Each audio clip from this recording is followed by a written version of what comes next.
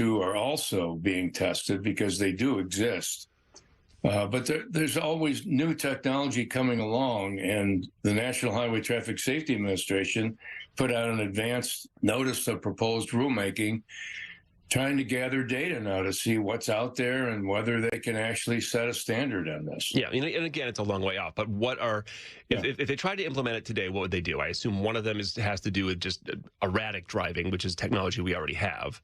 There's two technologies that are called the Driver Alcohol Detection System for Safety, or the DADS program. If you just Google DADS, you'll see their website. There are two technologies there. They're passive. One is breath-based. So when the driver gets in the vehicle, it will suck in the air that the driver is blowing out as they're breathing, and it will calculate the driver's blood alcohol concentration. The other one is touch. And so when the driver either puts his hands on the steering wheel or presses the starter button, it will measure the blood alcohol through the driver's tissue. Those are the two that are being tested now on the roads in Maryland and Virginia. And, they have to be foolproof. You cannot have a large number of false positives, meaning that, if the system says you're impaired by alcohol and you're not, the public's going to reject that. Sure. What are the other two? Go ahead. Go ahead. Yeah, that's what I was going to ask. With the other two, are they more just based the other two, on the car? The other two are vehicle-based, and one of them already exists. It measures whether you're staying in your lane. It measures your speed, your speed differential, measures how close you follow vehicles, things like that. The other one is a camera-based. It's a camera of the driver's face, and it follows the driver's eyes and the glance measures. And drunk drivers and impaired drivers tend to just stare straight ahead and don't look off to the side. And if it detects something like that, then, again, it would be a warning or something like that. If it was something that was a warning, like, hey, maybe you shouldn't do this, check yourself. The car, think you might be drunk. Maybe that would be accepted. But if it's something that your car literally isn't going to start, the risk of false positives alone would seem that there would just be so much of a public outcry that you can't do it. Well, and that's exactly what happened back in the 70s when they developed technology for seatbelt use. They had the sensors in the seats that if somebody was in the seat, that they had to buckle their belt or the car wouldn't start. And housewives were putting grocery bags on the seat, and the vehicle wouldn't start because it sensed somebody in the seat. And so there was a big public outcry, and Congress immediately rescinded that particular standard. Now, you've been involved, and you've researched impaired driving a lot, and you've testified about lowering, when they incentivize the states to lower the blood alcohol level from 0.10 in some states to 0.08. You've looked into the benefits of 0.05. How much more dangerous is it? What's the factor of dangerousness as you go from 0.5 to 0.8 to 0.1? Well, the risk of a crash increases as you go from 0.05 to 0.08 to 0.10. There's no question about that. Laboratory tests and crash and case control studies have shown that. The research is very strong in that regard. But as far as going down to 0.05, that is exactly where the risk of a crash is statistically significant. That is exactly where most drivers show significant impairment in driving tasks. And it's an effective policy. It's been done over in Europe, Australia, and whenever they lowered it from 0.08 to 0.05 over in Europe and Australia, they found an effect. It reduced alcohol-related fatalities. And so I think it's time for the U.S. To consider that. And only Utah now has done that. Yeah, that's basically what I was getting at, is where is the tipping point? And you're saying 0.05, which is interesting. Now, give me an example, if you can, of what gets you to that 0.05. How many drinks over how long a time, how much recovery time? People see those numbers, and I don't know that they understand how much you have to drink to get to that. In general, it would be 3 drinks on an empty stomach within an hour for a 170-pound male, and it would be 2 drinks within an hour for a 120-pound female. Another thing being proposed is cars with built-in speed limits. Now, again, a tough sell, and there are times that you legitimately are safer to speed up to avoid something, for example. Now, is the point to keep drivers under the legal speed limit, or just say cars shouldn't be going 130 anyway? Well, yeah, I mean, it's that because that happened during the pandemic. In 2020 and 2021, there were a lot of high-speed, over 100-mile-an-hour crashes, more so than we've ever seen before. And it's because there's nobody on the roads and there was no enforcement. So as far as I know, these speed governors would be put on vehicles of chronic speeders, and you wouldn't be able to go more than 20 miles an hour over the speed limit. That's as far as I know. I don't think the public would accept something that would prevent them from going over the speed limit, for example, because just about everybody does. My understanding in Europe is they're phasing this in, but they don't make cars drive slower. It's more like a notification. Like if you speed, you get a ding, or like a haptic thing where your steering wheel, vibrates just a little bit. Like, hey, you're speeding. Just heads up. Maybe you don't want to do that. Exactly, and that's being tested in the U.S. and right now it's not accepted by the public, but we'll see what happens. Yeah, and that system also presumes to know where the speed limit. What the speed limit is where you are, which means you're going to have GPS in every single new car, and there are people that aren't going to want that. Right. That's right. I mean, as you know, technology is just expanding exponentially. And the behavioral programs that we've had for drunk driving, for speeding, they've had an effect, but they've reached the wall. There's only so much more that we can do on the behavior side. And so technology might be the answer in the future. Where are we with distracted driving? I mean, it's right. As cell phones have become more ubiquitous, there's been more of a public campaign of like, hey, don't drive distracted. There are other ways to drive distracted than with your phone. But look, I still see people texting while they're driving and not using hands-free driving. So progress, but again, I think it's technology. There is technology that can shut off your phone so you can't text while you're driving. I think technology is going to be the answer there because it's very, very difficult for law enforcement to determine whether somebody's on their cell phone or texting or whatever. Jim, pedestrian deaths are at as far as I know, a 40-year high. They're falling in other countries, though. Now, are you concerned about the safety of these larger and higher SUVs, for one thing, and not for the people in them, of course? Like our U.S. law tends to look more, you consider the safety of the people in the car, not the people outside the car, pedestrians and other cars. Is the height causing visibility problems in these new vehicles? Looking ahead, electric vehicles are even heavier. So what do we do to protect safety for pedestrians and the people in the cars getting hit?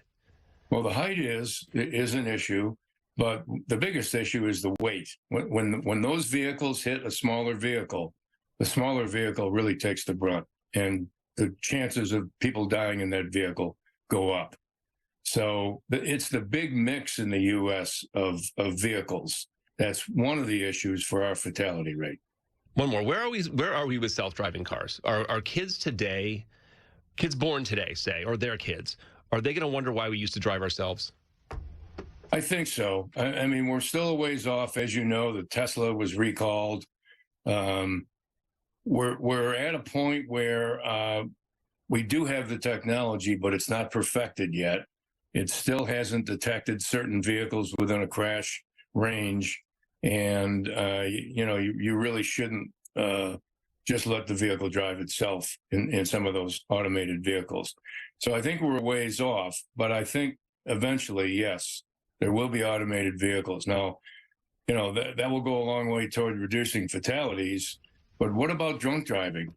I'm not sure what's going to happen there, because if you get a drunk in the vehicle and he doesn't know where he's going, and he tries the technology, I'm not sure what's going to happen in that regard. So, but I think automated vehicles are in the future, and I think they will eventually take over. James C. Bell is a traffic safety researcher with NORC, the National Opinion Research Center at the University of Chicago. James, thanks for coming on. Thank you. Kayal and Company. Company, mornings 6 till 10. Talk Radio 1210 WPHT.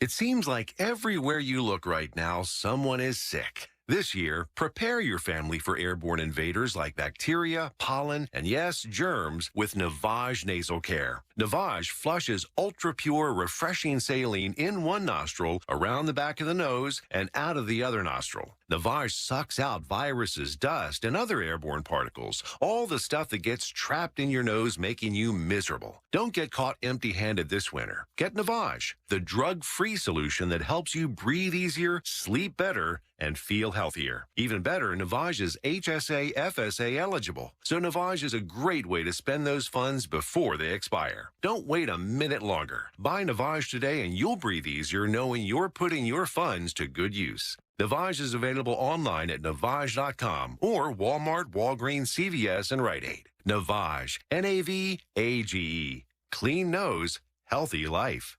Hi, I'm Henry Winkler. My eyes are very important to me. My eyes connect me with things I love. I loved my late father-in-law dearly. He always lit up a room, but his vision dimmed with age. He had age-related macular degeneration, or AMD. And since partnering with Apellis, I've learned there's an advanced form of the disease called geographic atrophy, or GA. His struggle with vision loss made me want to help others know about GA's warning signs.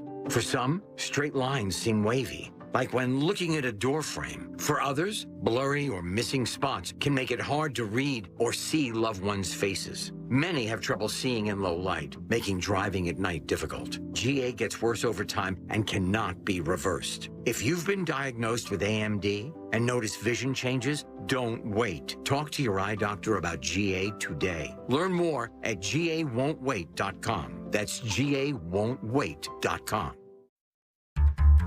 Hey, it's Rich Zioli. You gotta laugh. Join me, Parks Casino Club 360, for another comedy night. A chance to laugh with Joe Conklin and MC Mike Baldini. Thursday, February 1st, 8 p.m. Club 360 at Parks Casino. Enjoy great comedy with Tyler Mason and Tracy Locke. Tickets are just $20 and include your first drink. Doors open at 7 o'clock. Go to parkscasino.com/comedy. Must be 21. Gambling problem? Call 1-800-GAMBLER. I'll see you there on Thursday, February 1st.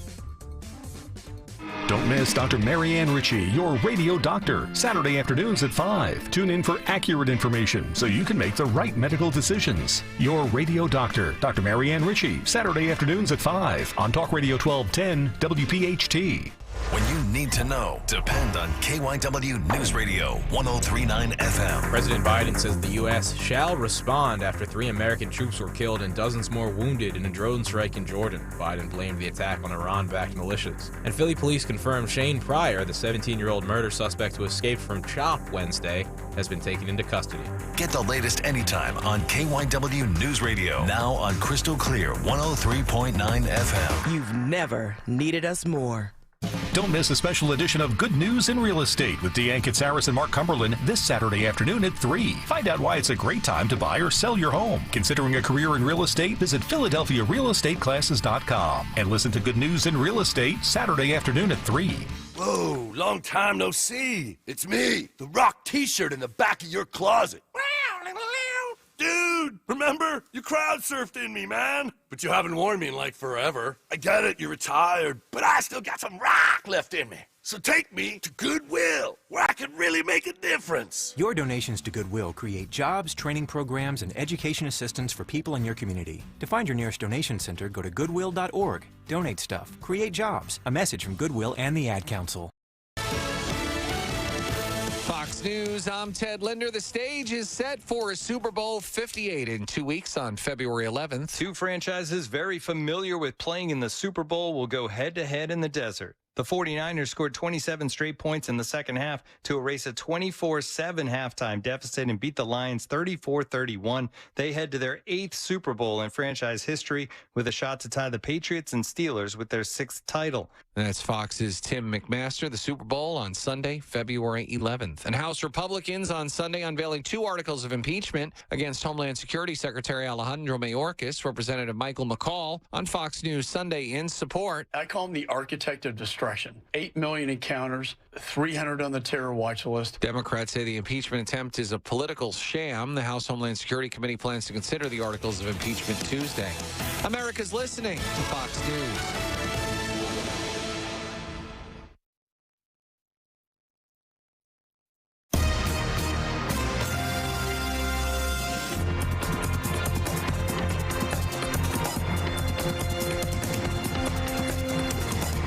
Is the Fox News Rundown. Now a look at sports. The teams are set for Super Bowl 58, and what a matchup. The 49ers looking for a record-tying 6th title against the defending champion Chiefs playing in their 4th Super Bowl in 5 years. San Francisco roared back from a 24-7 deficit to beat the Lions 34-31. Detroit still has never reached a Super Bowl. Kansas City shut down Lamar Jackson and the Ravens 17-10. The big game in 2 weeks in Las Vegas. And 22-year-old Yannick Sinner backed up his semifinal upset of Novak Djokovic with a 5-set comeback win over Daniil Medvedev to win the Australian Open. It's his first Grand Slam title. That's your sports on the Fox News Rundown. Tim McMaster, Fox News.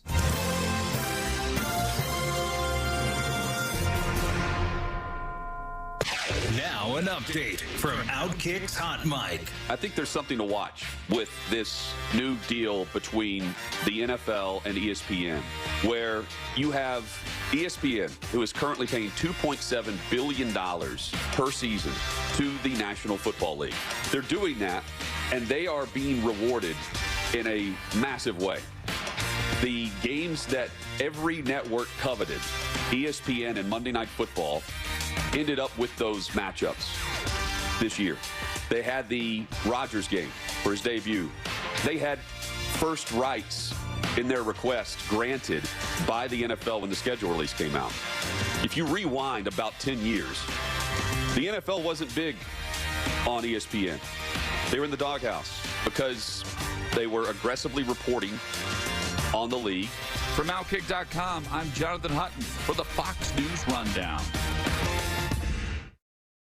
I'm John Morgan of Morgan & Morgan. I'm often asked, how'd you become the largest injury firm in the world? The answer is simple. We cared a lot. Over 30% of our new clients are referred by former clients. That says it all. Our clients have lawyers, case managers, and legal assistants always in the office. Every client has their attorney's cell phone number. Our results in client satisfaction. That's how we became the largest injury firm in the world. Injured? Visit forthepeople.com for an office near you. Hey, it's Rich Zioli. Let me tell you about my buddy, Dr. Mike Veneria, the dental implant master. Implant dentistry is an art form, and as one of South Jersey's top implant dentists, Dr. Mike gives you the self-confidence boost you deserve. Schedule your free implant consultation today. Dr. Veneria's office exceeds CDC guidelines and has always maintained the strictest infection control with centralized UV sterilization of airflow to ensure your safety. Locations right over the bridge in Cinnaminson and Woodbury, 856-786-2020 or veneriadental.com. Time for your Fox News commentary. Tommy Lahren. What's on your mind? Liberals love an open border until the open border comes to them. That's why I will be supremely curious to see how many residents of the affluent Chicago suburb of Naperville will take their councilman up on his request to open their large homes to illegals. Councilman Josh McBroom floated that very idea during a community discussion on the migrant crisis. While McBroom did say the city did not plan on using tax dollars to support the transient illegal immigrants passing through, I think the suggestion that residents house them is actually more egregious. But come to think of it, perhaps it is time for these Democrat voting municipalities to walk the walk that they so often just talk about. If you're willing to keep voting for the very people who are allowing the invasion at our border, you should be more than willing to pay the price, even if that means opening your own homes to the illegals your leaders have welcomed. I'm Tommy Lahren, and you can watch my show Tommy Lahren is Fearless at Outkick.com. Every child deserves the best teachers, facilities, and academic programs to set them up for success. At Milton Hershey School in Hershey, Pennsylvania, we make that a reality for children from qualifying families who are looking for greater opportunities. Milton Hershey School enrolls students from pre-K through 12th grade from across the United States to live and learn on a beautiful state-of-the-art campus with all costs covered. Are you looking to set your child up for success or know a child who could benefit from Milton Hershey School? Learn more at mhskids.org/admissions. Daisy was abandoned and placed in foster care at 15 years old. Before I was adopted, I felt like I wasn't enough. I had a hole in my heart, but when my mom asked to adopt me, that hole was closed. The Dave Thomas Foundation for Adoption is changing the lives of teenagers lingering in foster care, like Daisy, who need a safe, permanent home now. You can help. Learn more at davethomasfoundation.org. For the ones who get it done, the most important part is the one you need now. And the best partner is the one who can deliver. That's why millions of maintenance and repair pros trust Grainger, because we have professional-grade supplies for every industry, even hard-to-find products. And we have same-day pickup and next-day delivery on most orders. But most importantly, we have an unwavering commitment to help keep you up and running. Call, click Grainger.com, or just stop by. Grainger, for the ones who get it done.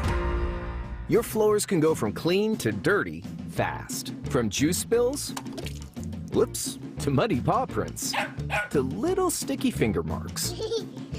Good thing your Swiffer WetJet works fast too. Swiffer WetJet easily cleans everyday messes as quick as they happen. The next mess is right around the corner. So grab your Swiffer WetJet and just spray, push, all clean. Prescriptions require an online consultation with a healthcare provider who will determine if appropriate. Restrictions apply. See website for details and important safety information. Subscription required. Price varies based on product and subscription plan. Hey guys, did you know there's a generic form of Viagra that works just the same, but is 95% cheaper? And you can get it online? Just go to hims.com/joy. Through Hims, you'll get a free medical consultation, discreet shipping if prescribed, a 100% online process, and trusted generic alternatives to the name brands at up to 95% off. That's right, get generic for Viagra, the same active ingredient as brand name Viagra, but for 95% less. It's the same medication, still prescribed by a licensed medical provider, but with zero copay, no expensive appointments, and no awkward face-to-face conversations. To start your free online visit, you need to go to this exclusive address, hims.com/joy. That's hims.com/joy for your free online visit. hims.com/joy. WPHT, WPHT HD, WOGL HD3, Philadelphia. Always live on the free Odyssey app.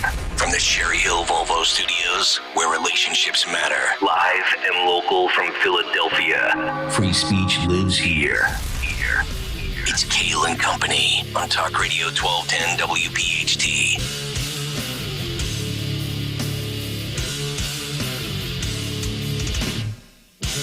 And away we go, live on this Monday, January 29th. It is indeed Kayal and Company, right here on Talk Radio 1210 WPHT. We are always live on the free Odyssey app. And, of course, streaming live for your video viewing pleasure on YouTube. As we take you up until 10 o'clock this morning, 855-839-1210, the phone number. On social media, at 1210 WPHT. I am at Nick Kayal, Kayal. Dawn Stenzelin with the news. Greg Stocker, the chairman of the board. Phil Almquist, Anthony Dorenzo, our associate producers. Yep, get ready for it, folks. 14 straight days uninterrupted of Taylor Swift. It's coming to America, folks. Get ready for it. You know, they actually did a breakdown of that, and she's actually not on TV as much as everybody thinks she is. She's just on our minds. She's in the way back. She's on, yeah. Right? She doesn't want to be on TV. The New York Times did a breakdown of it, and it's less than 5 times a game, and it's less than 25 seconds a game. Feels like an eternity. Not going to lie. Dawn, good morning. How are you? It's all a social media creation. This is all a social media creation. Everybody who's, and I'm not a Taylor Swift fan. Trust me, I'm far from it. But like everybody's butthurt about this, and it's just it's a fake story. She's not on the TV that much. But the outrage is real. Yeah, because everybody posts memes of her on. How can this be?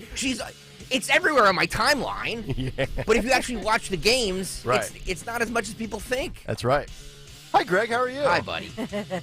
Dawn, how was your weekend? Awesome. Oh, we got some good stuff to get to on today's program. Very interesting story from the New York Post with RFK Jr. and Donald Trump. We will get to that in our big take this morning. The United States, Iran, Jordan, sadly 3 deaths, 25 injured, now 160 different attacks on U.S. troops in the Middle East. We'll delve into that. And John Fetterman says, you know what? If you're going to protest in front of my home in Braddock, I will climb the stairs, go to the roof, and I will wave the flag of Israel in your face. Oh, my God. John Fetterman, the hero America never knew they had. It's unbelievable. We'll get to that this morning. Also, climate nut jobs decide to throw soup on the Mona Lisa. No soup for you. No soup for you. Now, was that the white or the red? The clam chowder? New England or Manhattan? It's a line from a bad Jim Carrey movie. I digress. Leah Thomas says, I'm going to sue the Olympics so I can compete. Unbelievable. As a female. We'll get to that as well. Cut sheet is loaded. And by the way, this morning, new camera angle in the studio. Yeah, with the mounted ceiling cam. Yeah, we need to talk about this too, by the way. Ooh. Are you mounted in there too? No. Okay. No. It's not my shot that I'm worried about. It's yours. Okay. Anthony, we need to have a discussion about this because there's something missing from it that needs to be there. It's like they're looking down from the heavens at me right now. Yeah. I'm like an angel sent to save Morning Drive. Hi, everybody. All right, let's get to the news. I'm sure there's a lot of it. Round number one, and for that, we go to another angel, the great Dawn Stensland. And good morning on this Monday morning. Yes, we're closing out January today, January 29th, this Monday morning. So, escaped teen murder suspect Shane Pryor is back in custody this morning after 5 days on the run. The 17-year-old we've been talking about was taken into custody. This search, led by U.S. Marshals, happened at 3rd and the Boulevard in the city's Fultonville section around 6:30 last night. And Pryor, we're told, boarded a SEPTA bus that was heading, of course, he was on a SEPTA bus. Of course. And so officers pulled that bus over. He was by himself on the bus, no incident at all. But they say that, in fact, he had a key, type of a master key, that would unlock handcuffs. Oh, Not good. that he was handcuffed when he escaped from, Children's Hospital Emergency Department by those juvenile authorities, but had a key on him. Marshals led the search, took him into custody. He was, I will remind you, originally in custody for the 2020 murder of a middle-aged woman, Tanya Harris. And so he was expected, he had just learned in court a couple weeks ago that he was going to be tried as an adult in that trial on the murder of Tanya Harris. He allegedly did it. And so he had been transported to the Children's Hospital of Philadelphia by Juvenile Justice Services Center staffers after he told them he injured his hand. That's where he escaped because he was not cuffed, etc. Mhm. It's still under investigation. Okay. We just want to bring you that one. We have a lot to tell you about this morning as the Philadelphia Police Department has ID'd the guy that officials believe took a handgun that was actually used to shoot a police officer and then fled the scene. This happened Friday night. So they identify this guy as a wanted man, Jose Quinones Mendez. He's 42 years old, and he resides in North Philadelphia. 5'8" tall, 160 pounds. They have mugshots of him, etc. His last known address, 2900 block of North Hancock Street. So law enforcement officials say that Quinones Mendez they're searching for him for his suspected involvement in a shooting that left a police officer injured. This happened, like I say, Friday night, and that took place, according to police, happened on the corner store along the 2800 block of Masher Street, North Masher Street, North Philadelphia, late Friday night. So we are following that story for you very carefully. All hands on deck for me. That's how it would be. You fire at an officer, every available resource to come get you. Amen. It's the way it works around here. I will say, as far as the original story that I talked about, there was that $5,000 reward for for information leading to Shane, the 17-year-old Shane Pryor. The tipster, because he was at a Target buying pants, he was at some other stores, SEPTA. So whoever tipped the tip, they say, was critical. Good. That somebody recognized him from all the mugshots, so the system worked. Yep. They wish it would have worked more quickly. Sure. But ultimately, it looks like that person, that tipster, will get that $5,000. All right. So we want to talk about that one this morning. We also have, once again, thieves making off with cases of highly valuable commodities after 3 tractor-trailer trucks were burglarized in Northeast Philadelphia. It happened again. We've talked about this before, where these tractor-trailers, they have goods inside and burglars strike them. In this case, it was a huge bunch of tractor-trailer trucks full of meat. Meat. We've had this one before. I mean, know, right? Where they're stealing. Didn't you say it was chip steak or beef that was used for like some of? That's oddly specific. Yeah, I think you mentioned that in the past. I'm like, all the local eateries are getting wiped out here with some of their supplies. Yes. So they say the 3 trucks were parked on CF Congdon Parkway, 1 a.m. Early this morning, and waiting for a refrigeration facility to open right about now. That's when the thieves struck. So it sounds like they knew exactly. Yeah. It might have been filet mignon. Right. You know what I'm saying? They knew that it was what the cut of meat was and where the truck was going to be. I'm going to put my detective hat on here for a moment. I'm going to rule out the possibility of these being vegetarians. These are not vegan bandits.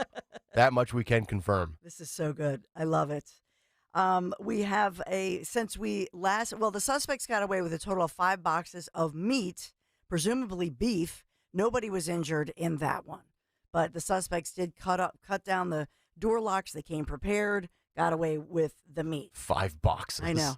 Hey, what are you in the clink for? I stole 5 boxes of beef. I know, it's weird. Hope it was worth it, pal.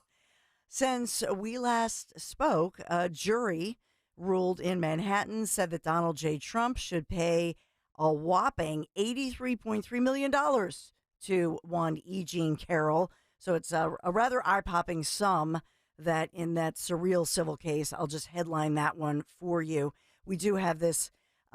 We do have, obviously, the situation in the Middle East this morning with President Joe Biden has commented, and that is 3 of our service members in Iran struck and killed by it's believed by Iranian-backed drones or a drone, and at least 34 others injured. So President Biden speaking out saying that there will be retaliation on this one. And by the way, just to put the financial summary judgment in context for what you said with Trump, with $83 million, for what it's worth, back in 1995, O.J. Simpson was found civilly liable for the deaths of Nicole and Ronald Goldman, and that judgment was $33 million.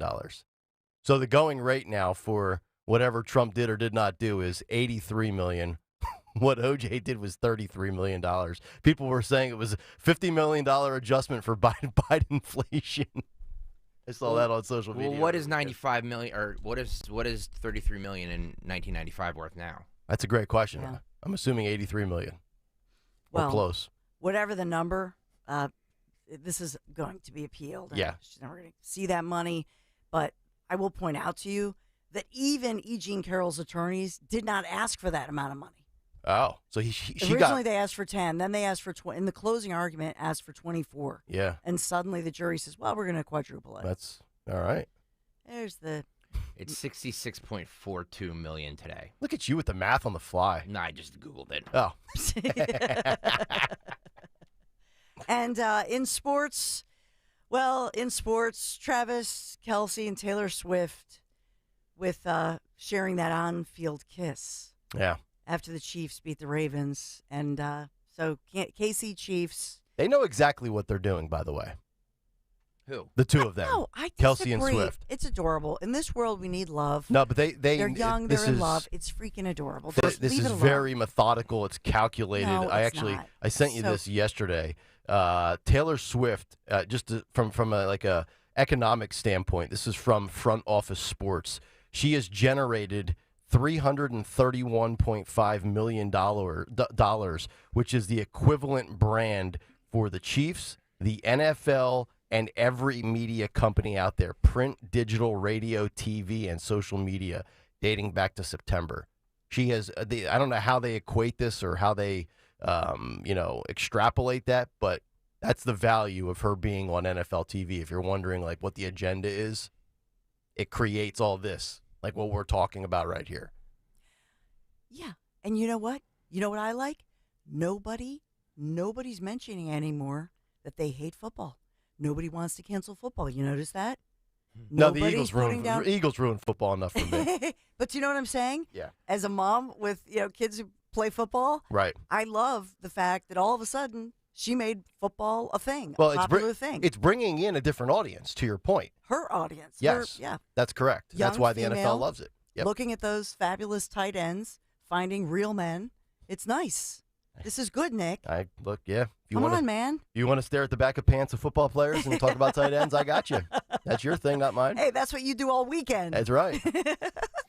So, obviously, Kansas City Chiefs, what is this, their 5th Super Bowl they're headed to? 49ers heading to the Super Bowl after that thrilling second-half comeback. It's amazing. They beat Detroit. We get rid of Andy Reid, and the guy's in the Super Bowl every year now.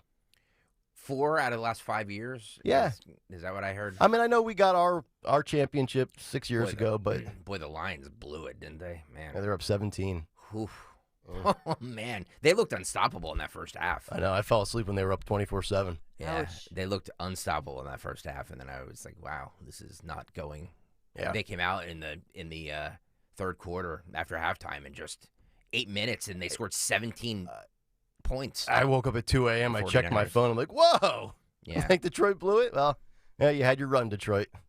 Hope it was fun. I know. It's sad that I was cooking back and forth, but I was watching. I enjoyed watching for Taylor Swift because Well, the first game our stunk. Eagles aren't You in didn't it. miss anything. Baltimore stinks.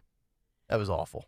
Baltimore's quarterback had some, they have some young players who I thought were really exciting. Yeah, look at you. Yeah, no, Zay Flowers, young kid, rookie.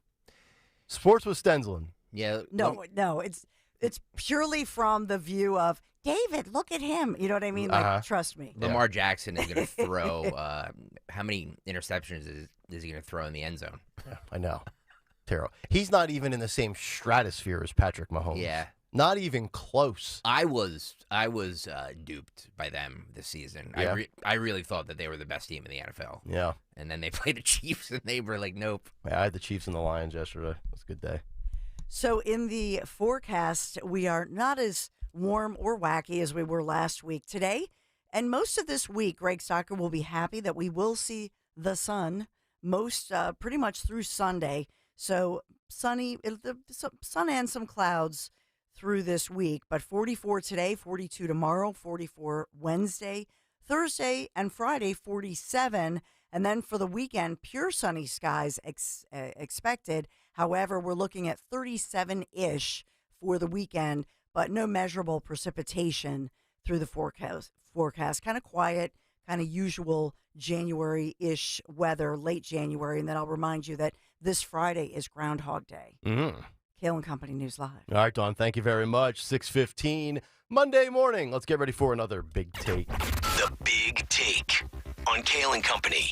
And it's brought to you by Budget Blinds this morning. The Big Take, Veep Calculus. In the eyes of Donald Trump supporters, he has many things working in his favor. The economy, the border, inflation, energy, and crime all were much better under 45 than they are under 46. Those are facts. And while Donald Trump continues to get stronger in polls every time he gets indicted and energizes his base, it also could be a turnoff to those on the fence. Polls indicate that some will not vote for Trump if he ends up convicted of a crime. And we've also clearly established that abortion is likely the kryptonite of the GOP in the post-Roe v. Wade era that we have been in for the last 18 months.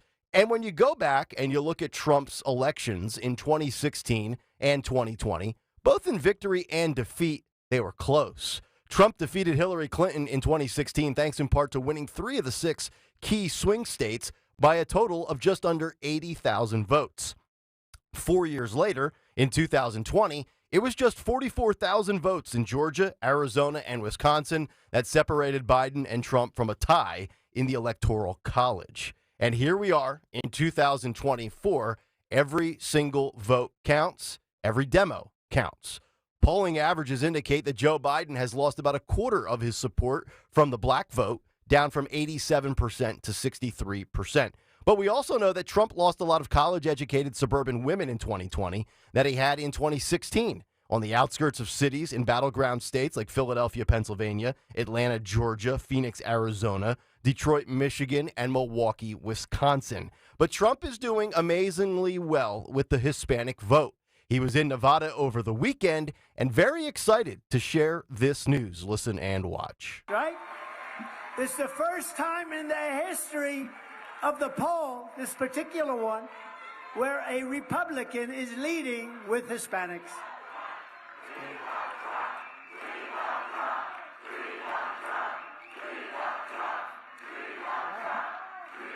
And when you look at past elections, past margins of victory and defeat, polls, and every single demographic, ask yourself this simple question. Could Trump's vice president make the difference in 2024? Some big news over the weekend as the New York Post is reporting that Donald Trump's team reached out to RFK Jr.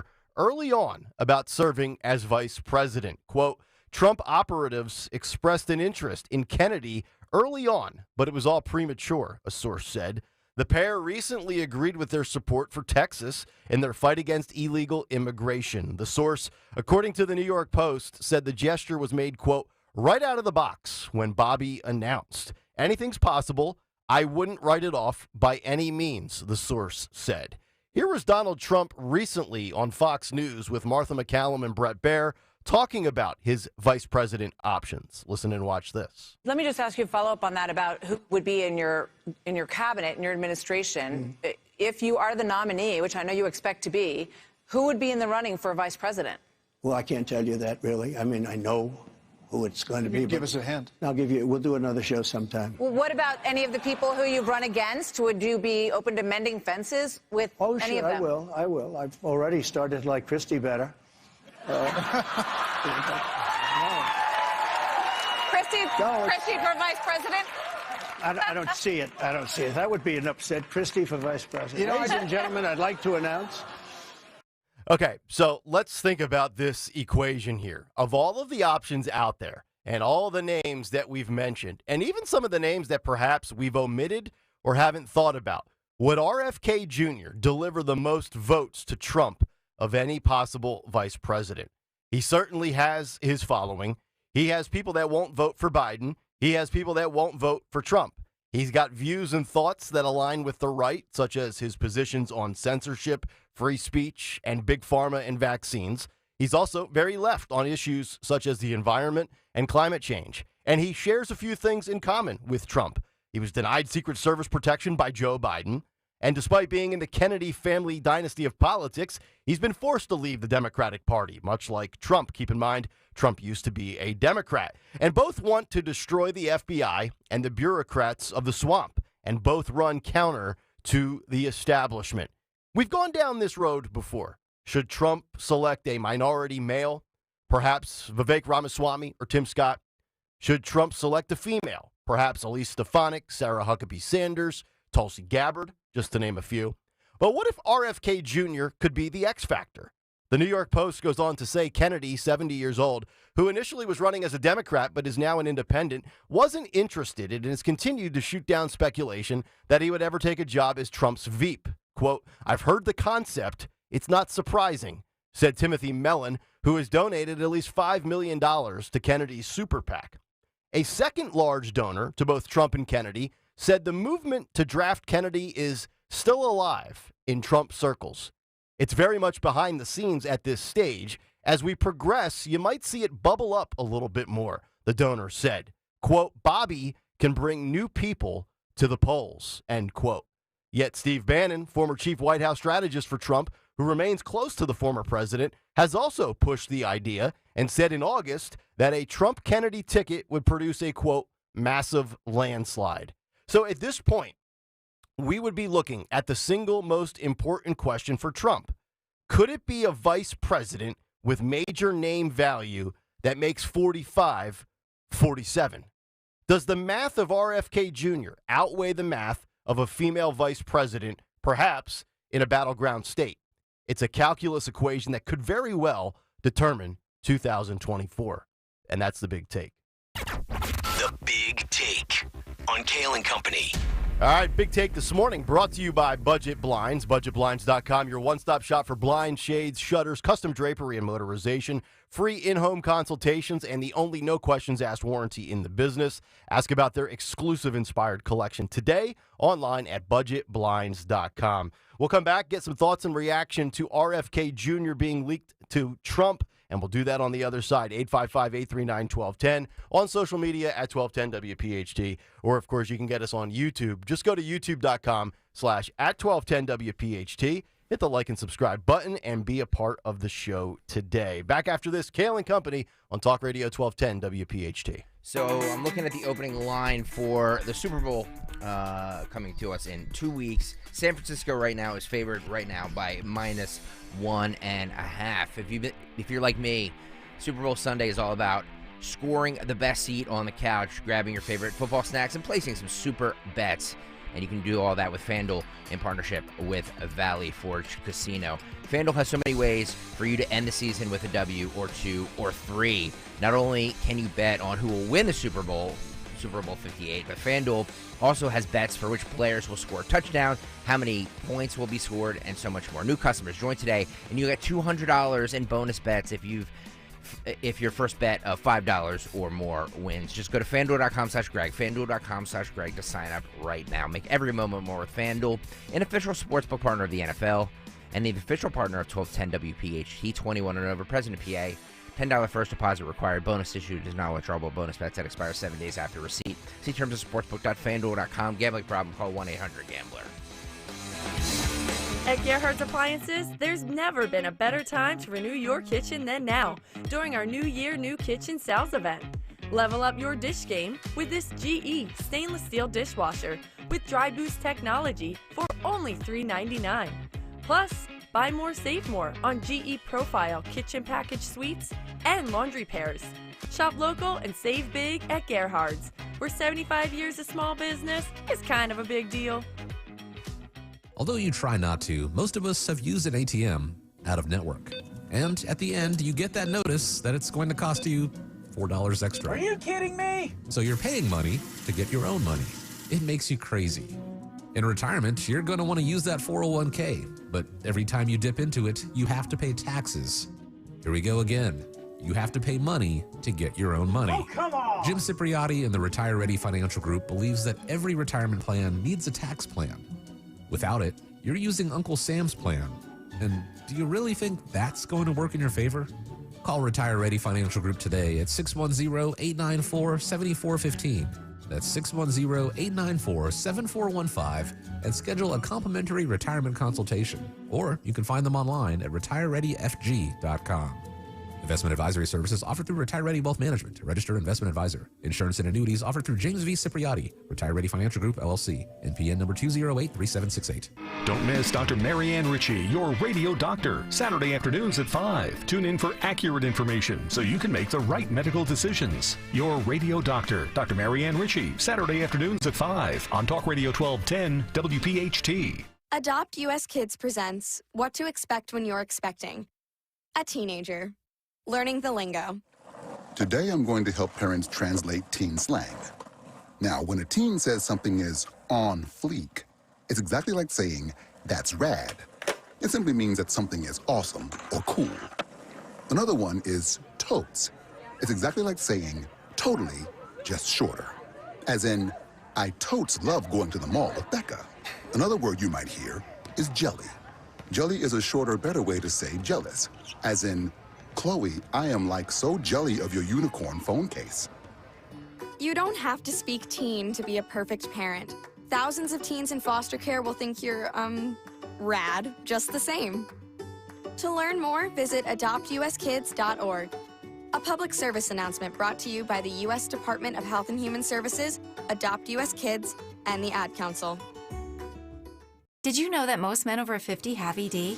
Alpha Men's Center has a 96% success rate with ED. ED has many causes, like high blood pressure, low testosterone, and diabetes. And Alpha Men's Center has has multiple treatment options. In fact, for $99, you get a consultation, blood work, and a test dose. And if you don't get results, your visit is free. 484-685-1235. Call Alpha Men's Center, alphamencenter.com. 484-685-1235. See Joe Conklin's comedy show at St. Anastasia on Westchester Pike in Newtown Square on Saturday, March 9th. For tickets, go to joeconklin.com. joeconklin.com! Chronic pain, cancer, fatigue. Find out about the benefits of medical hydration therapy on Health Watch with Dr. Molly Fantasia every Sunday morning at 8 on Talk Radio 1210 WPHT. As a mom, comforting my family is what I do best. Vicks Vapor Stick provides soothing, non-medicated Vicks Vapors in an easy-to-apply stick. And it dries fast, so there's no mess. I use it to comfort myself and my family. Thanks, Mom. Vicks VapoStick, soothing comfort for the whole family. And when you need more comfort for yourself, try Vicks Vapo Shower for steamy Vicks Vapors. Use as directed. VapoStick for use ages 4 and up. Vapo Shower use for adults only. Listen to Joe Yakovich on The Heart of Your Money, Sunday mornings at 9 on Talk Radio 1210 WPHT. Learn about investing, tax strategies, and more. Joe Yakovich on The Heart of Your Money, Sunday mornings at 9. For a limited time, when you call Oliver for a new air conditioner, you'll get a gas furnace for free. You heard right. Buy a new high-efficiency air conditioner today, and the gas furnace is free. Plus, 0% financing and monthly payments as low as $99. Call 855-275-6548 or visit oliverheatcool.com. Oliver Heating, cooling, plumbing, and electrical. Reliable, fast service you've come to trust for more than 50 years. Financing and payments are subject to credit approval. Terms and conditions apply. Calling on North Wales to follow 1210 WPHT on the free Odyssey app. Download it now.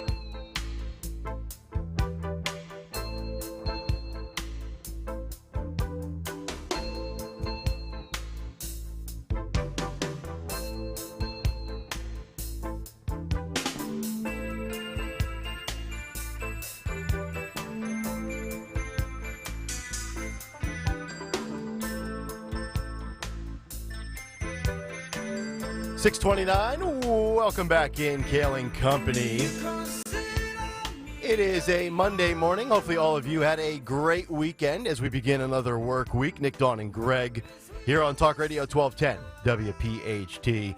855-839-1210 is how you climb in. Get us on the free Odyssey app. Watch us live on YouTube. And a major show announcement coming up on Wednesday at 7:20 a.m. Let me reiterate that. Major show announcement coming up Wednesday at 7:20 a.m. I wonder what it could be. Wouldn't you like to know? We would like to know, Mr. DeSantis. We would. You're going to have to stick around for about another 49 hours. Yep. Until we get there Wednesday. Yep. At 7:20. All right. Fetterman, Braddock. We've got pro-Palestinian protesters. We'll get to that story. We'll get to the tragedy in the Middle East with a few of our service members as this thing continues to escalate. But I do think it's very interesting when we talk about the Vice President of the United States and whether or not it makes a factor. And that story coming out, I think it was Friday into Saturday with the New York Post, that there has been some conversation and some speculation between Trump and RFK Jr. as his running mate, and what a Trump RFK Jr. ticket would look like. And whether or not, and I think that's the ultimate question. Now, we can sit here and say the VP doesn't matter. We can sit here and say it does matter. We can throw out females. We can throw out people from battleground states. We could talk about people that placate to Trump's base, or we could talk about people that maybe can swing independence in his favor. And I think it's very interesting that I broke it down into three categories. I have a couple of people on the no list. I have a couple of people on the I'm open to but undecided list. And then I have the people that I would absolutely say yes to for a VP option next to Trump on a Trump ticket. But I'm wondering, let me just ask you guys this, Dawn and Greg. Some basic math here. Let's just sit here and say, you know what? Trump's doing better than he has in the past with the black vote. Let's say that poll's correct, that some of the black people have soured on Joe Biden. Okay. We heard Trump in the big take. He's doing incredibly well with Hispanics. One poll has him leading Joe Biden. First time ever a Republican has done that. So let's just remove the black vote and the Hispanic vote for a moment. Let's boil it down to females and independents. What would you say carries more weight that could swing the election in Trump's favor? Finding the right female that could get the suburban mom post Roe v. Wade, or perhaps just generally speaking, and I know I'm using a broad brush here, but the independent out there that might be an RFK guy that realizes RFK has no path, but on a Trump ticket, maybe these people will vote Trump because Bobby is his running mate. I think there's something to it. I don't know the likelihood of it, but if I'm just trying to figure out in my head, generically speaking with math, I'm like, okay, I mean, even if you find the right picture-perfect female, right, with the right message on abortion, it might not penetrate. You might have that college-educated single female out there that says, I'm not voting for Trump. I don't care if Mother Teresa is his running mate. So then does RFK Jr. make sense? Would RFK Jr. be willing to do it? He's already been shunned by the Democrats. I mean, if there's one guy out there with a family history of maybe needing Secret Service protection, it's the Kennedys, right? And Joe Biden's like, yeah, no, you don't get Secret Service protection, you outsider. Get away, get out of here. So are you buying RFK Jr. on a Trump ticket is my question. Because I got a tweet, and this was during the big take. I want to read this. This is from Dan K. His Twitter is @voltage_online. He says a Trump Kennedy ticket causes Trump to lose me as a voter. No lefties, and RFK is exactly that. Dawn Stensland, are you buying RFK Jr.? I know you're a Sarah Huckabee Sanders fan, but would Trump Kennedy make sense to you in your world? No. Absolutely not. No, and the Trump campaign yesterday tweeted that out. Their spokesperson said, What they say? No one from the Trump campaign ever approached JFK Jr. or ever will. They called him a radical environmentalist. Wow. Okay, so they're shooting that down. I know the Post reported. I know there were all these reports. Mm-hmm. So either they did approach him and there was no chemistry. Or Bobby's floating this out there from his side. Or, yeah, maybe he's floating that out there to get his name out there, which would be smart. Mm-hmm. But no, he's too lefty. No. Okay. You're teeing up the next person because Trump can only serve 4 years. So to me, I just think you're teeing up the next president of the United States of America. And there are so many fantastic people surrounding Trump and in the GOP that we've talked about that, I mean, that's just it. The Yeah. Republicans have an opportunity, have a real lane here to be in the White House for 12 years. Right. So do it right. Okay. Please don't screw this one up. All right. My wife's uncle, who I've told you in the past, is a crazy nut job. I've told you on this show many times, he's part Alex Jones and he's part RFK Jr. He voted for Trump in 2016, did not vote for him again in 2020, but texted me over the weekend saying that he would absolutely vote for Trump in 2024 if RFK was his Veep. By the way, I believe I was the one who started saying that those two should team up. It would make sense to me that those two would team up. However, I'll play coming up at 7:45. RFK Jr. was on with Michael Smerconish on CNN on Sunday, and he basically said that he will be on the ballot in all 50 states, and I believe he's hinting that it'll be under the Libertarian ticket. Oh. So, yeah, I think that his goal is to, first of all, I don't think that RFK Jr. would ever do it.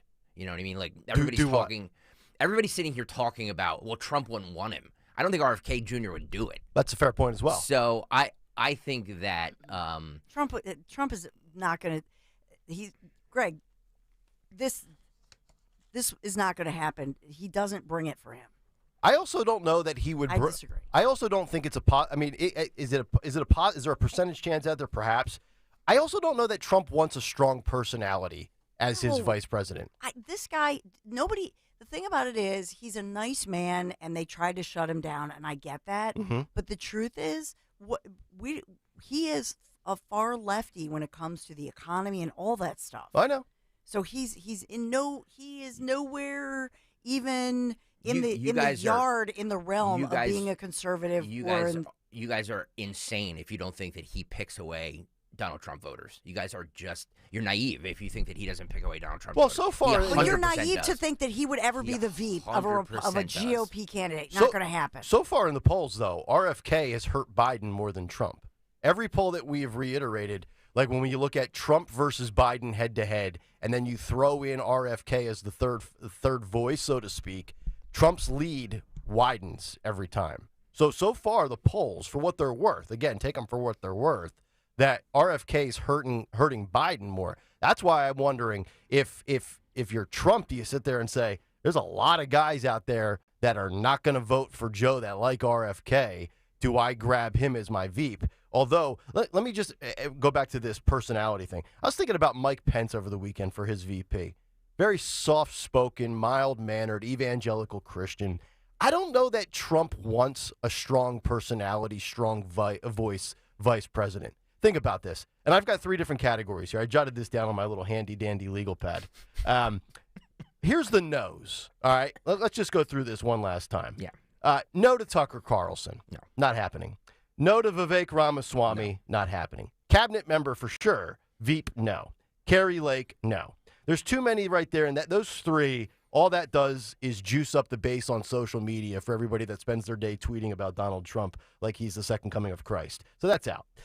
Undecided/open to. I'm open to Kristi Noem, and I'm also open to Dawn's selection of Sarah Huckabee Sanders. Thank you. I think that would be that's solid. It'll never be Sarah Huckabee Sanders. I would bet against it. I but do love her. I'm not saying you don't. It has nothing to do with personality, but there's a very superficial reason why it won't be her. Because he's very camera focused. She's not exactly camera friendly. All right, so You he know what? Have you wants eye seen her? candy. Have you? I disagree. First of all, how can you say that when she was his official spokesperson and one of the best ones? Yeah, number one. Not going to be his running mate. She's the every woman, the every mom.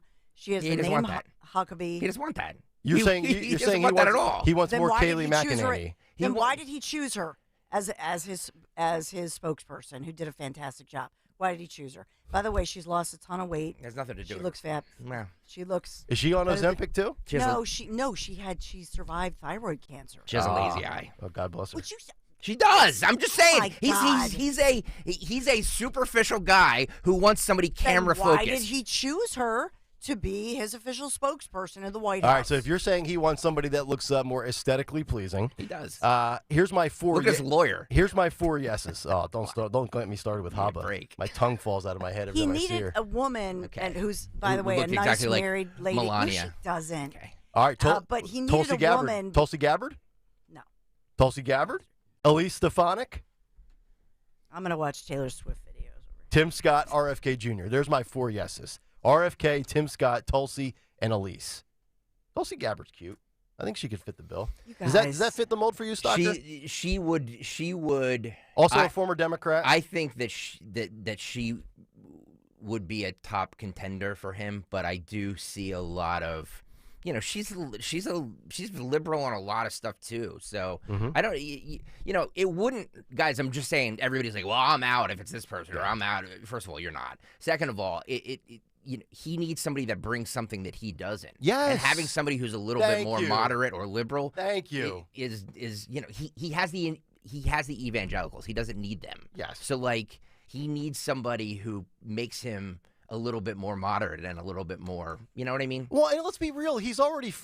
Trump is far more moderate and left than DeSantis is. Yep. / was. So all these people are like, oh, I'm out because he or she's a lefty. You guys act like Trump is a staunch conservative on every issue.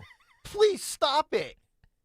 Wait, so this is I'm gonna blow a gasket here because I see it all weekend. So you want somebody, you want a mini me is what you want. You want a little wannabe Trump like Carrie Lake who walks around stomping with her America First movement that she's so full of crap on. Is that what you want? Because that's gonna get you a loss. How about that? You're gonna lose if you go down that road. Well, yeah. You want Tucker? Do you want Tucker to do a little Twitter show from Trump's basement? Is that gonna make you happy and vote for him? You're all full of crap. Every last one of you. And I'm one of them. But you're full of it.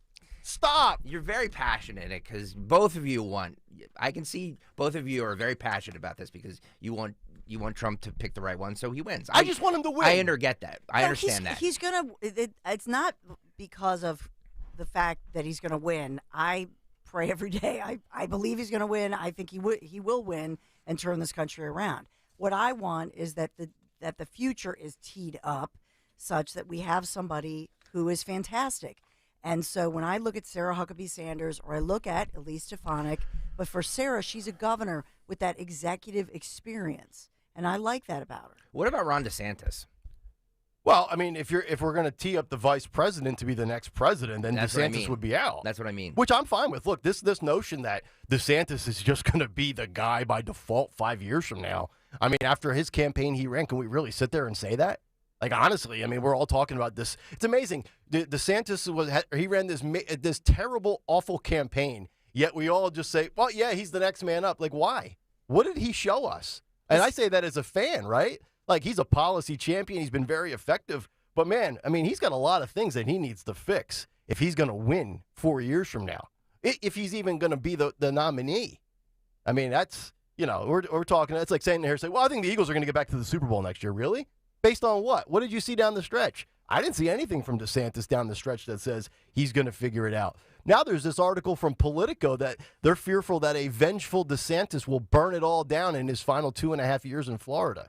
You guys should read that column in Politico. They think he's going to go scorched earth on basically his administration, and all of a sudden, again, I take it for what it's worth. It's a source from Politico, so it's probably not true. But it's almost like the same mantra of Trump, that they fear he's going to be like this vindictive, vengeful, dictator. Which, I mean, I don't really see happening. But DeSantis is he is not a foregone conclusion. 2027, 2028. Once he's out of office at the end of 2026? Yeah. He's going to have some time on his hands. He might want to start figuring out his errors of his ways and figure out how he can resonate with more people, because the culture wars and the woke stuff, that ain't going to get you to 1600 Pennsylvania Avenue, pal. I'll just tell you that right now. Economy, border, the things that Trump's very good on, that's where DeSantis needs to hone and sharpen his skills on. 855-839-1210 is the number. All right, we got to come back and get to what happened over the weekend in the Middle East, because Joe Biden, in my opinion, allowed this to happen, and we'll do that on the other side of Kayal and Company. And enough of the bashing of people on Twitter for that want somebody else, not named Tucker Carlson, to be vice president. People, these tweets. I'm not voting. Okay. One of the loyal mom listeners just privately messaged me, Nick and Greg need some pampering this morning. I do. I need a lot of things, and I don't think I can get it all in the 5-minute break. But I can tell you about the Piazza Auto Group and Piazza Premium Automobiles. As we ring in the new year, our friends from Piazza, they want to wish everybody a happy 2024. And Piazza is excited to welcome in 2 new members to their family of dealerships, Infiniti Ardmore and Maserati of the Main Line, both located on Lancaster Avenue. You will receive the same first-class customer experience that you have come to expect from the Piazza Premium Automobiles and the Piazza Premium Auto Group. You can find your newer certified pre-owned today. How about Infiniti, Maserati, luxury brands like Jaguar, Land Rover, Mercedes-Benz, BMW, and more. Check them out online, piazzapremiumautos.com. National Appliance Warehouse, where exceptional service meets unbeatable prices. Not all big box stores are created equally. At National Appliance Warehouse, we're a full-service store with a showroom 10 times the size of a chain store. Over 100 brands professionally displayed, and always a skilled associate a few steps away. Our team delivers, installs, and offers 0% financing. Our revolutionary Price Assure program monitors chain stores in real time, ensuring our prices are always the lowest. Electronic price tags update instantly if necessary to give you the best value, because we're an easy drive right off 95. Upgrade your home with National Appliance Warehouse, where quality service and unbeatable prices come together for you. The popular Friends and Family Sale is back at National Appliance Warehouse. Save on GE appliances. Earn up to $3,000 rebate with purchase of select customizable cafe appliance suites. Shop an unmatched collection of GE, Cafe, GE Profile, and Monogram appliances. Click nationalappliancewarehouse.com or visit their showroom today. Renowned physicist Sir Isaac Newton's third law of physics states that for every action there is an equal and opposite reaction. Frank Cardillo has been a crack crash-proof consumers since 2015 and knows Newton's law also applies to the stock market. The record high that we've seen in 2024 will be followed by an equal and opposite reaction, a new record low for Wall Street. I know in life that what goes up must come down, and the more things go up, the bigger the low. The remarkable thing about crash-proof is that it is impossible to lose. In the worst of down years, I'm losing nothing, zero. I've received almost 7% interest in the last few years, but I'm very comfortable with that. Wall Street eventually will crash. It's only a matter of time. The crash-proof retirement system is the best way to protect your assets. The time to protect your nest egg is now, before Wall Street hits a new record low. Register for our next event at the Copperfield Inn on February 7th. 800-722-9728 or crashproofretirement.com. Major phone carriers make you sign contracts with rigid data plans to trap you into a kind of forced phonogamy. Sounds pretty insecure if you ask me. At Consumer Cellular, we believe in a more consensual and healthy form of phonogamy, free of contracts and more flexible to your data needs. This way, you stick around not because we force you to with contracts and fees, but because you love our phone plans. Like ardently love our phone plans. Phonogamously. Consumer Cellular. When freedom calls, we're here to answer. Call us at 1-888-FREEDOM. If you want jazz music, go to New Orleans. Bagels, New York. And for psychics, think California Psychics. You want the best, you go to the best. At California Psychics, home of free spirits and open minds, we know better than anyone what makes a good psychic. That's why we guarantee if your reading isn't life-changing, it's free. Visit CaliforniaPsychics.com and experience the joy of certainty. California Psychics. Free speech lives here with Rich Zioli, afternoons 3 till 7. Talk Radio 1210. WPHT.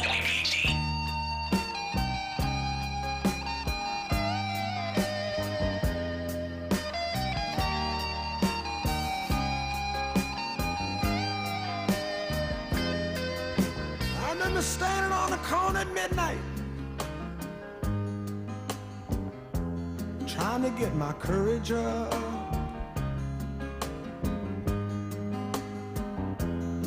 There was this long, lovely dancer in a little club downtown. Love to watch her do her stuff. Kayal and Company, 649. It is a Monday morning as we continue here. Nick, Dawn, and Greg. Talk Radio 1210 WPHT. Get us on the free Odyssey app. Watch us on YouTube. 1 hour out from what's on the cut sheet. I took a little peek and gander at it. It's going to be loaded. We might need 3 rounds to get through it today. Could very well be a possibility. Also, after the news, John Fetterman takes a stand on the top of his roof in Braddock. We'll get to that as we continue this morning. But sad stuff over the weekend as we had 3 more fatalities to U.S. service members in what they are saying apparently is a drone attack in Jordan. This following more battles in the Middle East. By my math now, we have now seen 160 different attacks on American forces in the Middle East since October, since Hamas committed that brutal, brutal act against many, many Jewish people in Israel. So I want to play you 2 pieces of audio, and this really goes to show you, I believe, why nobody takes this current administration seriously on the global stage.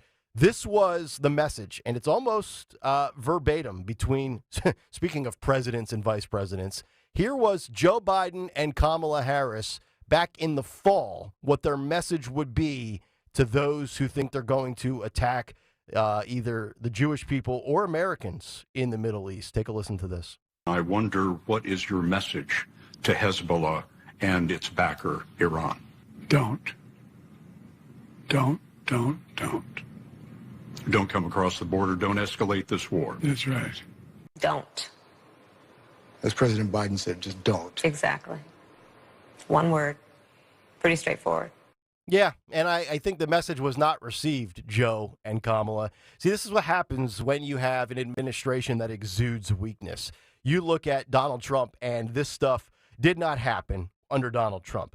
None of these things would be happening, I believe, in my personal opinion, under Donald Trump. Russia, Ukraine, no. Israel, Hamas, no. China, sniffing around, getting ready to take Taiwan, no. Iran, backing a lot of this stuff that's going on in the Middle East, no. North Korea, South Korea, no. You hear things like World War III, and when you hear people like Joe and Kamala saying, no, don't you do it.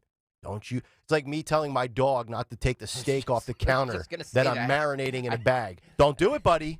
Don't do it, buddy boy. No. My son right now is at the age where you tell him no, and he kind of puts his hand up just to see how far he can push it. It's and hot. He's like, don't. Yeah. Yep. That's exact. And everyone's like, oh, Trump used to praise these global dictators, these aspiring evil individuals. Trump was very good at stroking them. Oh, Kim Jong-un, he's a brilliant guy. Putin, he's a smart man. Can you believe Donald Trump would say, yeah, he said that. And what happened after that? They had relationships. He strokes them a little bit, but he also ruled with an iron fist where these leaders wouldn't have had the stones to do what they are doing in the last 3 years. And the worst part of all of this is now it's like you have to retaliate, right? Because you were soft and weak up front. Don't do it. Don't do it.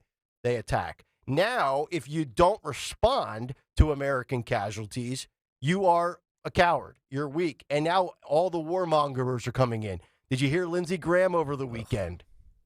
He said, we will not deter Iranian aggression, calling for strike targets of significance inside Iran. Tom Cotton, Republican from Arkansas. The only answer to these attacks must be devastating military retaliation against Iran's terrorist forces, both in Iran and across the Middle East. Anything less will confirm Joe Biden is a coward, unworthy of being commander-in-chief. So it's like a double-edged sword, is it not? Like, we don't want war, but yet Joe Biden didn't do much to prevent all of these attacks. And now it's like, okay, well, now that they have attacked us, what's the old adage? Like, if you don't stand up to the bully's going to keep attacking you and punching you in the face, right? You got to do something and stand up for your people. So what does Joe Biden do now? Because now you have a lot of the classic warmongers in the establishment, like Lindsey Graham. I'm sure Nikki Haley's going to be weighing in. There's not a war she wouldn't like to be involved in as well. So here we are, and it's like you got to stand up for your country and take a stand here, or else you're going to continue to show that you are weak and that other countries can do whatever they want and push around the United States. That's where we are. 855-839-1210. We'll get some phone calls on the other side if you want to jump in. Dawn will have some news to kick off hour 2. And then, of course, speaking of the Middle East, we will get to what happened outside of John Fetterman's home in Braddock, Pennsylvania. A little bit of speculation as to whether or not it was actually Fetterman on the rooftop waving the flag. I don't know. It might have been his stunt double, but we'll talk about that as we kick off hour number 2. Kayal and Company back after this on Talk Radio 1210 WPHT.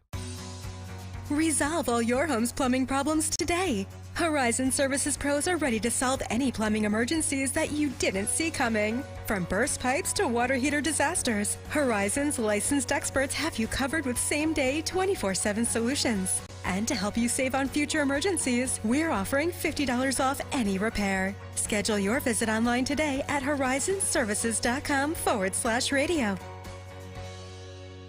The IRS finally caught up with Louie. I hadn't paid my taxes in 8 years. I owed the IRS a lot of money. Louie was in deep trouble. We're going to take your house, put a lien on your bank account, garnish your pay. They don't care. They're going to take your paycheck. Louie found out about Optima Tax Relief, the leading tax resolution firm. A+ rated by the Better Business Bureau, they've resolved over $1 billion for their clients. Optima Tax, they helped me. They calmed me down. They made me feel comfortable, and I trust them. Louie has a lot to be thankful for. I don't owe the IRS anymore, and I'm able to live a comfortable life, a lot better life. It was because of Optima Tax. For tax help you can trust, call Optima now for a free consultation. Take it from Louie. If you owe the IRS, don't go it alone. Give Optima Tax a call. They can help you. Call 800-354-2840. 800-354-2840. 800-354-2840. Optima Tax Relief. Testimonial from an actual client. Some restrictions apply. For complete details, please visit OptimaTaxRelief.com. Hi, this is Dom Giordano. You've been hearing me talk about Rescue Supplements for years. Well, Rescue Natural Supplements has launched a free personalized health survey that prioritizes all of your health goals. Whether you've been taking Rescue products for years or don't know where to start, in just 5 minutes, discover tailored Rescue supplements that will fill the gaps in your nutritional needs. That means no more guessing on products at the store or ignoring these issues altogether. The best part? Right now, you get a whopping 50% off recommended products after completing the survey. To get started, go to res-q.life. Again, that's res-q.life. Or call 800-26-ALIVE, 800-262-5483. Get help from a knowledgeable Rescue product consultant. I took the short survey. Let me tell you, I was blown away to see my results, so don't wait. Visit res-q.life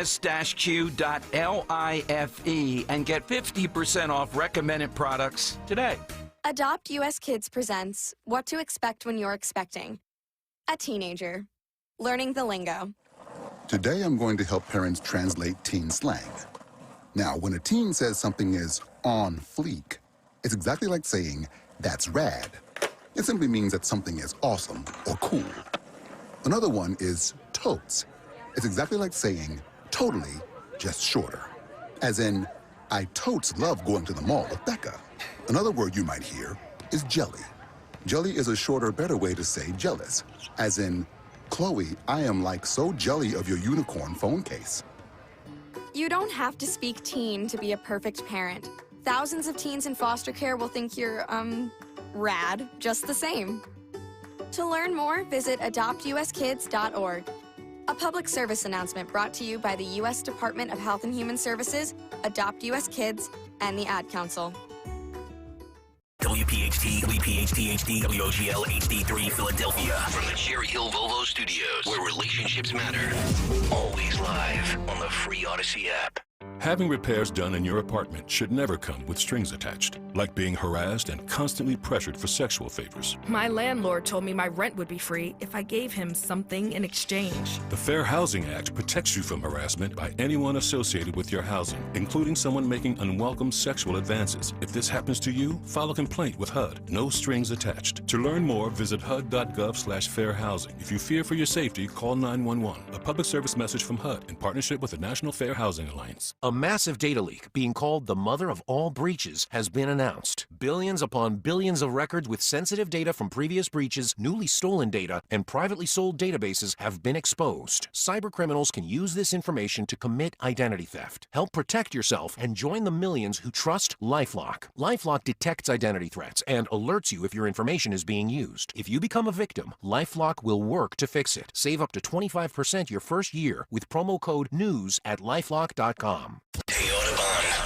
Tell your smart speaker to play 1210 WPHT. WPHT.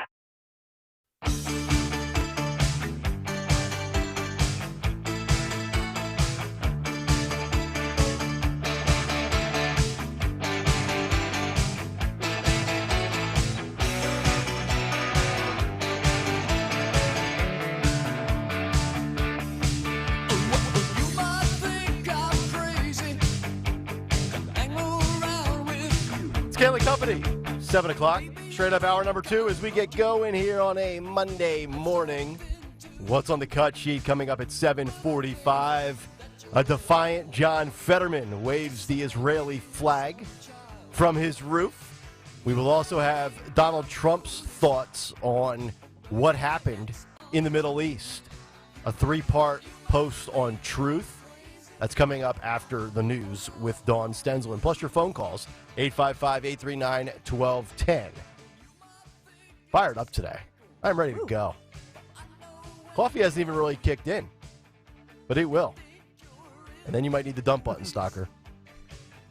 All right, let's get to the news. We got a lot of good stuff to get to today. We might need to go extra today. Dawn, is that okay? Can we just, No. No? All right. After hours? Yeah. No. I might just join Dawn for 10 to noon. She doesn't want you. You're probably right. I'll do a 30-hour week with her. I'll be totally shocked. She does not want you. No. You think I'm cranky now? Could you imagine if I did 30 hours a week and got no nap? Yeah. The big take Well, would that's why Dawn was cranky in that first segment this morning, or the second segment. Was I cranky? I think so. Why was I cranky? I don't know. You yelled at me. I like when she yells. Oh, at sure. you. I love you, Greg. No, I want that. I want Dawn. Why I do you want think I Dawn say these with the things, Dawn? flamethrower. All right, let's get to. See, this tells something about Greg's What? personality. What? What's that? He likes to be spanked. He does. It's true. He likes a lady with conviction. Right? Oh, come on. Yeah. Oofa. Yeah, man. baby. There we go. Getting dark at 7:02. That's right. You want to pound it Oh, and, oh boy. and then do spank like a dry rub. We need to stop with that. Exactly right. All right, let's get to the news. Round number 2 at 7:02. Dawn Stensland, here we go. Yes, on this chilly but no precipitation, 38 degrees this January 29th, Monday morning. And we are sponsored this morning by Piazza Auto Group. So in the news, Philadelphia Police U.S. Marshals thankful that they've got this escaped teen murder suspect, Shane Pryor, 17-year-old, in custody, taken into custody by U.S. Marshals at 3rd and the Boulevard in the city's Feltonville section last night without incident. They say he was on board a SEPTA bus that was heading north. And the key to cracking this case and catching him and returning him to custody was, they say, an important tipster.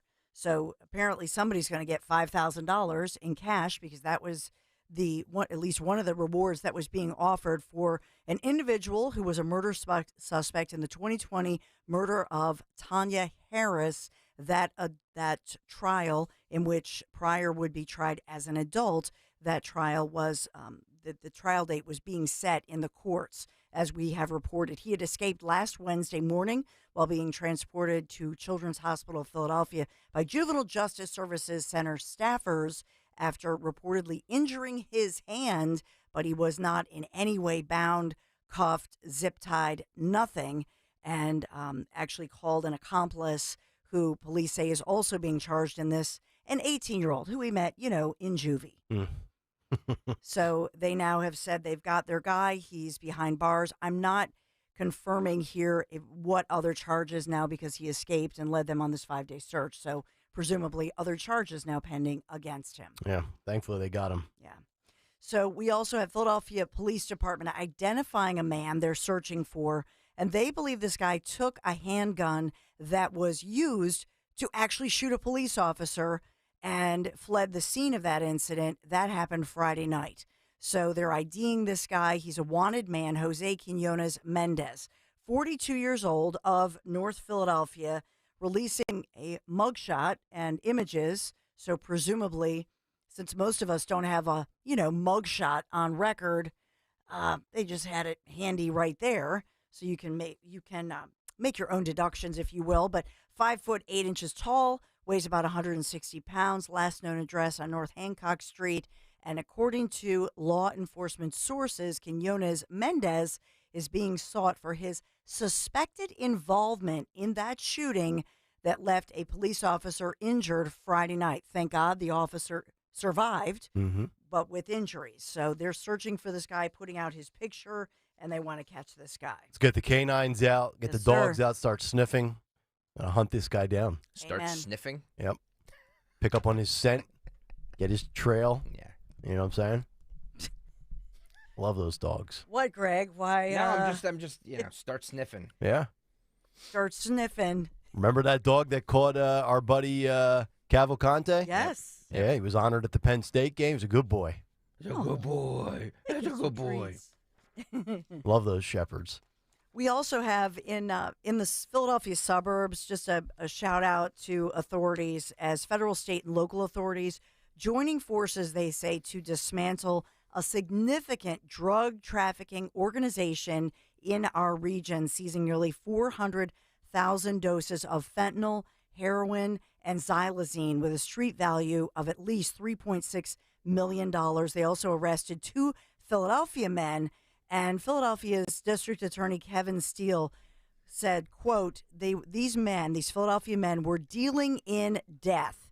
They're identified as Richard Nunez and Javier Fabian, merchants of death, and authorities voicing frustration over continuing overdose deaths in our region. So kudos to, that was a huge law enforcement effort as they were able they say, to break up this huge crime ring. And by taking the drugs off the street through undercover buys and taking this operation down while trying to deliver it, they are certain that we saved a lot of lives. That's a quote from D.A. Steele in regards to all of those law enforcement officers who we're not naming, who did an incredible job. Yeah, Montgomery County. Yep. There you go. And DA Kevin Steele, of course, was right there in the Cherry Hill Volvo studio Yes, with he was. Nick Kayal, Yep. the Back the Badge Families fundraiser. That's event. correct. So we do have former President Donald J. Trump speaking out and blasting Biden as far as saying that Biden's weakness and surrender is to blame for the deadly drone attack in Jordan that killed our 3 U.S. service members. So Trump, in that post on Truth Social, weighing in on what he calls a brazen drone attack in Jordan on Saturday that killed our 3 U.S. troops, wounding at least nearly 3 dozen others who are continuing to recover. And I don't have the condition updates, by the way, of those troops who are, suffering and who were injured. Yeah, just one little piece to add to that post that he had. He said on Truth, 3 years ago, Iran was weak, broke, and totally under control. Thanks to my maximum pressure policy, the Iranian regime could barely scrape $2 together to fund their terrorist proxies. Then Joe Biden came in and gave Iran billions of dollars, which the regime has used to spread bloodshed and carnage throughout the Middle East.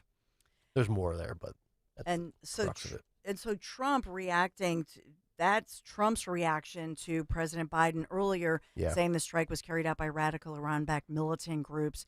Pentagon calling the strike a one-way suicide drone attack on a patrol base right near the Syrian and Iraqi border in northeastern Jordan. And so we have dozens of our United States servicemen and women injured this morning, and just awaiting updates from that one. But Biden, with that one, vowing retaliation.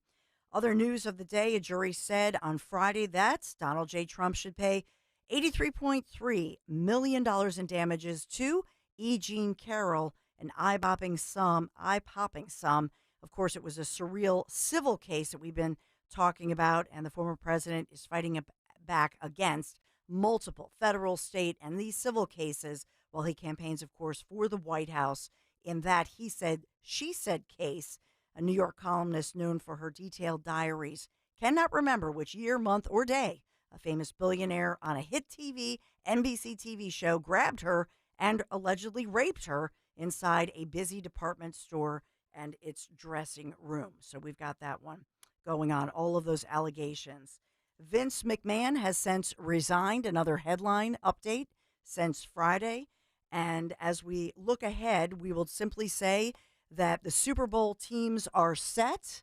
We've got the Kansas City Chiefs return for the 4th time in the last 5 years. And this time they're bringing one superstar, Taylor Swift. It's going to be a horrendous Super Bowl. It's a tough one to watch if you're an Eagles fan, right? Yeah. I mean, because obviously you lost to the Chiefs last year, and, you beat the 49ers the year before in the NFC Championship, and now they're kind of, one step further than they were a year ago. So Eagles fans might sit this one out. What are your thoughts, Nick, about the opening line on that? What is that, 3? San Francisco minus 1.5. I like Kansas City. Do you? Yeah. Patrick Mahomes might be the Tom Brady of this generation. Like everybody was like, "Oh, we're never going to see a Tom Brady again." Here comes Patrick Mahomes. It's unbelievable. By the way, did you see to play off of Dawn's story on Vince McMahon? The Royal Rumble on Saturday night, their big pay-per-view, they lost a huge sponsor in Slim Jims prior to Vince's resignation. And as soon as Vince resigned from his position with TKO, they came back. Yeah, because I was going to say I watched some of it, and I saw during one of the matches that the Slim Jim was everywhere. Yep. So I was just like, that was some product placement, if I ever say so myself. Power of the boycott these days. They say it's the first time since the 1950s that a person with the last name of McMahon is not running. That's correct. WWE. Yeah. So very big story. Could get like his ex-wife or something. Well, his wife she was in politics for a while. Oh yeah. Yeah. Administration. Yeah. We know her. Yeah. She came into studio. You had Linda McMahon in studio? We did. I have a picture with her. Yep. Nice lady. So you guys had Linda. Dom has Kane on, and the wrestling fan gets nobody. I got you. You had Bailey on in the first week you did radio with us. That's true, but she's not into politics. Okay. I want the wrestling politics tie-in. I get you. Oh, jeez. Linda McMahon was on our air, and I could have cared less about what she said about politics. I was more interested in the wrestling angle of her. Yeah. Tell me about how the dynamic works. Right. With you Ask and her Vince. the obligatory political question, and then get down to the wrestling. That's what I would do. Sharp business lady. Yeah, she is. So let's talk about the forecast, shall we? This Monday morning, and keep in mind this is typical weather for late January. No measurable precipitation in the forecast through next Sunday. So we're pretty much low to mid 40s for the beginning of this week, Monday, Tuesday, Wednesday, partly or mostly sunny with a few clouds. And then Thursday, we do warm up, warmest day of the week. Thursday, nearly 50 degrees and sunny skies. Friday, dipping back to mid 40s, but still sunshine. The weekend, not a cloud in the sky predicted, but 40-ish degrees for your Saturday and Sunday. It looks like 40, 41 degrees. Again, typical January weather. For Friday, for Groundhog Day, looks like 45 degrees and partly sunny skies. We are sponsored this morning by our dear friends from Piazza Auto Group. Start the new year off with a special 4.9% financing for 72 months on a new 2024 Volkswagen Atlas, Atlas Cross Sport, Tiguan, Taos. Just visit Piazza Volkswagen of Ardmore and Langhorne, or you can always shop online, piazzavw.com. Thank you, Piazza Auto Group, PIAZZA, Piazza Auto Group sponsoring Kayal and Company News Live. All right, Dawn, thank you very much. 7:13 on this Monday morning, 855-839-1210. Let me wrap up this segment. Let me grab a phone call here. We've got our buddy Ed in Delran, who's got some thoughts on Biden and Iran. Ed, you're on Talk Radio 1210. You go right ahead, sir. Hey, so maybe Joe Bite Me can give these guys some billions more dollars so they can attack our guys, dig tunnels for Israel, all that kind of ingenious stuff. I mean, come on, Jimmy Carter's happy right now because he goes, this guy makes me look good. I just saw I just saw a poll, Ed, on Friday that had Joe as the lowest approval rating president entering his fourth and final year since Jimmy Carter. So you're spot on. He's giving him a run for his money. Even when he talks, it's like he's a freaking child in a playground. He just has no clue whatsoever. And even if he did, I still think he'd be just as bad. Yeah, I agree. Ed, let me ask you this question. In light of what happened over the weekend, do you have to strike back if you're the United States now? What do you think? Oh, my God. And let's stop giving them billions of dollars. Not only strike back, but how about all this freaking money they're getting? It's just ridiculous. I agree. Ed in Delran. Always love the Joe Bite Me. That's like his trademark. It's good work out of him. He's going to copyright that. 855-839-1210. We'll come back. A defiant John Fetterman. I'll tell you what. I mean, this is just par for the course with this rehabilitated John Fetterman. Big viral video that was happening Friday evening into Saturday morning. We'll break it down when we come back. Nick, Dawn, and Greg here on Talk Radio 1210 WPHT. Parks Casino is the #1 casino experience in the entire Commonwealth of PA. They really do have it all. It's my casino of choice. 3,200 state-of-the-art slots, 115 live table games, the best sports book on the entire East Coast. Award-winning restaurants like Parks Grill Steakhouse, Bamboo, Liberty Bell Gastropub, New York's best club comedians every other Thursday night, and the best bands every weekend only at 360 Lounge. Top headliners every weekend at the 1,500-seat Excite Center at Parks Casino. Yeah, it's the ultimate destination for action, excitement, entertainment, and America's top psychic medium, Matt Frazier, coming April 20th, comedian Andrew Dice Clay, April 27th, SNL's Colin Jost, February 16th and 17th, comedian Nikki Glazier, March 9th, and Tracy Morgan, May 11th. Hollywood medium Tyler Henry, August 3rd. Free parking, valet parking, and electric vehicle charging stations for all guests. For all things Parks Casino, just visit parkscasino.com, PARX, Parks Casino and Sportsbook. This is how you win. Gotta be 21. Gambling problem? Call 1-800-GAMBLER. Looking to warm up your winter with some sizzling savings?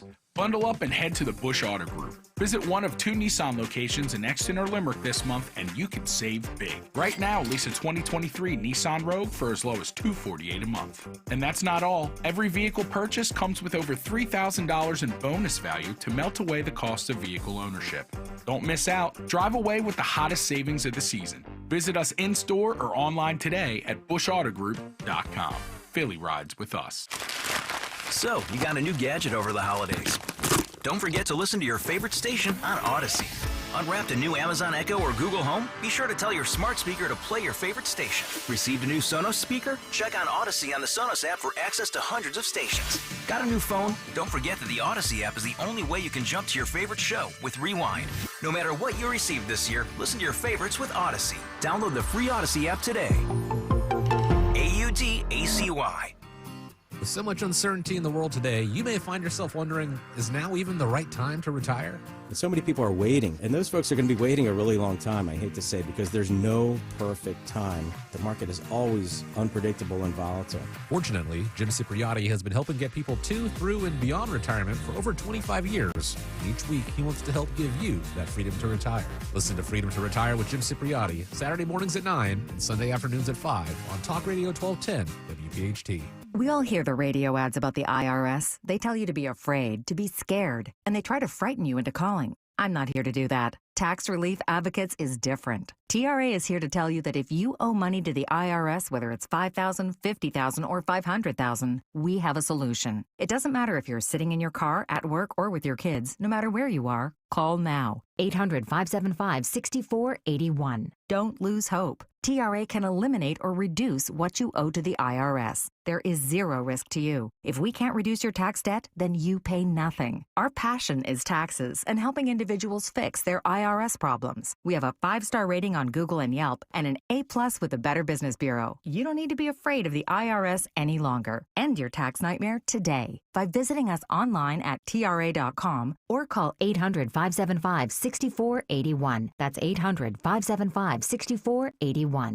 Tax Relief Advocates. Real solutions for real people. Traveling, volunteering, spending time with family. What's your retirement look like? With income planning from Fidelity Wealth Management, a dedicated advisor can help you grow and protect your wealth. They'll look at your full financial picture and help you create a flexible strategy that considers things like market conditions and healthcare expenses, so you can stop worrying about the future and enjoy whatever comes next. Visit fidelity.com/income planning. Investment minimums apply. Fidelity Brokerage Services, member NYSE SIPC.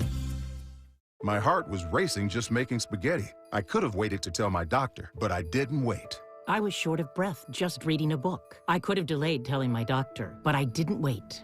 They told their doctors and found out they have atrial fibrillation, a condition which makes it about 5 times more likely to have a stroke. If you have one or more of these symptoms, irregular heartbeat, heart racing, chest pain, shortness of breath, fatigue, or lightheadedness, this is no time to wait. Contact your doctor. Brought to you by Bristol-Myers Squibb and Pfizer. Be sure to follow Talk Radio 1210 WPHT on the free Odyssey app. Download it now.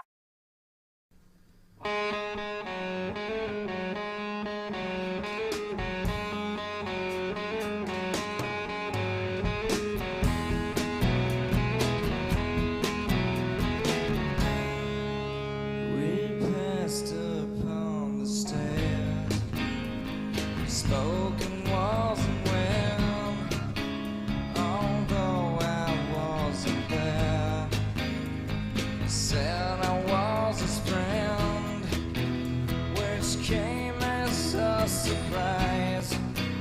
I spoke into his eyes, I thought you died alone. Welcome back in. It's Kayal and Company, Monday morning, 7:20, here on Talk Radio 1210 WPHT. Nick, Dawn, and Greg. Good to have all of you in. What's on the cut sheet? Coming up at 7:45, and we are exactly 48 hours away from a major show announcement. Wednesday morning, 7:20 a.m. So this time. This time 2 days from now. Okay. Remember, we start at 6 a.m. 6 a.m. we start. Yeah. And 7:20 a.m. on Wednesday. Yep. That'll be January 31st. So set your alarms, put it in your calendar, do whatever you have to do, but you're going to want to be listening 48 hours from now. I'm not in the business of, giving things away, and that's not what I'm doing. However, I will make this give this clue. It involves the listeners. So okay. Listeners to Talk Radio 1210 WPHT, to Kayal and Company, it involves the listeners. Okay. So there you go. That's coming up on Wednesday at 7:20 a.m.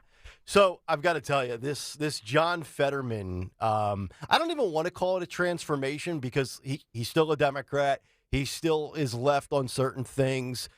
You want to call him a moderate Democrat or a liberal, that's fine. He's clearly not the progressive squad dem that he kind of portrayed himself to be in his run-up to being elected after defeating Mehmet Oz, what now feels like 20 years ago, but is just about a year and a half ago in the fall of 2018. And you think about Fetterman, since he had his stroke, he got elected. He went to Walter Reed for some depression and things like that. He comes out. He's got a common sense stance on the border. He's got a common sense stance on war. He has kind of pushed back and gotten away from squad Dems. He's even called out Bob Menendez. He says, Gold Bar Bob's a clown. He should be thrown out of office. He should be in jail. It's really an interesting transformation. And, we just saw, I think this was about a week ago, he was walking outside of his office. And remember, he was carrying the very, very small Israeli flag. It was like the kind of flag you might put on in a little mount on your desk or in your coffee mug where you keep your pens. And he was waving it and he was trolling people that were chanting and, doing the pro-Palestinian stuff. So Friday night in Braddock, Pennsylvania, pro-Palestinian protesters showed up to what apparently is his home. It looks like really like a big brick. I mean, it almost looks like a warehouse from the video that went viral on social media. So these protesters show up at Fetterman's house and chanted, Fetterman, Fetterman, you can't hide. You're supporting genocide. So what does Fetterman do? Does he bunker down into his basement? No. Does he call the cops? No. He goes to his roof and waves an Israeli flag from the top of his roof. Here is the video and audio. You will see this on YouTube, and you will hear it on the radio. Take a listen to this. Fetterman, Fetterman, you can't hide! You're supporting genocide! Fetterman, Fetterman, you can't hide! You're supporting genocide! Fetterman, Fetterman, you can't hide! You're supporting genocide! Fetterman, Fetterman, you can't hide! You're supporting genocide! Fetterman, Fetterman, you can't hide! You're supporting genocide! All right, so there it is. And I don't know what kind of house that is. He lives in like a warehouse. It's like an old. Does he really? Yeah, it's like a giant warehouse that he converted into like his home. Yeah, kind of cool. Yeah, it is. I was gonna say it's odd looking. Huge space. I'm like, why is Fetterman atop of like a meat packing warehouse or something? No, that's his house. Okay, so that's his house. So he kind of trolls those protesters, which I think is phenomenal. I've said this in the past that I think squad Dems and progressives have an issue on their hand with Fetterman here. But how do we feel, regardless of cause, regardless of political affiliation, with showing up to protest at somebody's house? I'm not sure that I'm a huge fan of that. You want to protest in front of the Capitol or at the White House or a government facility? I got that. Totally on board with that. If you want to do that outside of an elected official's office, whether it's in Washington or not, I'm okay with that. But have you noticed this trend here of showing up at people's houses? We've also had these two other things that have been going on for a couple of years now, doxing and swatting. Doxing, where they give out your information, and this new thing, and I've noticed this a lot really since around the holidays, and it's happened to both Republicans and Democrats with swatting, where, and correct me if I'm wrong, you make like a bogus emergency call or a 911 phone call. Yep. The authorities show up at your house, and you're like, yeah, I never called. We're good. It just happened to Nikki Haley over the weekend. I saw that. Yeah. So it's now happened to a lot of people. And yeah, right and left. Like there's no discerning who it happens to. It just happens to everybody. Because the reality is you end up having one of these fake calls. You could end up having these officers or these first responders or whatever, whether it's, police, EMS, fire, anything like that, any sort of false, claim that somebody's in distress. Then you end up getting these resources out to a place where they're not needed when they could be needed elsewhere in a real life emergency or situation. I really think that there needs to be serious repercussions because we live in a day and age where you can track these people down, right? IP address, phone numbers, whatever it might be. And I don't know, man. We're getting really sophisticated with the way we can do things. You said it the other day that somebody can call with that Biden AI thing. Right. Somebody can call somebody else from a phone number that is somebody else's phone number. You know what I mean? True. So I don't know how easy it is to track these people down. I got to imagine there's technology that the authorities have that can look past, okay, I might pick up the phone and see the phone number and that it's, Joe Biden's phone number or that Democrat's phone number. But I would think they would have the actual line that's being used to pull off this fraud. I will point out that the media is there. And there aren't that many protesters. First of all, the protesters, those women, they're out of breath. They can't even do the full chant. About the third time they were, right? They were out of breath. So they should be at the gym. Give me a cigarette. Right? I don't know what's going on with them. But the media, so they called sort of a media event, and they were creating that event. There weren't that many protesters. I think the media is complicit in this. If you're in the media and you're going outside the home of somebody who has 3 young children, has a family inside, and, are you really going to be liable for any potential violence or threat that's going on? But the media was part of this because now they propel this. We're talking about it. People are showing this. And by the way, where was the media outside his home when for a very long time he had suffered a stroke and nobody was outside his home saying, hey, how's he doing? Right. Haven't heard from him after the primary. And so this is the media being complicit, being biased. Yep. So I always want to point out what the media's involvement is in something like this. Yeah, that's a great point. Demonstrators have targeted the Pennsylvania Democrat ever since he gave his unequivocal support to Israel, saying he would stand behind, quote, any necessary military, intelligence, and humanitarian aid to Israel. Oh, and by the way, too, Politico reporting, and I didn't know this, Pennsylvania, did you know, is the home to the 5th largest Jewish population of any state in the country. So a good little tidbit there. So I thought Fetterman was on his A game trolling on Friday night. He's like, you want to show up and disrupt me and disturb my time and things like that? I'll go up on the roof, I'll wave the flag, and you can keep on with your little 5th grade cheerleading rant. Fetterman, you can't hide. You're supporting genocide. They sound like little girls at a little Saturday Pee Wee football game with their first cheer they ever learned. Yeah, but where are the feds? The feds were so quick to persecute people who stood across the street, let's say, from a clinic here in Philadelphia, talking about Mark Houck. Yeah. Man, DOJ will go after these protesters who ultimately, were exonerated. But why aren't they going after protesters who stand outside the home of a U.S. senator and his kids or a Supreme Court justice or a judge? It's a good point. I also think it's going to work against Joe Biden because he's in a bad spot with this whole situation right now on many levels, many different layers. I mean, he's losing the under 35 vote. Yep. You know what I mean? So, and I think a big reason for that is his stance on this. Yes, so, that's correct. As delusional as that group is about this, you know what I mean? Like, this is a no-win situation for him. That is correct. 855-839-1210. If you want to jump in on the conversation, what's on the cut sheet in just about 15 minutes. But we've got ballot battles, both for Democrats and for Donald Trump. The details on the way. Kayal and Company, Talk Radio 1210, WPHT. But let's talk about QC Kinetics, because this has got to be the year when you say enough. Enough of suffering and pain, of not doing what you love. If you're sick and tired of achy joints and you dread the idea of surgery, who doesn't? You need to call QC Kinetics today. The state of healthcare is always changing, and the old ideas like, steroids or surgery are no longer your only options. Regenerative medicine at QC Kinetics is truly transforming lives with innovative non-surgical drug-free treatments which deliver lasting results. Knee pain, back pain, shoulder pain from arthritis or injury. Don't let this pain keep you from living your best life. QC Kinetics advanced state-of-the-art treatments harness and direct your body's natural ability to restore and actually repair your damaged joint tissue. This is a revolutionary approach that gets you long-term relief with no downtime.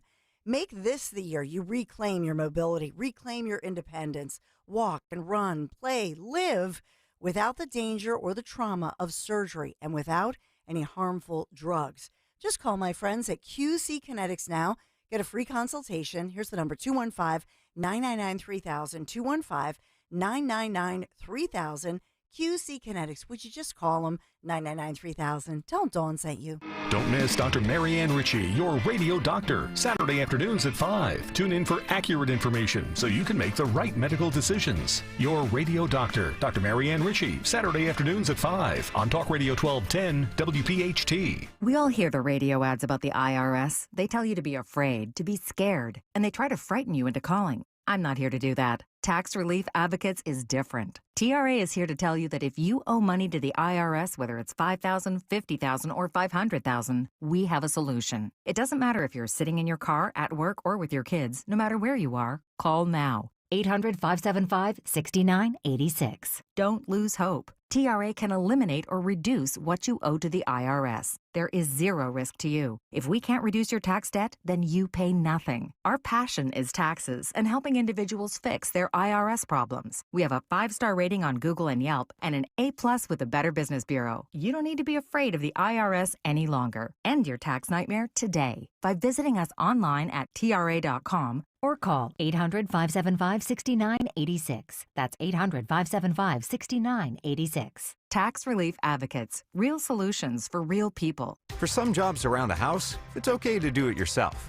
For others, not so much. Like your water heater. Replacing a water heater should only be done by a plumbing professional who can provide a safe installation for you and your family. For a long-lasting, reliable water heater, ask your pro about Bradford White. How you heat your water matters, and Bradford White water heaters are built to be the best for years of dependable service.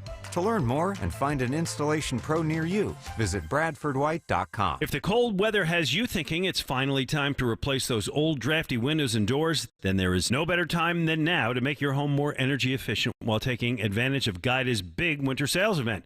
The great people at Guida Door and Window are extending their big winter sale through the month of January by offering 40% off every window and door you buy. That's right. Receive 40% off each expertly installed energy-efficient replacement window, which also includes free high-performance low-E glass. And if you're in need of a new door, you receive 40% off any door, including insulated entry doors, sliding patio doors, garage doors, and storm doors. You can also take advantage of Guida's interest-free financing or low monthly payment plans to get your project started with no money out of pocket. This offer's for a limited time only, so you must act quickly. If your home needs new windows or doors, call the expert at Guida today. Schedule a free in-home estimate at 1-877-GO-GUIDA or visit them at GoGuida.com. That's go, GUIDA.com. Hi, this is Dom Giordano. Just want to remind you about my friend and board-certified prosthodontist, my dentist, Dr. Robert Bentz of the Bentz Dental Group in East Norriton. Because it's a new year, time to focus on your health, particularly your oral health, because poor oral care can contribute to other conditions such as endocarditis, cardiovascular disease, and pneumonia. Dr. Bentz can address current issues and possibly prevent future ones. Get that beautiful smile, too, that you've always wanted. Visit BentzDentalGroup.com. Book that appointment today or 610-272-6949. Yes, FanDuel. Last year at the Super Bowl, Rob Gronkowski went wide left on FanDuel's Kick of Destiny. Now he's back for a Kick of Destiny 2, and this time you can play along. All you have to do is choose if Gronk will make or miss. You can get your free pick in right now because if you're right, you'll win a share of $10 million in bonus bets. Everyone get in on the action when Gronk takes his shot at redemption before Super Bowl 58. Whether you're team make or team miss, just head to FanDuel Sportsbook app to get your pick in. It's absolutely free. Then tune in before the game to see Gronk's kick live.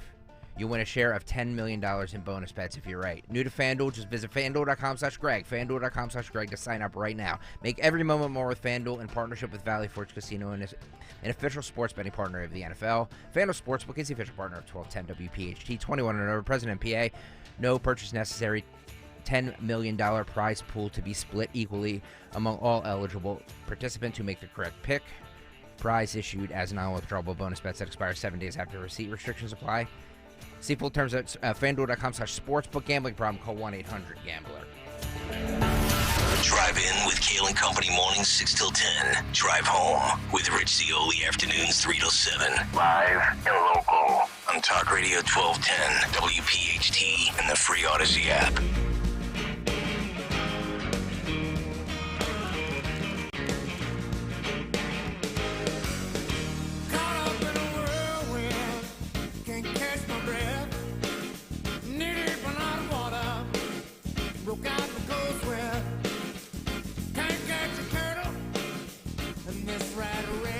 Kayal Company, 737, as we continue live here on this Monday morning.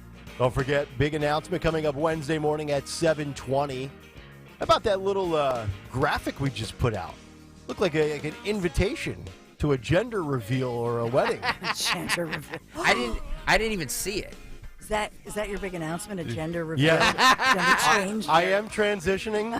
You have to tune in at 7:20 on Wednesday to find out. And no, the special announcement will not be RFK Jr. as new executive producer of the show, for all of you wondering. By the way, the front page of the New York Post today, talk about this for a poll question maybe. It's a split screen. I'll tweet it out in a moment. The top half of the New York Post, sealed with a kiss, and it's got Taylor Swift kissing Travis Kelce. Chiefs back in the Super Bowl. And then on the bottom half of it, it says, "We shall respond." And it's got Joe Biden saying that following quote, "We shall respond," in response to 3 U.S. soldiers killed in the Jordan attack. So take your pick as to which one nauseates you more or makes your blood boil more. It does look like, I'm sorry, Nick, I'm just looking at the invitation. Yeah, it does look like a gender reveal. You are cordially invited. There's 2 megaphones. It's purple. Yeah. Everybody's dying to know what it is. Yeah. We know, but we can't say. 855-839-1210. So I did mention ballots and battleground states. It's funny, you've got RFK Jr. who's trying to get on the ballots, and Donald Trump is trying to avoid being taken off of ballots. Let me start with RFK Jr. here, and then we'll get to Trump, because somebody in Hollywood made an interesting point that I think is a very solid response that maybe you weren't expecting. But Democrats and their concerns are growing amid RFK Jr.'s ballot push in these battleground states. This is from The Hill. RFK Jr.'s announcement on Tuesday that he had amassed enough signatures to qualify for the New Hampshire ballot for the general election has some Democrats a bit testy right now, after already getting on Utah's. And he's drawing some fresh concern from Democrats over how he could transform this race. But after months of speculation about the credibility of his campaign, Kennedy found success in a small battleground state nonetheless, which has given Dems pause that he could muddy their path to the White House. How about this quote? Quote, "Whatever point Robert Kennedy Jr. wants to make, the time for making it is over," said Michael Starr Hopkins, a Democratic operative and political commentator. "All this BS about no labels and third-party runs, RFK Jr.'s vanity project, is an embarrassment to his family's legacy and a danger to voters." So now you know they're really concerned about RFK Jr. when you have a Democrat saying he's a danger to voters. Everybody that's a threat to the establishment from a power standpoint becomes a threat to voters, a threat to democracy, on down the list. Joe Biden coming out saying, quote, "It is now clear that Donald Trump will be the Republican nominee, and my message to the country is that the stakes could not be higher." But I do think it's interesting because, now, Greg, you said you saw something over the weekend that he's going to try for a libertarian move? Yes. Okay. So you've got that out there as well. And then you have people on the left in Hollywood. I don't know if you saw this over the weekend, but 2 very notable people that you would think might not necessarily be fans of Donald Trump. First of all, the rapper and actor Snoop Dogg comes out saying he has nothing but love for Donald Trump, which is fascinating because I believe Trump, not pardoned, what do they call it, commuted the sentence of one of Snoop Dogg's relatives that was in jail. So now he's coming out, and it's not necessarily technically an endorsement, but it's Trump in a positive light. And then Jay Leno comes out and says, well, I'm not a fan of Trump, but I am against the efforts to remove him from ballots. So Jay Leno was apparently on with Piers Morgan on one of the shows that Morgan does, and he says, quote, I'm not a fan of the conservative leader, but he goes on to claim that he believed that Trump's behavior is a bit too much, but he wouldn't be too angry if Americans decided to vote for him again, as that is their prerogative. The comic quickly shared that he disgraced with individual states' efforts to remove Trump from the ballot, telling Piers Morgan, I'm against that cause that could turn against you. It's anti-democratic. Still, the comic did not express rage over support for the former president, like many of his other entertainment industry colleagues do. He noted that Americans have the right to pick Trump if they want to. He goes on to say, quote, if the people want that person as president, that's fine. I mean, I'm not a fan, and it has nothing to do with politics. He goes on to say he doesn't think Trump's morally the right guy for the job. Very fascinating how they believe that Biden is morally the right guy for the job. He says, I think we could do a little better, with all these indictments, whatever it might be, but it's your right to vote for him. So it's fascinating when you think about Joe Biden and how this administration always positions everything as threats to democracy. The future of America is at stake.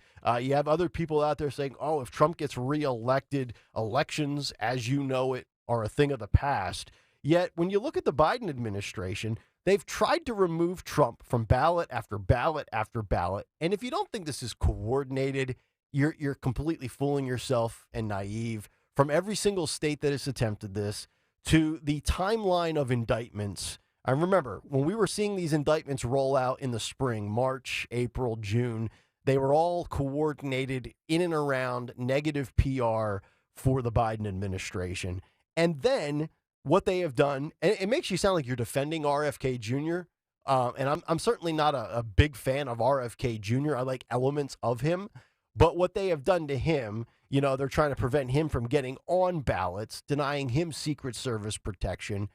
Makes you wonder who really is the dictator, because the Biden administration likes to paint it that Trump is the dictator, yet everything that this administration is doing to two challengers, and let's be honest, it's really one challenger, it's Trump, but RFK's got his little faction out there, he's got his little piece of the pie, and they've tried to stymie him at every turn as well. So I think it's a fascinating time when you're talking about staying on ballots or getting on, and the resistance that both are facing. 855-839-1210 is the number. All right, we got a lot of good stuff to get to, especially coming up after the cut sheet this morning. This Leah Thomas story is fascinating as she or he attempting to overturn a policy when it comes to the Olympics and it comes to competing as a, quote, female. We will get to that around 8:45 this morning. But it's 7:45. It's a Monday morning, fresh off of all the talking shows and the talking heads of the weekend.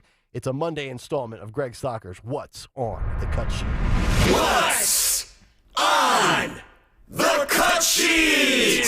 What's on the Cut Sheet on this Monday is sponsored by Cherry Hill Volvo, where right now you can get a sensational 2023 S60 courtesy of Volvo for less than $29,000. These beautiful Volvos have less than 5,000 miles. Hurry to Cherry Hill Volvo today to get yours. Cherry Hill Volvo, where relationships matter. Thank you, Cherry Hill Volvo, for sponsoring the ever-important Monday edition of What's on the Cut Sheet. By the way, streaming live on YouTube, youtube.com/@1210WPHT. Let me just make one plug real fast, if you can. If you're listening right now on the Odyssey app, and I'm holding it up right now for the YouTube camera. If you're listening on the Odyssey app, up in the upper right-hand corner, there's a little follow check mark. If you could hit that follow thing on Talk Radio 1210 WPHT, we'd appreciate it. So make sure you follow the radio station. All right, let's get to RFK Jr., since that's where you left off. He was on with Michael Smerconish on CNN on Sunday, And he says that he will be on the ballot in 50 states and the District of Columbia come Election Day. I'm going to start here, Phil, with cut 11, my friend. Go. Let me talk about your campaign. The poll numbers, some of them more impressive than others. Those competitive states where the Times and Siena has you in the mid-20s from last fall, impressive. There it is. We're showing it on the screen. Pennsylvania, Wisconsin, Michigan, Nevada, Arizona, and Georgia. But it only comes to fruition if you can get on those state ballots. Are you going to get on those state ballots? Yeah, we'll be on the ballot in every state. I mean, as you pointed out at the beginning of the show, we got into New Hampshire. People said it would take us weeks to get the signature. We needed 3,000 signatures in New Hampshire. We got 5,000 in a single day. So we have a ground team that, in all of the states where we can collect signatures, we're doing that now. There's about 27 states, Michael, where you need a vice presidential candidate to start collecting signatures, but we have until August, so we're not going to have a problem getting on the ballot. We will be on the ballot in 50 states and the District of Columbia. Is it? All right, so he's 1 for 1. They said a couple of weeks. It took him a day. He was hoping for 3. He got 5,000 votes. For those that were not watching, I do want to show and kind of illustrate here over the radio what the graphic, I just took a picture of it. If we could put that back up, Phil, with Trump, Biden, and RFK Jr. in the 6 battleground states from the Siena poll. It is relatively respectable. In Pennsylvania, Donald Trump and Joe Biden, 35% apiece. RFK Jr., 23%. In Wisconsin, Biden leads Trump by 2, 37-35, with about 22% in favor of RFK Jr. In Michigan, Trump is up 3, and RFK Jr. sits at 26%. In Nevada, Trump is up 7 at 38%, RFK Jr. at 23%. They are tied in Arizona, RFK at 26%, and Trump has a double-digit lead in Georgia over Biden, 36-26, with RFK sitting at 24%. So in these 6 battleground states, RFK Jr., when you factor in a third party, he's getting about a quarter of the vote. I've been saying this from the very beginning, that this 2024, we are ripe for a third-party candidate, and a third-party candidate to actually make a mark. A third-party candidate, let me just go on the record by saying, is not going to win.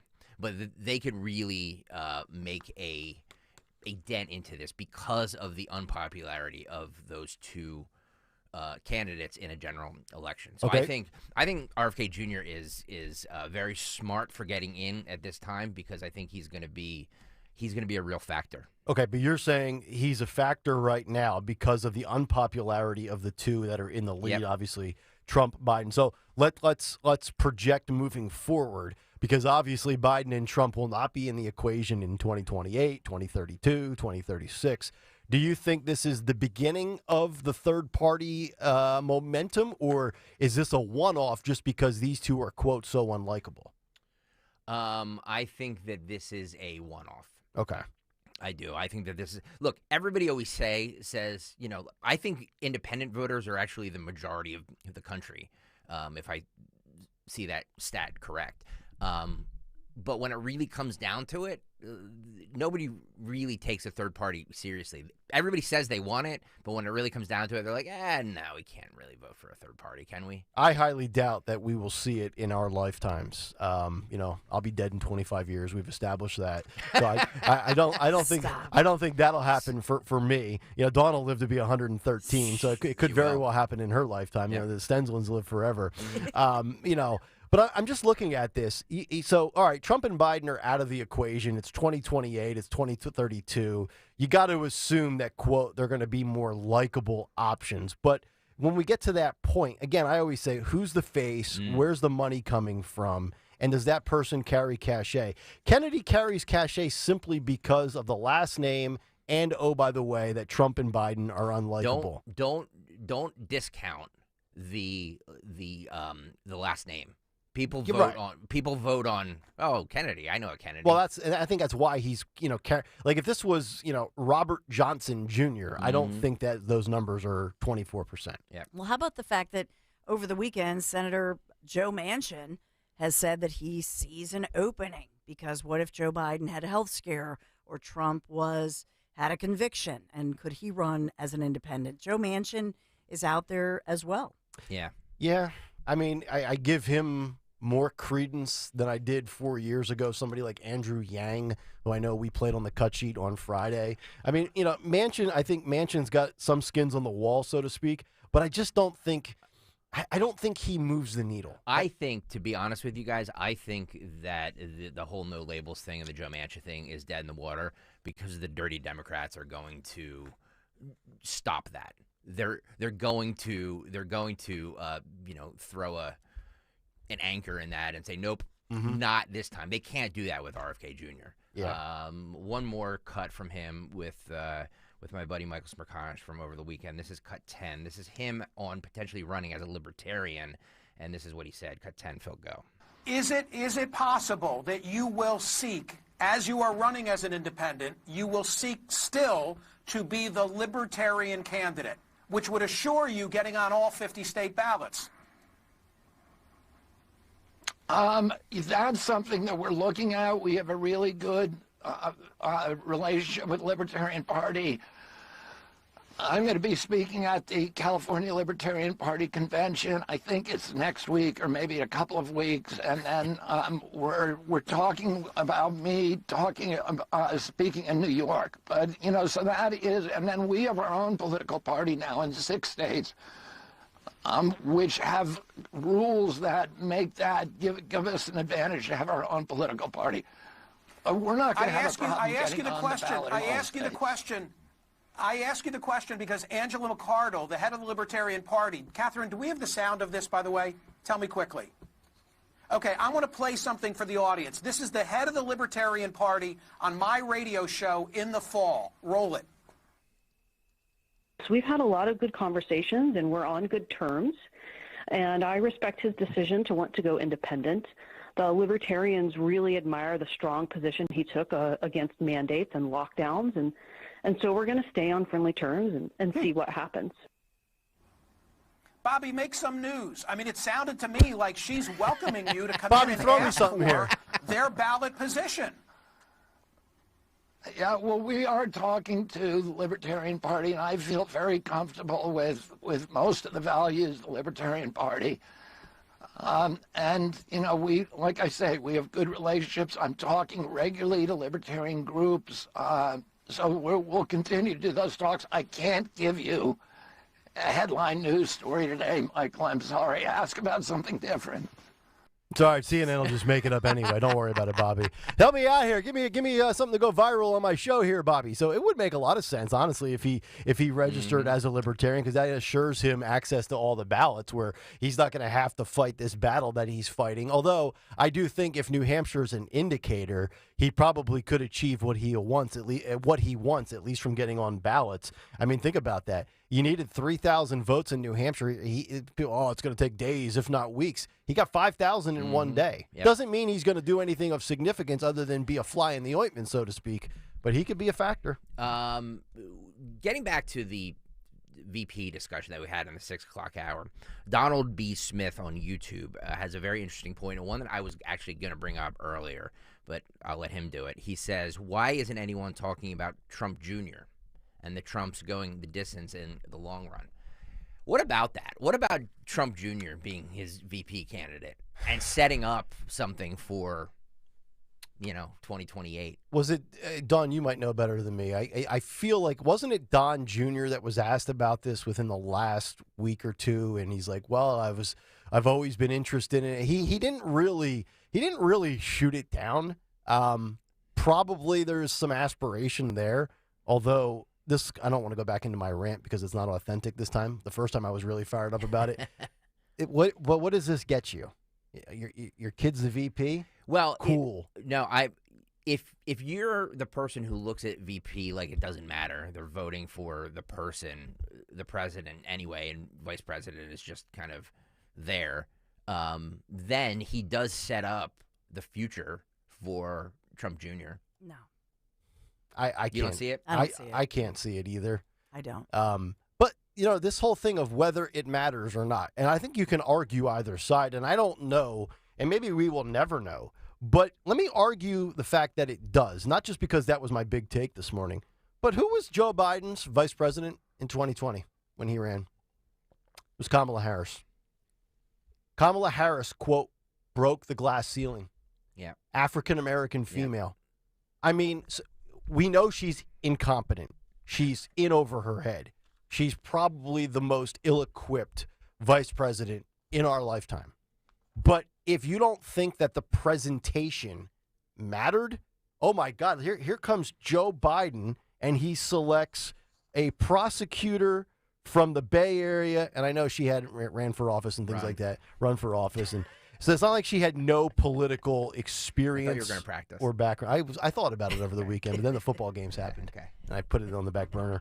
Run. Run, Rudolph. There you go. We'll do that. I should do that remake of that for the holidays next year. Kayal and Company Christmas album. A lot of people on the YouTube chat are basically saying no to this, no family dynasties. Yeah. Look, I'm not saying I support this. I'm just saying that it's a possibility. Yeah. You know what I mean?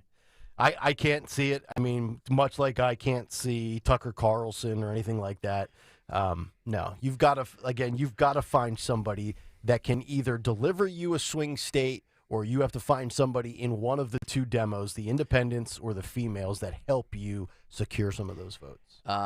Gavin Newsom was interviewed by Jonathan Karl on ABC This Week yesterday, was asked about the third-party candidates and if Dems have to worry about it, and he says that they do. This is cut 2, Phil, go. How worried are you about a third party? And there'll be multiple third-party candidates. So it doesn't take a lot. I know a third-party candidate isn't likely to be elected president or beat either one, but I mean, how worried are you? Yeah, how worried are you about that? I have to be worried. But you know what? You got to control the controllables. You got to control what you have to control. Right now, it's getting the vote out. Do you think it's a mistake then for Democrats to try to keep these third-party candidates, no labels, and the others off the ballot? You're seeing an effort. Yeah, I think when you try to suppress choice and voice, it tends to backfire. Especially when you're talking about the importance of democracy. You're trying to keep people off the ballot. So I don't get consumed by that, and I'm not here on behalf of the Biden administration even thinking about that. I'm a simple guy, but what I mean by that is I look at, for example, let's look at no labels.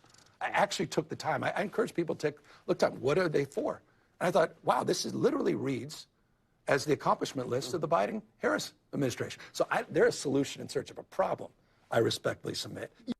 I love Gavin Newsom, of all people, saying searching for a choice and a voice, and because those options were never really presented to you over the last 3.5 years in California. He's right though. The reality is these third parties. I mean, I've rattled off how many polls since Thanksgiving or Christmas where we had Trump and Biden in a poll. You name the poll, name the source, whatever. Trump's up 2, Biden's up 1. They're tied. Trump's up 4. He's down 2. And then all of a sudden you insert RFK Jr. Trump goes from up 4 to up 7, or down 1 to up 3. And then you throw in all the other options like Cornel West, and his lead widens. Every time they add more names to the third party or the independent or another option not named Trump or Biden, for the most part in these polls, it's in theory helped Trump. So I think Newsom is correct. It does hurt the Dems.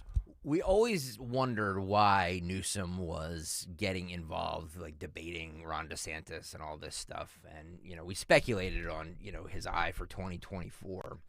But he kind of has a backhanded compliment for the Biden administration, because I think in this he kind of admits that he thought that the Biden administration wasn't doing enough to get their message out, so he was doing it for them. This is cut 1, Phil, go. You've taken on this fight with some of the red state governors, obviously, Ron DeSantis. I appreciate you noticing. And you said you did it because you didn't think Democrats were fighting hard enough. Yeah. Does that include the Biden administration? It was a year and a half ago. Now I don't feel that way anymore. Absolutely not. Look, when Dobbs hit, that was a wake-up call. Because one thing we've learned with this anger industry on the right-wing side is illusion dominates facts. It's narrative trumping facts. That's why Trump himself uses the courtroom as a campaign stop. It's to dominate the narrative. And I would hope that Democrats learn a little bit about communication strategy by flooding the zone and starting to get back on our feet in terms of dominating narrative. That's exactly what Biden's been doing. It's exactly what Harris has been doing on issues related to choice. And it's exactly why I'm here. Well, when we're talking about messaging, yeah, Kamala's doing the abortion tour, but Joe's doing what? Joe's basically doing the threat to democracy and the dictator messaging. It almost seems to me like Gavin Newsom is trying to say that you need to take the fight to Republicans and sell what you've accomplished. But I don't know. Gavin's kind of taken a few different twists and turns here. Remember, he was running these ads in South Carolina. Then he challenged DeSantis to a debate on Hannity. But then he says in that last sit down with Sean Hannity that he would not be trying to run. So he seems like he's kind of going back and forth. Like sometimes I feel like he is running a shadow campaign. Other times he's just a voice to the Dems. I mean, they're willing to take any voice, right? They've brought out Hillary. They've brought out Barack, past, future, present. Yeah. I have no idea what He's a good communicator for them. He really is. They have a game plan. That much I know. Say what you will about him. He's a very good communicator for them.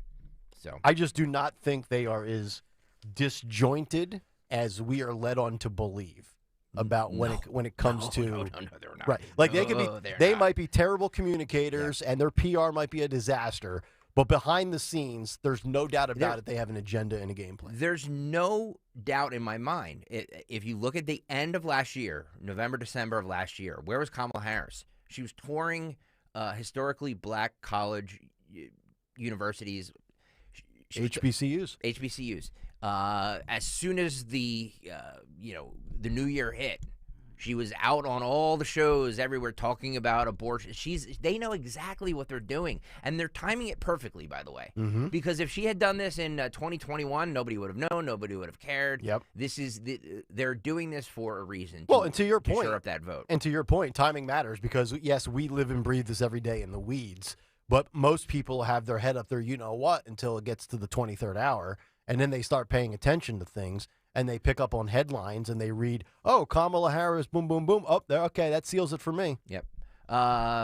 Nikki Haley was on Meet the Press with Kristen Welker. She was asked about the RNC. You know, we had that report last week that the RNC basically was like this. We need to coalesce around Trump. Like, They told Nikki to go home. This lady needs to drop out.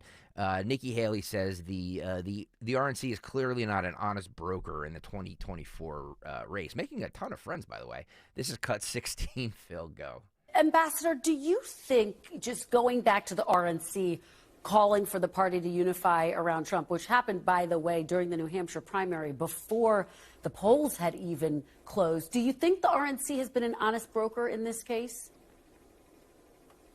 I mean, clearly not. If you're going to go and basically tell the American people that you're going to go and decide who the nominee is after only 2 states have voted, I mean, 48 states out there, this is a democracy. The American people want to have their say in who is going to be their nominee. We need to give them that. I mean, you can't do that based on just 2 states. And not only that, it's 1,215 delegates to reach the nomination. Donald Trump has 32. I have 17. So let's let this play out. Let's do what we need to. I mean, we saw South Carolinians. We had 1,500 people last night in Greenville County. And I think that Americans want to be able to make this decision themselves. I don't think this is the place of the RNC to do it. I think that Trump overstepped when he pushed them to do it, and I think that's why he's had to back down. And that was the right thing to do, was to back down.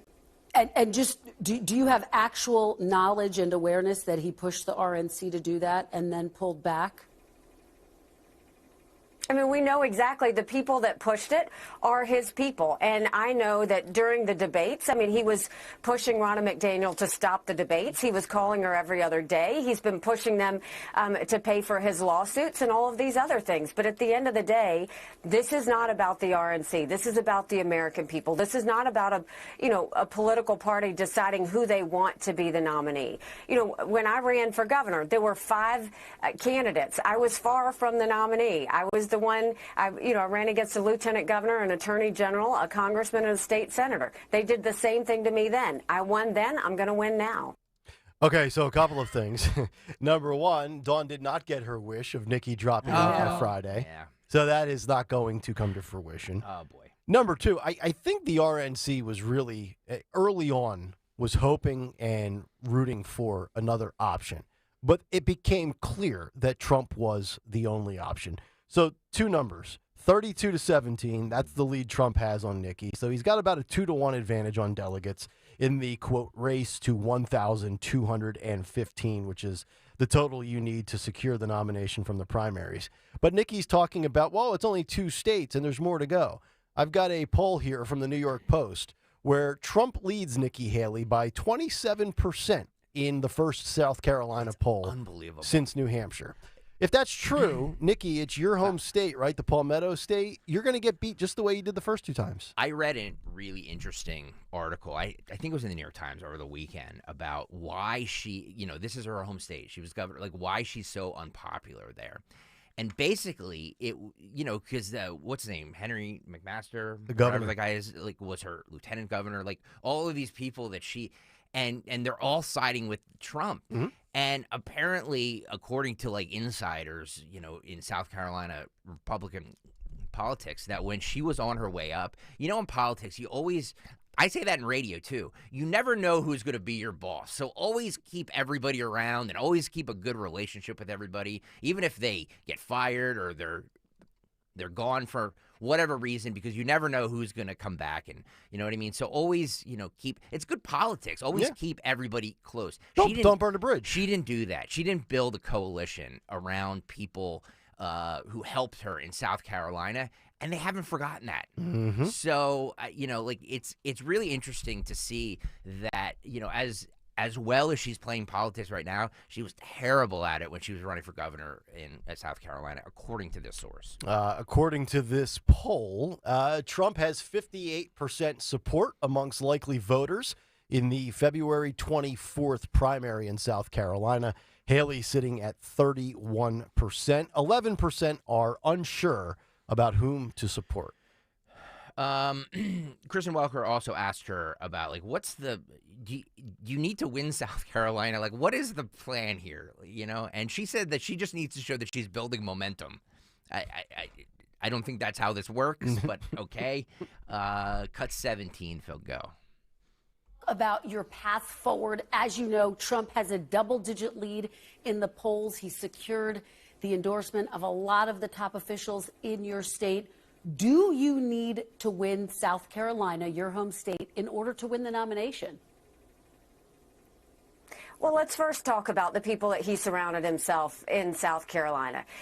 Yes, he got the endorsement of the governor, but that's the same governor that I defeated when I ran for governor. Yes, he got the endorsement of the political class in South Carolina, but that's the same group that I forced to have to show their votes on the record. It's the same group that I forced to pass ethics reform where they had to disclose their income. It's the same group where I vetoed $500 million of pet projects that I didn't think taxpayer dollars should go to. So there's no surprise there that the political elite are surrounding him there. Trump has become an insider. That's what it comes down to, is he's more interested in satisfying the elected class than he is in satisfying the people. When it comes to South Carolina, look, we wanted to be strong, and I think we started with 2% in Iowa. We ended up with 20%. We got to New Hampshire. We needed to do better than that. And we did. We got 43% of the vote. Now we're going into South Carolina. We need to be stronger than what we did in New Hampshire. And so that's certainly what we need to do. But it's not just that we need to be stronger, Kristen. Trump needs to be stronger. He's not getting the independent vote. He's not getting a segment of the Republicans. And so he's got some work to do as well. Let me just make sure we get an answer, though, Ambassador Haley, because this is your home state. You were governor in the state of South Carolina. Do you need to win your home state in order to stay in this race? Is it do or die? Yes.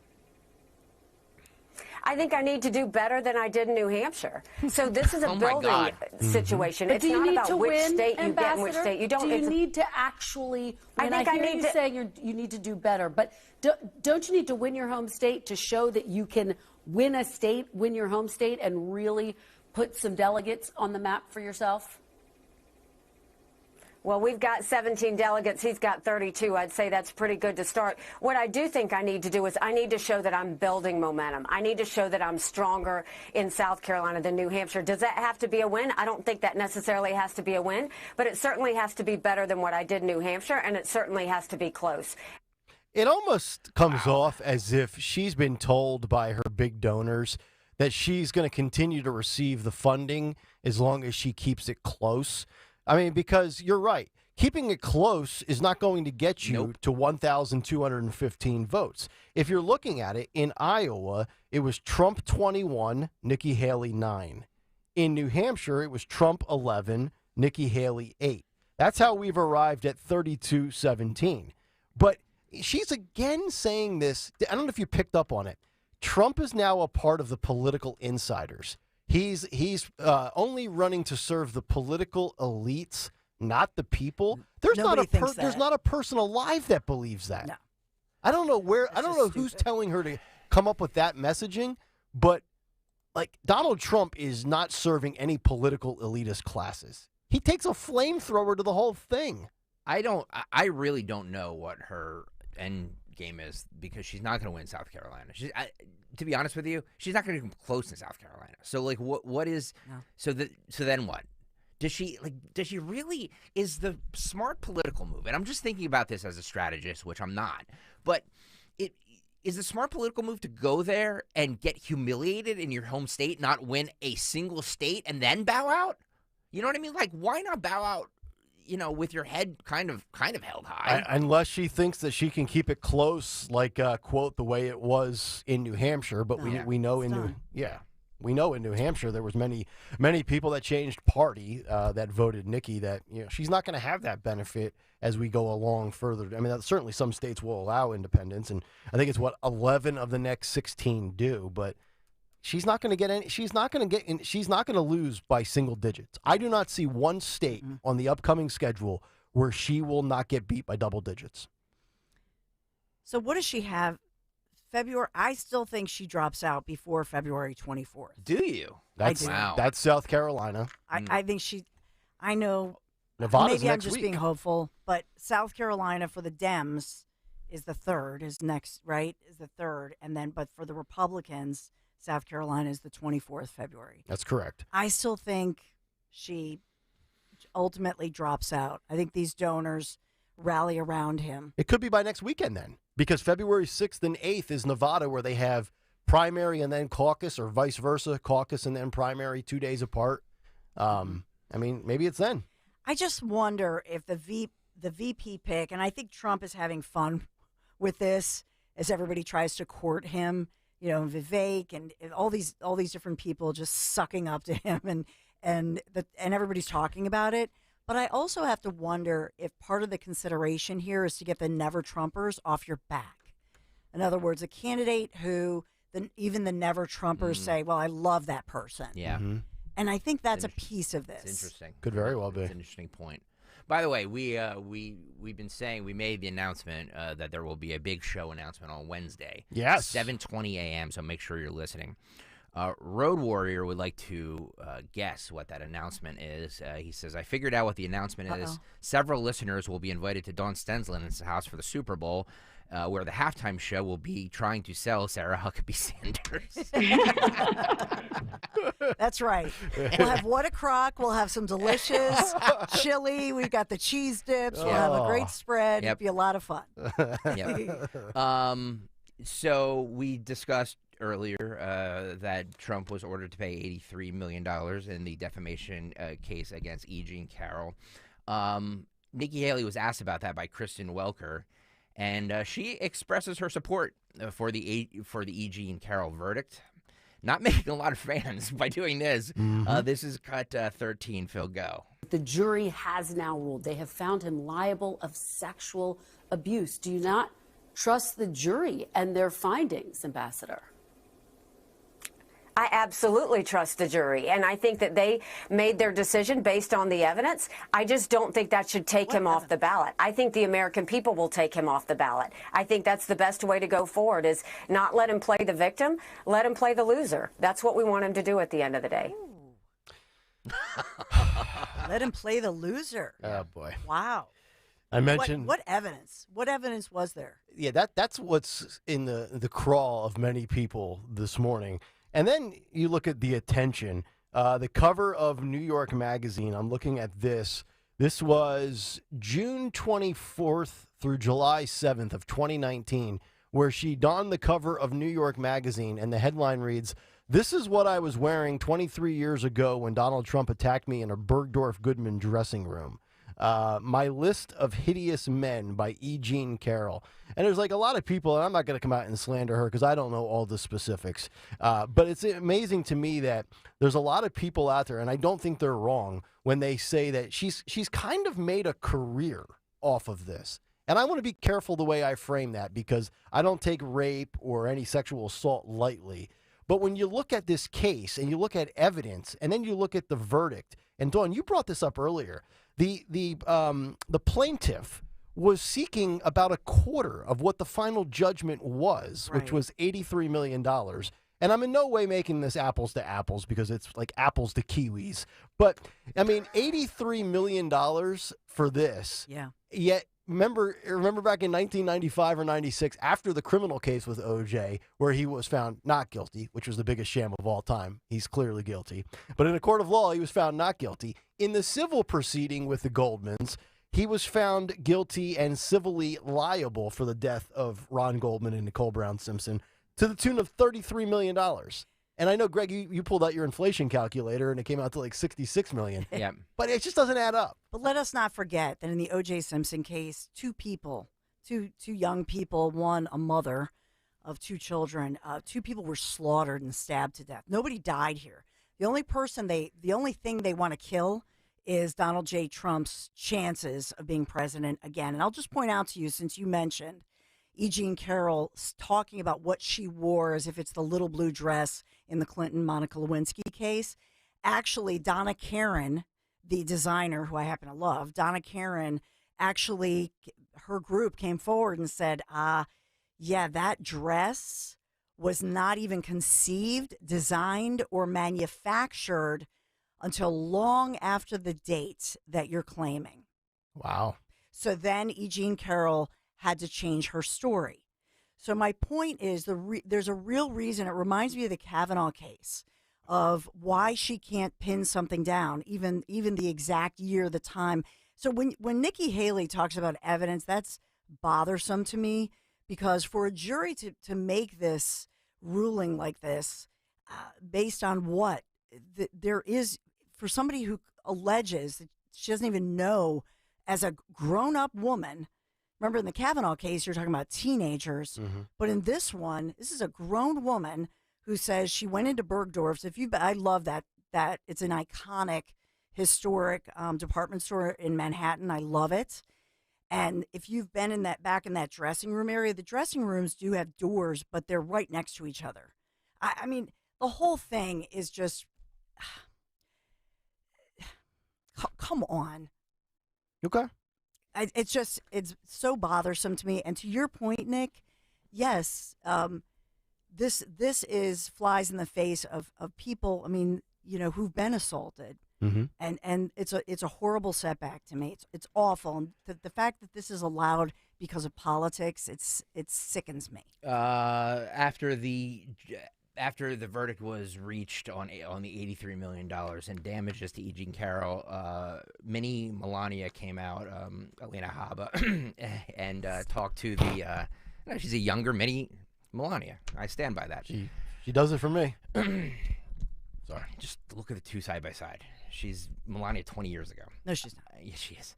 And that's the reason that she's Trump's lawyer. Anyway, I'm sure he wanted a woman, and a woman of ethnicity probably helps. Although I will say this attorney in particular was called by the judge, Kaplan, as making some rookie mistakes.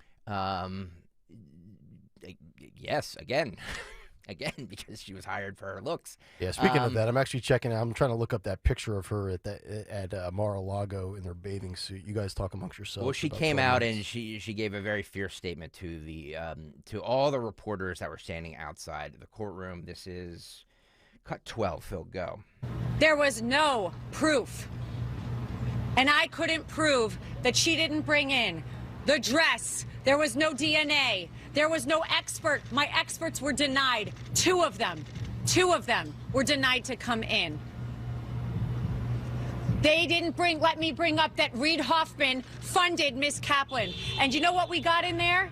That my witness, who was her friend, who said that she is a drug addict and the drug addict is herself. That friend, I found out in there was paid for by Miss Kaplan's firm, and that is disgusting. That is a violation of everything I stand for, and that is why I stand with Trump.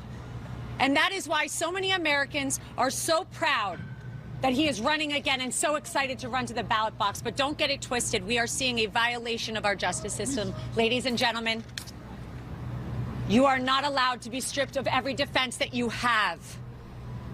You are not allowed to be told. So you're getting an idea now about But Jake why. loves to cut in, doesn't he? He does. He loves to cut off anybody affiliated with Trump. 18 seconds in on a victory speech, a minute into a rant outside of the courthouse on the steps. I gotta tell, I need to be hired at CNN. No, I don't. But if I was running CNN, you'd fix it real quick. And I saw this attractive woman outside yelling about this, I would be like, keep on this. Yes. It's fabulous television. Yes. It's fabulous television. And by the way, half the people that are going to stay tuned in aren't listening to what she's saying anyway. Nobody wants to see You guys. dopey Jake Tapper. Can I just tell you something about We're pigs, yes. Alina Habba is that she is, she turns 40 in March. She's a partner in a major law firm in North Jersey. You're not going to try and sell her, are you? Okay. I'm simply saying that she. If she was anybody but Trump's lawyer, would you be saying this? No, but I mean, she's attractive, but she's an attorney. She would eat both of you alive. Right. Well, there's no doubt. I'm telling you. And Not she's me. a mother of 3. She has 3 kids and a husband. Okay. I tapped out of law school in 3 months. So do a lot of other women. I said I tapped out of law school in 3 months. The fact that she has carved kids me makes up. absolutely no difference at all. What makes no difference? The fact that she has 3 she's kids. hot? No, Oh. I'm just saying that she looks to me like she's in over her skis. That's it. That's all I'm saying. But you see that you understand that this law firm that was hired by Trump, that the other attorneys who are the major players are in the courtroom. They clearly wanted a woman. They wanted a woman up front because it's an allegation of rape. Of and course, so yeah. it was smart. That's a no-brainer. To put a young woman up there that defends him. Yeah. But the law firm, I mean, you see the biggity big guys behind her. There are what, like 5 attorneys there? Yeah. Well, to your point, yes, you lose credibility in a rape case when you're trying to defend yourself if you have a man up there as your lawyer, basically, Two white guys. belittling Right. a lady's claim. It's just the look. But here's the question I was thinking about. If you're a lawyer, whether you're Habba or anybody else in this current political climate with prosecutions against Donald Trump, is this a good career move for the lawyer? Get your name out there, get headlines, or is this a terrible move for you? Because I've got to imagine, we've been talking about, people sucking up to Trump, whether it's Vivek Ramaswamy or Tim Scott. Is it everybody just trying to latch on to Trump for their moment of fame? That, everybody's running for office because they want to sell a book or get their next TV gig. Like, what's Habba's motive here? What are all these other attorneys' motives? I don't know what I would do I do know. If I was approached and I was a lawyer, I would always take the case with Donald Trump. I think you're just going to only increase your brand, which I think that's going to, you watch. Habba's career, regardless of whether or not she lost this case, that win or lose, I think is irrelevant here. 100%. I mean, it's just going to 100%. be like, 100%. You're 100% her correct. career just got accelerated because of Trump. But look at, Habba, by the way, she has a lot of local ties. And from New Jersey and lives in New Jersey now. Lehigh University graduate, went on to obtain a Juris Doctor from Widener University Commonwealth Law School, etc. So a lot of local ties.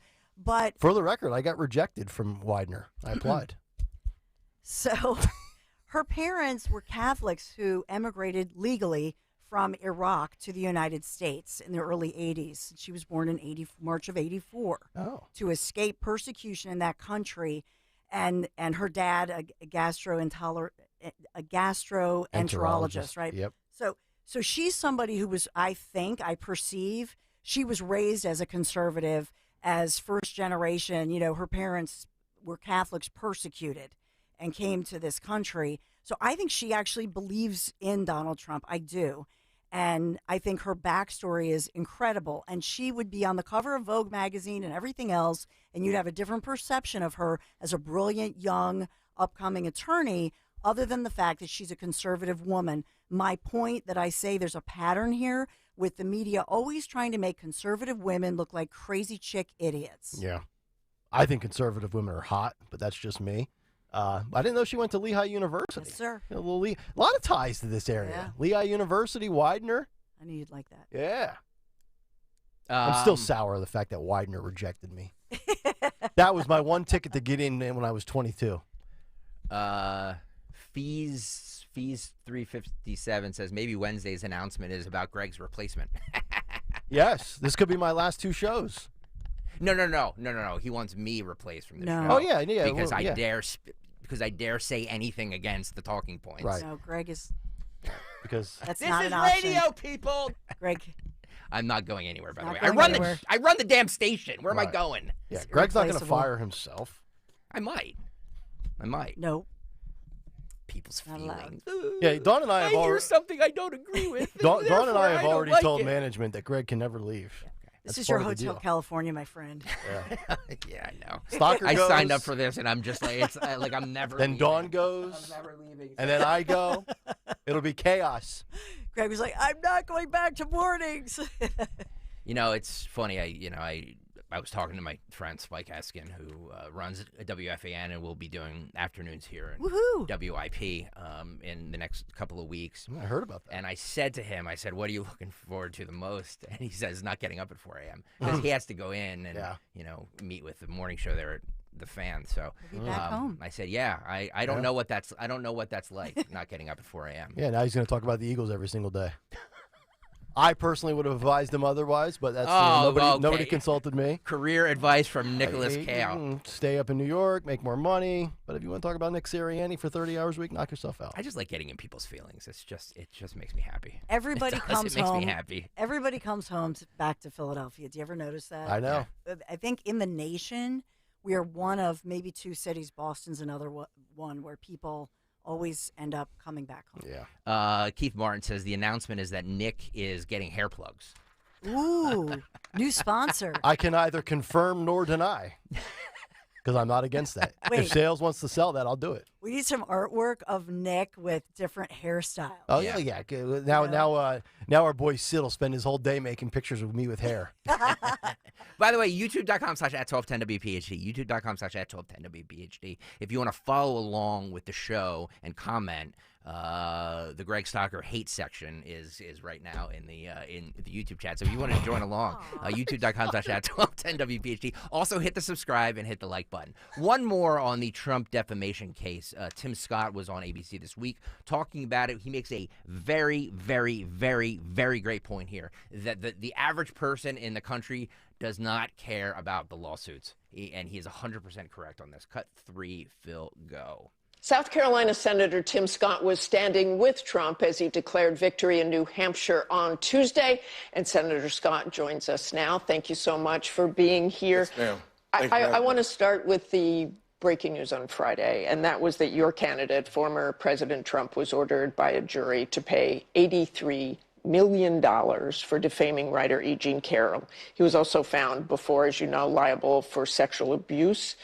Does that give you any pause in your support? Yeah, myself and all the voters that support Donald Trump supports a return to normalcy as it relates to what affects their kitchen table. The average person in our country, Martha, they're not talking about lawsuits. As a matter of fact, what I have seen, however, is that the perception that the legal system is being weaponized against Donald Trump is actually increasing his poll numbers. I understand that, but they were jury trials. They were jury trials. They started when Donald Trump was president. That gives you no pause whatsoever. I don't have the Democrats don't pause when they think about Hunter Biden and the challenges that he brings to his father. The one thing I think the electorate is thinking about most often is how in the world will the next president impact my quality of life? How will America regain its standing in this world? They were better off under Trump, and they're looking for 4 more years of low inflation, low crime, low unemployment, and high enthusiasm for our country. We haven't had that in the last 4 years. Phenomenal answer. Phenomenal answer from Tim Scott, and I can't say he speaks for every single Trump voter, but I think he speaks for a majority of when we say, We don't care about these lawsuits and these defamations and the money he's coughing up. You care about the economy. You care about the border, immigration, and law and order. I will say this, that this is, liberals just do not have a clue when it comes to them sitting back and mocking people who support Trump. How can they support this 91 convicted? How can they do? They just don't understand why people support him. And if that's your take and that's the way you're going into 2024, you're going to lose. You're going to lose, because what happened in 2016 was everybody underestimated him, and everybody underestimated his support. So for these liberals to just mock this is just it's foolish. It's really foolish. And when you say that they can't understand it or they refuse to get it, what's amazing is I could sit there and explain it in layman's terms to somebody that's a liberal, like my mother-in-law, and say, we're tired of the never-ending wars. We're tired of America Last. We're tired of the swamp. We're tired of these career political criminal hacks. And I should stop right there. And I'd be like, do you understand now? And then they would look at you like you just spoke in Chinese. Like, do you understand? Like, as Jackie Chan said in Rush Hour, do you understand the words that are coming out of my mouth? That was Chris Tucker that said that, I think. Yes, it was. You're right. He said that to Jackie Chan. Just to Jackie Chan. Yeah. Love Chris Tucker. If you're gonna get his quotes, you better. You're right. I'm still working on the whole Rand versus Run thing. I know. We'll get to that in due time. It's all right. All right, that'll do it for What's on the Cut Sheet Part 1. Part 2 coming up at 9:30 this morning. Don't forget, major announcement coming up Wednesday at 7:20 a.m.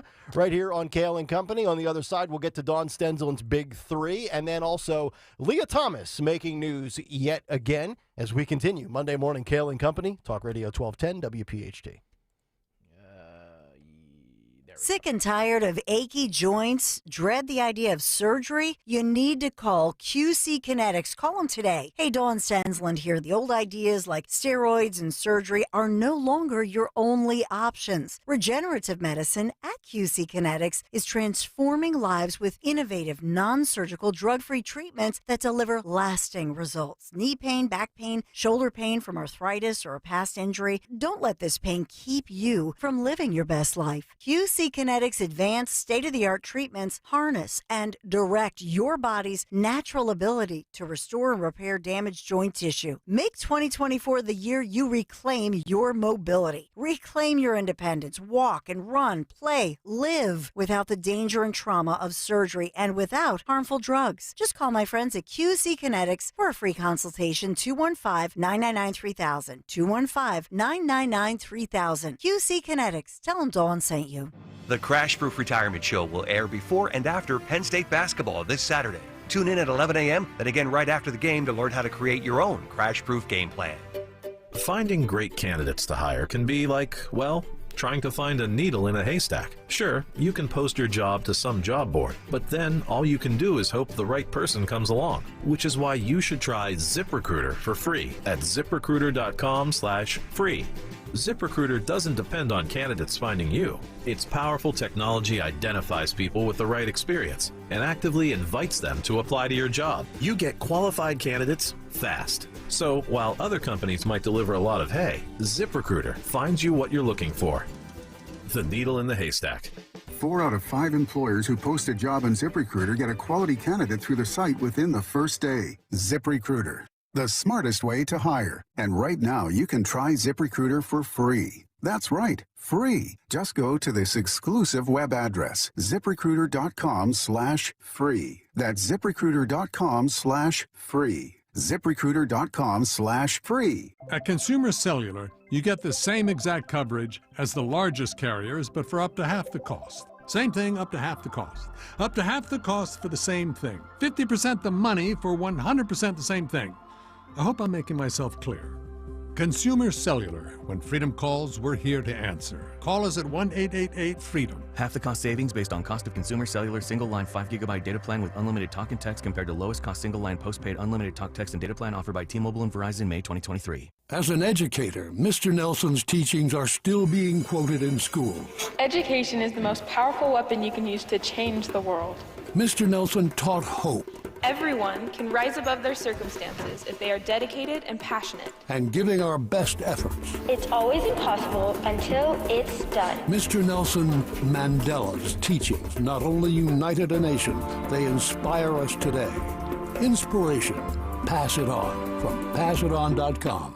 Hey, it's Joe DeCamera. Resolve to take care of your car this year and schedule an appointment for your car at United Tire. From new tires to oil changes to state inspections and everything in between, the highly skilled technicians at United Tire are happy to work around your schedule to do whatever your car needs, no matter the make, no matter the model. Get your new year in gear by taking your car to your locally owned United Tire. You can visit them at unitedtire.com. That's unitedtire.com. Don't drive alone. Drive United. Talk Radio 1210, WPHT. Free speech lives here.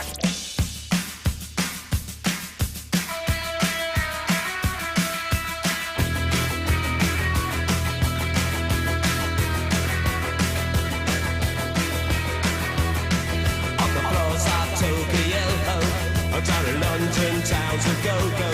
Oh, with the record selection and the mirror's reflection, I'm a dancing with myself.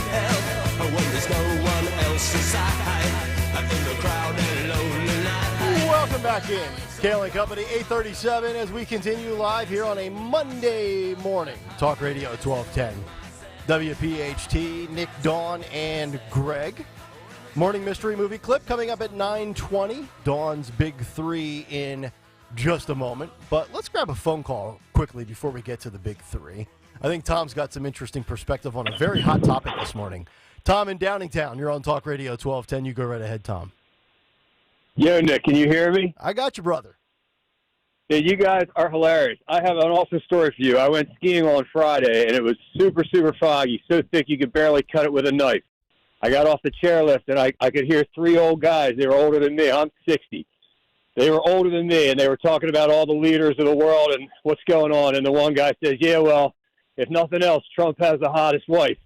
And I'm standing like 8 feet from these guys because it's so thick. And I start laughing, and I hear the next guy go, well, yeah, you got a point there. And the third guy goes, well, that does actually matter. And I'm sitting there thinking, the rest of the world sees this guy with this. You want to keep it as simple as possible. You guys were talking about his lawyer. He's a winner. He's got the hot wife. As far as the rest of the world looks, that's as basic as it gets. Yeah. No, it resonates, doesn't it, Tom? Yeah, I mean, it's that simple. I told my mom, and she lives in a retirement village in media, and she told all of her girlfriends they thought it was hilarious. That's how simple this is. Mm-hmm. Yeah, Tom in Downingtown. And it probably doesn't hurt for all. Dawn, I don't want Dawn to get, I'm not a misogynist right now. I don't want Dawn to be, disrespected by this comment. But for some of the way the men are in the rest of the world, it's probably not bad for us to have the leader with the best-looking wife in the world. Well, there you go, Tom in Downingtown. Why would Dawn hate that comment? No, I would. We have already established the conservative women are the hot chicks. I endorse that message wholeheartedly. We've established that. Yes. Proven. All I'm saying is that Trump is, people are taking this as me saying that, no, she's very attractive. He has his type. Trump takes that. Again, that's why I discount, no offense, Dawn, that's why I discount Sarah Huckabee Sanders, because he wants somebody photogenic and telegenic to represent him because the show matters to him, and he knows that all of these court cases are going to be plastered all over TV. He wants an attractive lawyer representing him. That's all I'm saying. So it's more Kayleigh McEnany than Melania. Sarah Huckabee Sanders. And she looks like Melania. There's that too. Yeah, I'm trying to see if I see this. 20 years ago. Slightly with the hair, but I don't know. I feel like they use Just a lot. saying. They both use a lot of hairspray. He has a type. Yeah. All right. I will just say this, that what Trump wants ultimately is to win. And so if you're looking at, I think that's ultimately what he's going to look at. He's looking at like Tim Scott. I disagree with that. South Carolina, is it Tim's? But he has great choices. He knew he wasn't going to win this. He just wanted it to look the best on TV. I'm telling you. I'm telling you. I've got a side-by-side photo of Haba and Melania. I'll send it to you guys in the group. Maybe we could post this on YouTube. See if we get an agreement that they look alike. I'm telling you. I mean, very, very basic similarities. Kind of the thinner hair, like the way it's brushed. They're both great. Brunette with highlights. We could give Both Sarah Huckabee fantastic Sanders some highlights and put some lashes on her if that's what you want. Well, no. I could actually make up Nick Kayal with that hair and some lashes. Look very cute. I mean, could you have baby. could you have picked a better photo of Elena Haba? I mean, like, she looks horrible in this picture. She's making a weird face. I just Googled both of them. That's the first one that pops up. If you can find better, knock yourself out. I mean, I see it vaguely, a little bit. Similarities. Not these two pictures together, but if you look at like how they actually look. Yes. Would you please put it to a poll? Yes. Okay. We need more polls. Because everything that matters, it comes down to a poll. Phil, jump on the mic here. Can you get that picture up and get a poll up? Yeah, Phil, can you get it up? Phil's not listening. Of course he is. Nobody's listening. All right, let's get It's not to true. let's get to Dawn Stensland's Big 3 at 8. It's the Big 3 at 8 on Kayal and Company. And our Big 3 at 8 this morning, on this Monday morning, January 29th. Number 1, some health warnings, and Pennsylvania and our region taking center stage with the CDC warning everyone to be on alert for measles cases due to a growing number of infections, particularly Pennsylvania. We are ground zero.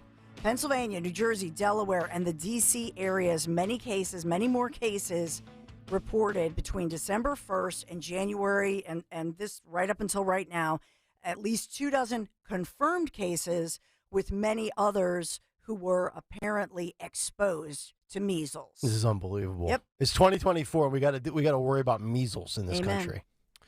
By the way, the poll question is no, guys. It's who's hotter. No, Elena Haba or of Sarah course Huckabee it's Sanders? it's- Is somebody listening back there? No, they're doing their own little show back there. Oh my Lord! I love that. They're evidence of what guys Yeah. think with. Yeah. I'm not talking. The poll needs to be is that does Trump's lawyer Elena Haba resemble Melania? Yes. And the answer is yes. Yeah, but yes, that's the correct wording. Is yes. Does she resemble Melania? Not who's hotter. 99.999% of us are going to say Haba at this point. There we go. Does Haba resemble Melania? Yes or no? YouTube.com/@1210WPHT. I'm sorry, Dawn. I needed a superficial thing to interject with your news. Boy, this is only the 8 o'clock hour on Monday. I know. Imagine how it's going to be by the 9 o'clock hour on Friday. It could be a week, folks. So according to the CDC, most measles cases in the United States, and particularly in our area, have occurred when unvaccinated or partially vaccinated people have traveled internationally. But in this case, we don't have evidence that they had traveled, but rather were exposed to somebody who had traveled. And we're talking about children who were in daycare here in Philadelphia and beyond. It's amazing. So, yeah. So these warnings are going out. City health officials also, by the way, warning of possible exposure to hepatitis A. Oh. After a case of the infection was confirmed at a Northeast Philadelphia grocery store. So this also is making national news. An employee there at the ShopRite was diagnosed with an acute hepatitis A infection. This is from the Philadelphia Department of Health, putting out the warning. The concern here is that this individual working there handled raw beef and pork, and ultimately all of the customers who may have purchased that meat, if it was handled by them, not properly cooked, etc., they need to go get a hepatitis A vaccine as soon as possible. Well, I tell you what, heck of a year for vaccines, huh? I know, right? So if you handled the meat. Make sure, even if you've been Yeah. marinating it, whatever. Yeah, keep your hands off your meat. Yeah, so I also want to just point out something this week. We've talked a lot about Trump and the case, obviously the civil case, E. Jean Carroll, and then Manhattan jury ruling coming out on Friday. But we have another very important upcoming case, and by all accounts, this one could really hurt. This is the case involving Trump and a judge, Judge Engoron. The judge has said that by the end of this week, by midweek, he's going to issue a ruling that is expected to decide on the cash penalty as well as a proposed business ban and clarify his order to basically dissolve the Trump businesses. Remember that New York Attorney General Letitia James had campaigned on this, asked that Trump be banned from doing business in New York and pay $370 million, which she estimates that it saved interest and other ill-gotten gains. And so ultimately, there are experts right now, speaking of this case, even professors being interviewed saying that this is historic in the nation, this case. And many coming out publicly now, even in major publications this morning, saying this is a rare precedent if they do this, and the chilling impact on business. Because there are, in other cases, even in history, they always had some kind of a victim. They had people that were called to the stand who could say how they were victimized. In this one, even Ivy League type experts who you may think skew to the left are criticizing this situation, this trial, and saying, beware of this. This is very bad for business, so-called. Yep. So I do want to point that out to you, that they're saying that this is highly problematic for business, but in the history of the nation, we've never seen this kind of expected ruling that may come down midweek, like I say. So we want to point that one out to you. Number 3, Joe Biden. I'll take you to Joe Biden because this one is going viral now. As President Joe Biden in South Carolina over the weekend, actually by mistake, called on purpose, called Trump a loser, but then talked about Trump as a, quote, sitting president. So a lot of people, that's gone viral this morning. A lot of people having fun with that one. Sitting president, Mr. Trump. If you guys give me 1 second, I can pull that up. Okay. I do have that audio here. So talk amongst yourselves for by 1 the second. way, too, the New York Times is reporting that Joe Biden and his campaign have begun plans for a Taylor Swift endorsement campaign, which would include Joe Biden showing up this fall at the Taylor Swift Eras Tour. Oh, my. Are you kidding?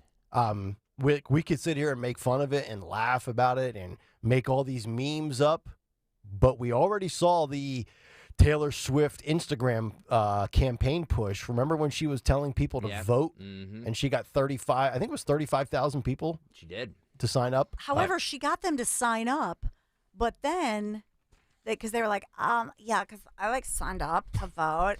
Because of Taylor Swift, but there's a big event at Sephora on election day, so I'm not really gonna vote, but I did sign up because Taylor, wanted us to sign up. I'm telling you, she did get people to sign up. They didn't vote. Okay, there wasn't. I don't see the history or the evidence of the trail that they actually came out to vote. I don't know where you're getting that information from, but look it up. Okay. This is exactly what Dawn was talking about. This is cut 15, Phil, about Joe Biden saying, referring to Trump as the sitting president in South Carolina over the weekend. Cut 15, go. Did you see what he recently said about that he wants to see the economy crash this year?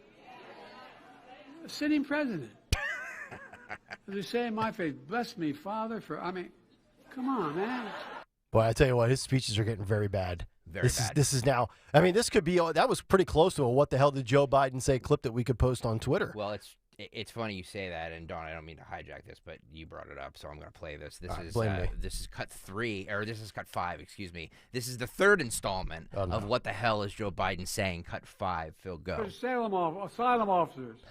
And over 100 cutting-edge inspection machines to help detect and stop fentanyl coming out our southwest border. Got it? Yeah, I got every bit of that one. That was actually very clear to understand.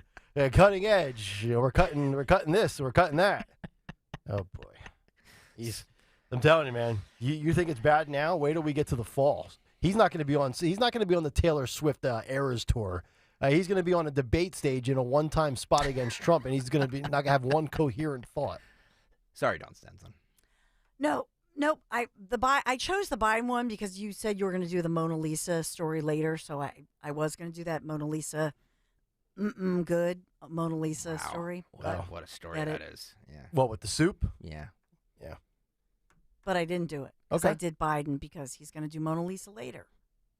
Who, me? Yeah. Yeah, we'll get to Mona Lisa. Yeah, we'll get to Mona We'll get to Mona. So that's your big three. All right. Thank you very much, Dawn. 855-839-1210 is the phone number. So there's a couple of things that we do have to get to. I want to mention this Leah Thomas story. I teased just about an hour ago before we got to the cut sheet. I'm so sick and tired of this story. It's really because, and it's not so much just, I mean, she, he, whatever you want to say.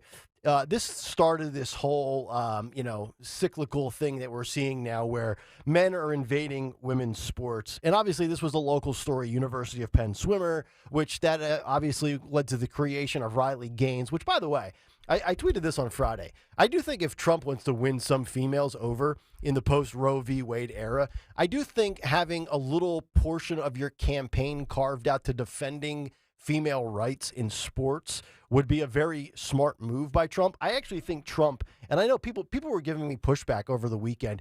Riley Gaines is a DeSantis supporter.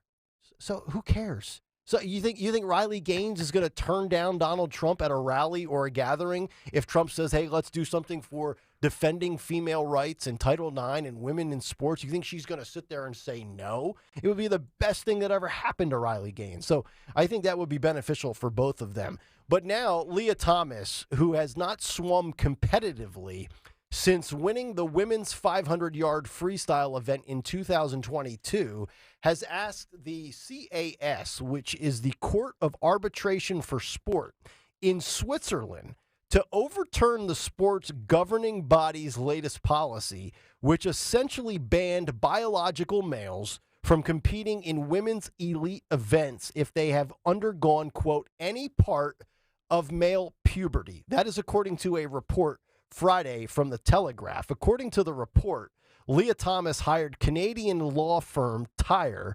TYR, and first approached CAS in September. The report also notes that the World Aquatics asked the court to toss the case as the current policy does not apply to Thomas, who has not competed since 2022. So Thomas has expressed interest in competing in the Olympics and has been doing so for the better part of a year and a half. Most recently on an interview with Good Morning America, I should say, saying, quote, it's been a goal of mine to swim at Olympic trials for a very long time, and I would love to see that through. And obviously there's some hurdles that Leah Thomas would have to clear to be able to compete in this. Like, this is, to me, almost where it's like I'm at the point where this is the last straw. Like, this is where females have to say, you know what? And Dawn, if I'm wrong, slap me down and smack me sideways. That's fine. Like, women have to be no longer afraid of being canceled or ostracized and criticized, because guys sit here and say, and even females. I mean, Riley Gaines has been labeled transphobic, this, that, and the other thing. This is such a shut and dry, open and closed case for me. Like I don't understand for the life of me how it can be controversial for anybody to sit there and say women should not have to deal with men coming into their sports. And we've seen it at the collegiate levels. Riley Gaines, she was a swimmer at Kentucky, Leah Thomas at Penn. And okay, that's college, say whatever you want, but you still have to be incredibly gifted to get to these levels at Penn or Kentucky, get a scholarship, go to school for free to swim. But now we're talking about on the global stage for the Olympics. And I don't know when the Olympics features swimming. I'm not an Olympics competition nut job. I root for America, but I really don't pay attention to what's in the summer and what's in the winter Olympics and things like that. But it would be such a disgrace if Leah Thomas wins a gold, silver, or bronze medal and is up, because I can see it now. NBC carries the Olympics. They will prop Leah Thomas up and ride that all for everything it's worth. Like, and this is where I think women have just got to say, you know what? If you want to ridicule me on social media, okay. You want to try to protest and show up at a rally and make me out to be the bad guy or the bad gal in this case, that's fine. Like, I'm putting my foot down, and I'm tired of dudes coming into my sports. Like, I really am. If I was a female, and it's easy to sit there and say if I was, but if I was, I would just be like, you know what, I've had enough. I'm on board with Riley Gaines. And you know what? You know what you say, the people that give you resistance? Every poll that has been done by Gallup has shown over 70% of Americans agree that biological males have no place in female sports. So you can sit there and be like, you know what? You want to come after me? That's fine. But I have the guts to stand up for and say what a majority of people already believe. So you can take your vocal minority and you can shove it. That's what I would do if I was a female. Easy for me to say that, though, Dawn. I will point out that last summer, World Aquatics announced that they would start a quote-unquote open category to include all transgender athletes. So they were trying to create, and they have created, a separate lane. But Leah Thomas is doing a legal challenge to say that it's about the hormone levels. Right. And so ultimately, Thomas's legal filing is challenging certain parts of the World Aquatics policy on the eligibility. So they came up with basically, which was my resolution. Yes. If there's such a demand for this, then create a third category. We'll have males, we'll have females, and then we'll have the transgender community. You want to have the transgender Olympics? Knock yourself out. I have no problem with that. Dude against dude, pretending to be girl against pretending to be girl. Have a blast. That's Put right. Put it on pay-per-view for all I care. So why? Yeah. It's frustrating. 855-839-1210, the phone number. We'll come back. Final hour on tap, including stepping in line if you are working in a retail establishment when you see child abuse and how it could cost you your job. Wait till you hear this story about what happened to a Walmart employee. That's next on Kayal and Company. Talk Radio 1210 WPHT. You know, I think the world of the Piazza Auto Group, and I'm a regular customer as is many of my family members as well. We want to just really help Piazza welcome in 2 new members to their family of dealerships, Infinity Ardmore and Maserati of the Main Line. Both are located right there on Lancaster Avenue. So you're going to get the very same first-class customer experience that you've come to expect from Piazza Premium Automobiles. So find your new or your certified pre-owned Infinity, your Maserati, your other Piazza luxury brands like Jaguar, Land Rover, Mercedes-Benz, BMW, some of the most beautiful, sleek vehicles on the road right now. You can find them at PiazzaPremiumAutos.com, Piazza, PiazzaPremiumAutos.com. Make sure you tell them Dawn sent you. When was the last time you watched your home movies? Disasters strike unexpectedly. Every year, American families lose the one thing they'd run back into a burning building for, their family's memories. Hi, I'm Nick. And I'm Adam. We started Legacy Box to help save your family's most important recorded moments so you don't have to worry. Load Legacy Box with your old movies, film reels, and shoeboxes of photos. We work our digitizing magic, converting those memories right to the cloud so they're safe and accessible forever. It's fast, we always send your originals back, and it's done right here in the USA. Over 1 million families have trusted Legacy Box. Better Homes and Garden, Real Simple, and Inc. Magazine are all talking about Legacy Box. New York Times columnist David Pogue says, have them digitized. I wish I'd done it sooner. Take action. Save your family's memories today with Legacy Box. Go to legacybox.com/value to get an incredible 50% off your Legacy Box. That's legacybox.com/value for 50% off while supplies last. legacybox.com/value. Adopt US Kids presents What to Expect When You're Expecting. A teenager. Learning the lingo. Today I'm going to help parents translate teen slang. Now, when a teen says something is on fleek, it's exactly like saying, that's rad. It simply means that something is awesome or cool. Another one is totes. It's exactly like saying, totally, just shorter. As in, I totes love going to the mall with Becca. Another word you might hear is jelly. Jelly is a shorter, better way to say jealous. As in, Chloe, I am like so jelly of your unicorn phone case. You don't have to speak teen to be a perfect parent. Thousands of teens in foster care will think you're, rad, just the same. To learn more, visit adoptuskids.org. A public service announcement brought to you by the U.S. Department of Health and Human Services, Adopt U.S. Kids, and the Ad Council. WPHT, WPHT-HD, WOGL HD3 Philadelphia. From the Cherry Hill Volvo Studios, where relationships matter. Always live on the free Odyssey app. For over 4 decades, Kitchen Magic has been transforming ordinary kitchens into extraordinary spaces. Our dedicated team is at the core of our success, combining expertise and creativity to drive innovation and excellence. We understand that your kitchen is more than just a space. It's where memories are made and cherished for a lifetime. We'll craft a kitchen that truly becomes the heart of your home. Discover the possibilities at kitchenmagic.com today. Now offering no money down, no interest, and no payments for 12 months on your kitchen remodel. Hey, Southampton. We know your favorite station is Talk Radio 1210 WPHT.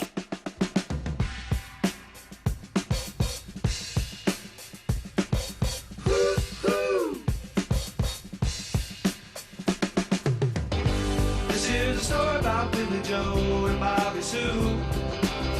Two young lovers with nothing better to do than sit around the house, get high and watch a tune. And here's what happened when they decided to cut loose. They headed down to El Paso.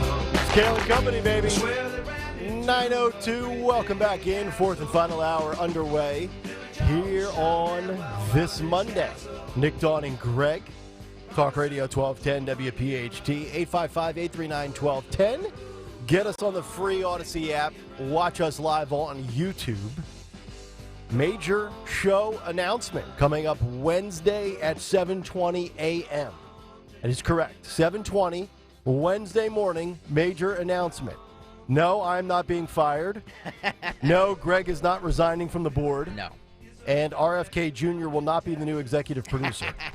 We've ruled out those three. It's true. But you can keep on guessing. We are very happy with the lineup. It's the best lineup we've ever had on this radio station. So it has nothing to do with that. But it has to do with listeners, by the way. Listeners. Does. Listeners. If you listen to Kayal and Company in the morning, you will benefit from this oh so greatly. Okay. We're getting closer to letting the cat out of the bag. I can feel it. I can feel it. You feel it in the air tonight. All right, morning mystery movie clip coming up at 9:20 this morning. What's on the cut sheet, part due at the bottom of the hour.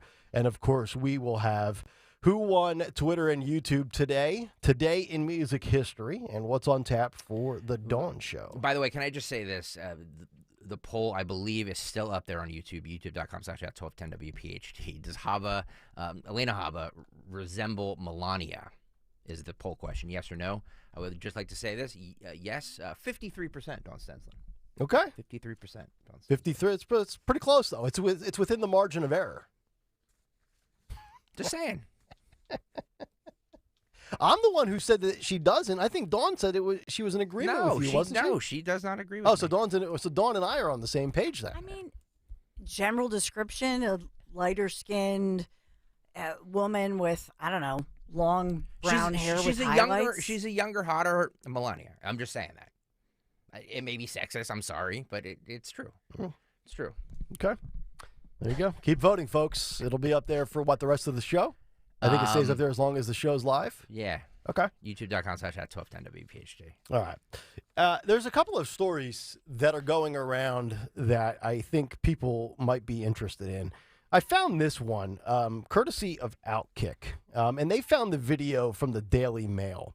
So this is interesting because the headline reads, Walmart employee fired for filming a mother who brought their baby to the store in only a diaper. Now, what we have seen in the last 3.5 years, I think a lot of this has to do with all the social justice messaging that the Biden administration has put out, especially towards the final end run of the Trump administration. You go back to George Floyd and May of 2020, but we have seen from a retail standpoint and with these big box stores, when it comes to looting and rioting and vandalism and shoplifting, that these companies have said, don't intervene, don't try to prevent people from stealing, just let them take whatever they're going to take, let them trash whatever they're going to trash, and let them go on their way. We have seen in the defund the police era that police are severely hamstrung by what they can or can't do. I like to call this under a broad umbrella criminal justice reform, a.k.a. criminal justice reparations. It's what it is, right? We're just going to allow people to do whatever the heck they want in fear of them saying, whoa, no, I'm the victim. I've been brutalized and I was victimized. And then I'll sue and then I'll win because we live in this victimhood world.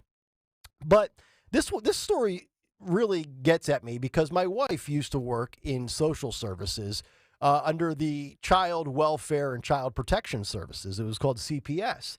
And she would investigate a lot of cases without going into specifics, but she would investigate child abuse, child sexual abuse, neglectful parents, and things like that. And to her credit, she never brought it home with her, which was remarkable because she would see a lot of horrific stuff.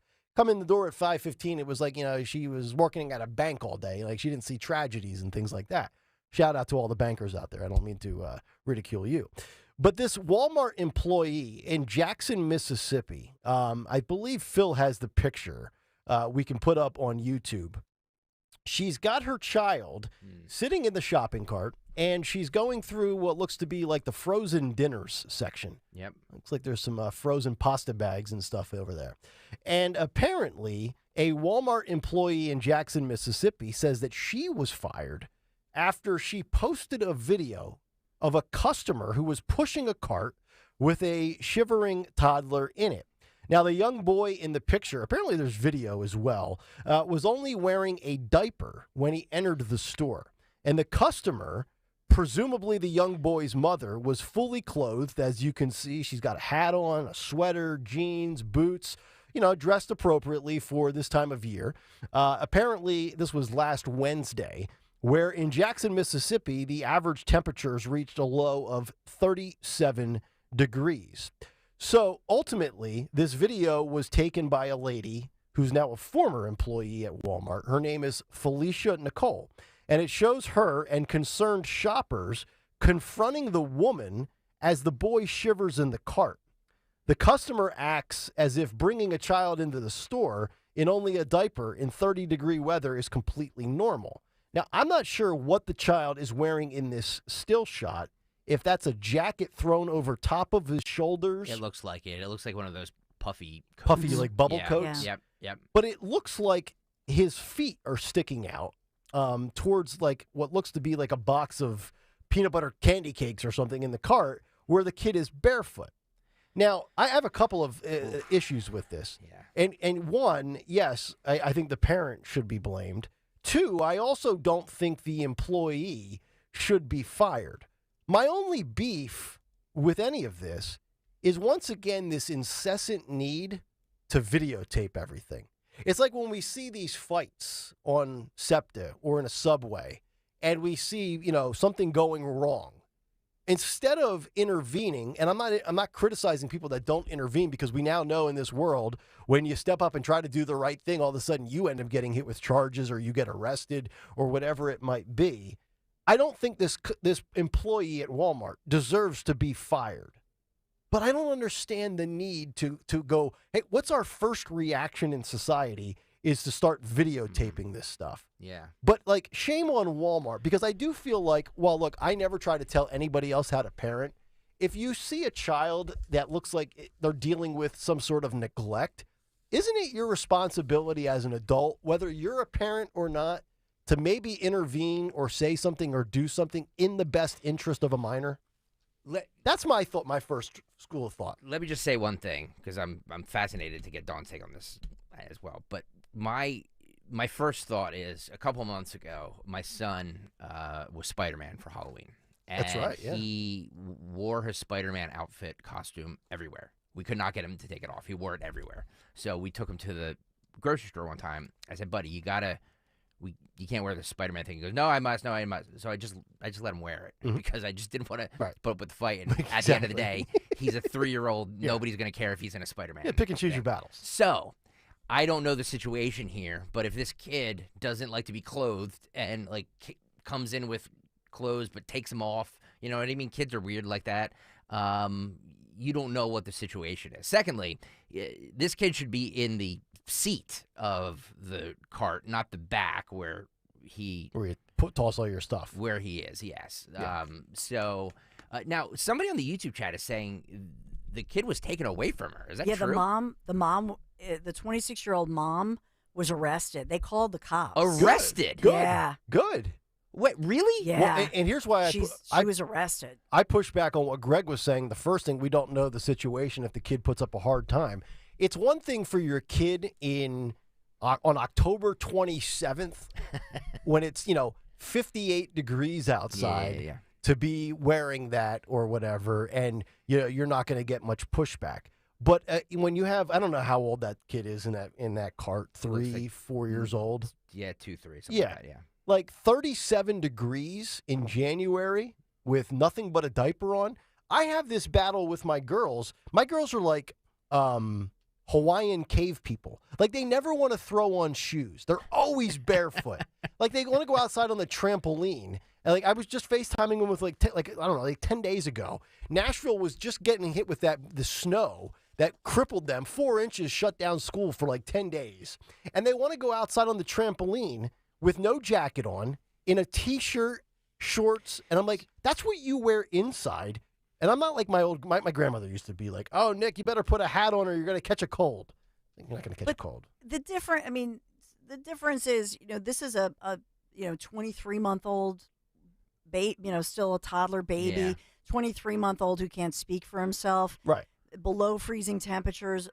I'm looking it up, and according to police, they actually made contact with her in the parking lot. So I guess somebody put the jacket on the baby, but they found the baby was freezing, like shaking, heavily shivering. Mm-hmm. And so that was why they ultimately were called to the scene, because Right. there were so many people concerned. Mm-hmm. And then they had a police unit that arrived with people who are trained, to work with kids and stuff, where they actually had to warm the baby because it was so cold. So the theory was that the child was already shivering being brought into the store. Mm-hmm.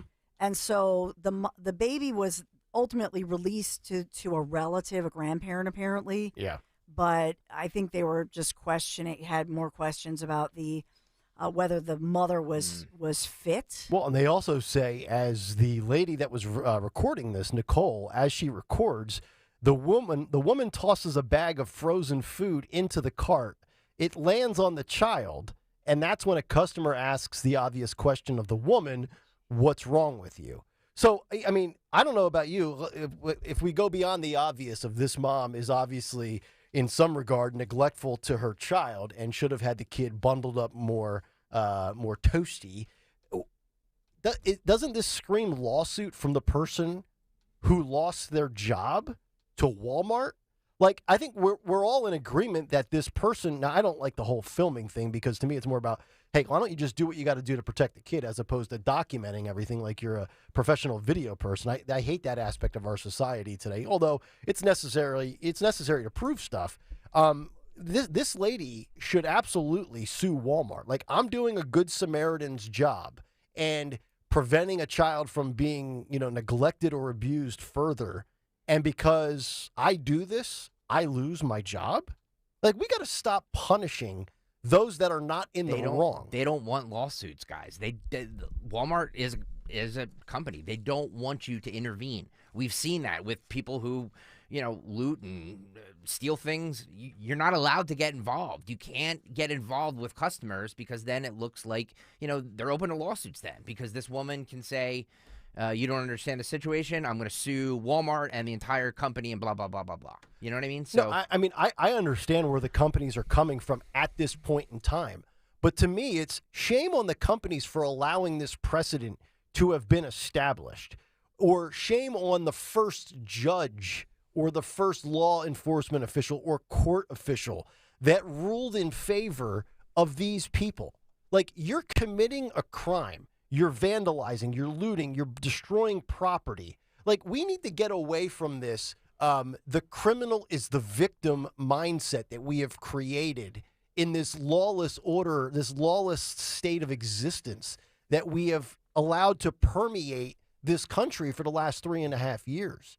And that's one of the, and I know it's like only bullet point number 4 or 5 for Trump, but like law and order.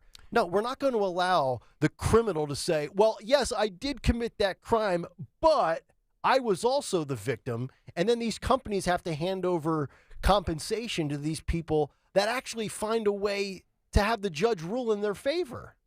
Like that, we're living in crazy land, civilly and criminally, by the way. By the way, I would just like to say that a couple months ago, I criticized Walmart and Walmart shoppers and people who shop there. I believe I'm vindicated right now. I believe I was looked at as an elitist then. But look at the human scourge that shops at Walmart with their kids in the thing. And there was a report that when people were calling this woman out, she started twerking, like just the dregs of society shopping at Walmart. Well, they do say Target's a significant upgrade for their $3 T-shirts and their $6 Hungry Man dinners and their. Hey, don't knock the Hungry Man. I lived off of those in college. I was just at the Walmart up in the Norristown in Montgomery County over the weekend. I love Walmart. Hideous people shop And by there. the way, the nice lady who's she's like, on an assisted, one of those assisted carts, like a mobile unit. Yeah, the motorized ones. She's like a middle-aged, like a grandmom-looking African-American lady. She actually, I don't know if she bought it. She actually got like something to dress the baby in, because so there were all these different individuals, and the mom looks like there's something, I don't know what's going on with the mom, if she's mentally unfit or if Well, she's she was on nice something. and warm though. She wasn't freezing. She has a sweater on. Yeah, There she were was all properly kinds dressed. of people, kind-hearted, good people, and I think what I love about it is that the community there had the instinct to do something. If you see something, say something. They did. They did something. Yeah. And you know what? We wouldn't know about it, nor could anybody prove it if somebody hadn't taken photos of it. Yeah, that's true. At least there was some results from this that actually led to, the parent being exposed, the child getting the jacket that child needed. Although I hate the video aspect, but I really hate the whole firing aspect. Like, you're going to really fire this person. We've had a lot of successful boycotts. Maybe we ought to start boycotting these companies that fire people that are making $15 an hour for doing the right thing. Maybe that's where we need to go next. What's really sad is that I guess the woman who got fired, the mom in the case asked her if she had a child, and I guess she did have a child, but the child died. So here's the woman fired from Walmart who's grieving over, I don't know when her child died in her past, but ultimately says some people don't deserve kids and they should tire tubes. But she's like a grieving individual. You know what I mean? Now she's fired from Walmart, and it kind of explains why she was so outraged, because she would love to be the mom of that little boy. There you go. If we get an update on that story in the coming months, we will pass it along. 855-839-1210. Let me grab Johnny. He's in South Philadelphia. He's got some thoughts on parenting. Johnny, you go right ahead. Good morning, everyone. How are you? We're doing Thank well, you for Johnny. having my. I have a couple comments. First and foremost, I think that person, the employee of Walmart, should have never been fired. However, there may have been some type of disclosure in the process of hiring where they say social content, that anything that's filmed in the store is prohibited. True. However, it's still, taking in consideration the facts that the child was freezing and shivering and the police took him off, that should have been taken in consideration, and the employee should have never been fired. That's just the way I feel. Second of all, if you're a parent and you're saying that this is your position, I can't take my my little girl, little boy in the store because they put clothes on and they take them off, so I'm just going to take them in with no clothes. Or my son or my daughter won't take her Superman costume off, so we're just going to go to church with her or him in the costume. Who's the parent? I want to know who is the parent. When you're a parent, you have to parent. And that's to say, you're going to put clothes on, and if you're not going to put clothes on, I'm going to give you a pal, or if you're not going to take that costume off, we're not going, and you're going to go home, and you're going to be in timeout. I don't understand why these parents can't be a parent. Everybody's got a million excuses. Oh, they cry. Oh, well, guess what? Take care of that problem now, so when they get older, they'll know when you say no, you can't do that, that means no. I agree. Johnny, I say it all the time. I'll be the bad cop now. You'll thank me later when you are an adult. By the way, if I was Target, I would hire the lady that got fired from Walmart and make her like a manager. Exactly. If you look at the Felicia, the lady who got fired, in one of her posts on Instagram or social media, on the wall of her home is a picture of a baby in the hospital with a tube coming. You know what I mean? So she obviously had a child who was sickly, who was hospitalized and died. So to me, that has a heartbreaking here they're both African American women. There's no racial aspect to this or allegation. It's just the one mom lost her baby to some kind of a disease, etc. And she's just thinking, oh my God, I wish my child were healthy. Yep. That tugs at your heartstrings right Definitely there. does. Sure does. All right, 9:21. Let's get to our morning mystery movie clip. And now, the morning mystery movie clip on Kayal and Company. Talk Radio 1210 WPHT. Ted Jones messed with the wrong melon farmers. Thug life.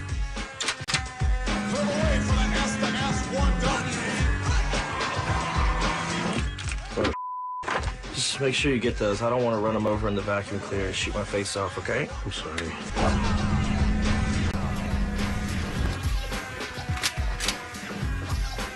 Don't. Do something quick like that. Yeah. Don't. Yeah.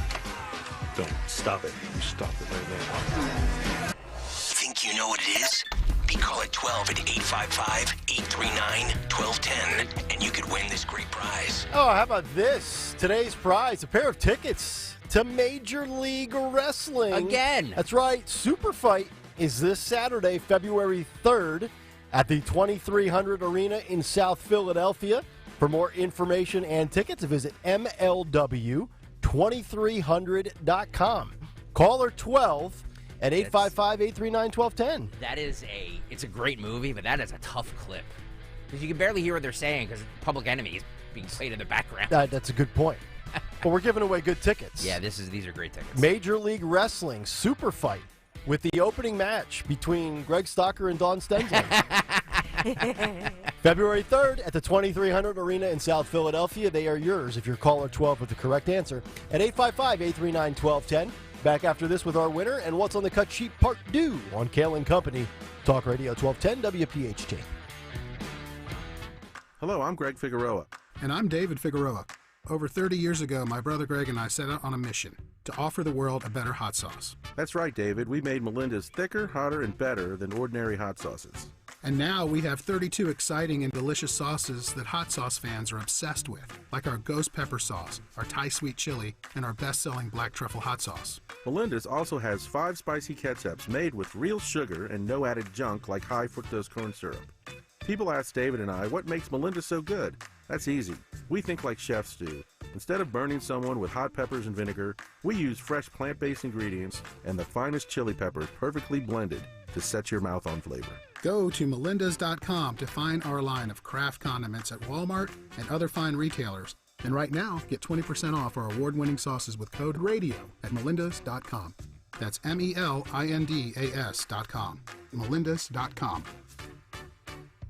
Adopt US Kids presents What to Expect When You're Expecting. A teenager. Learning the lingo. Today I'm going to help parents translate teen slang. Now, when a teen says something is on fleek, it's exactly like saying, that's rad. It simply means that something is awesome or cool. Another one is totes. It's exactly like saying, totally, just shorter. As in, I totes love going to the mall with Becca.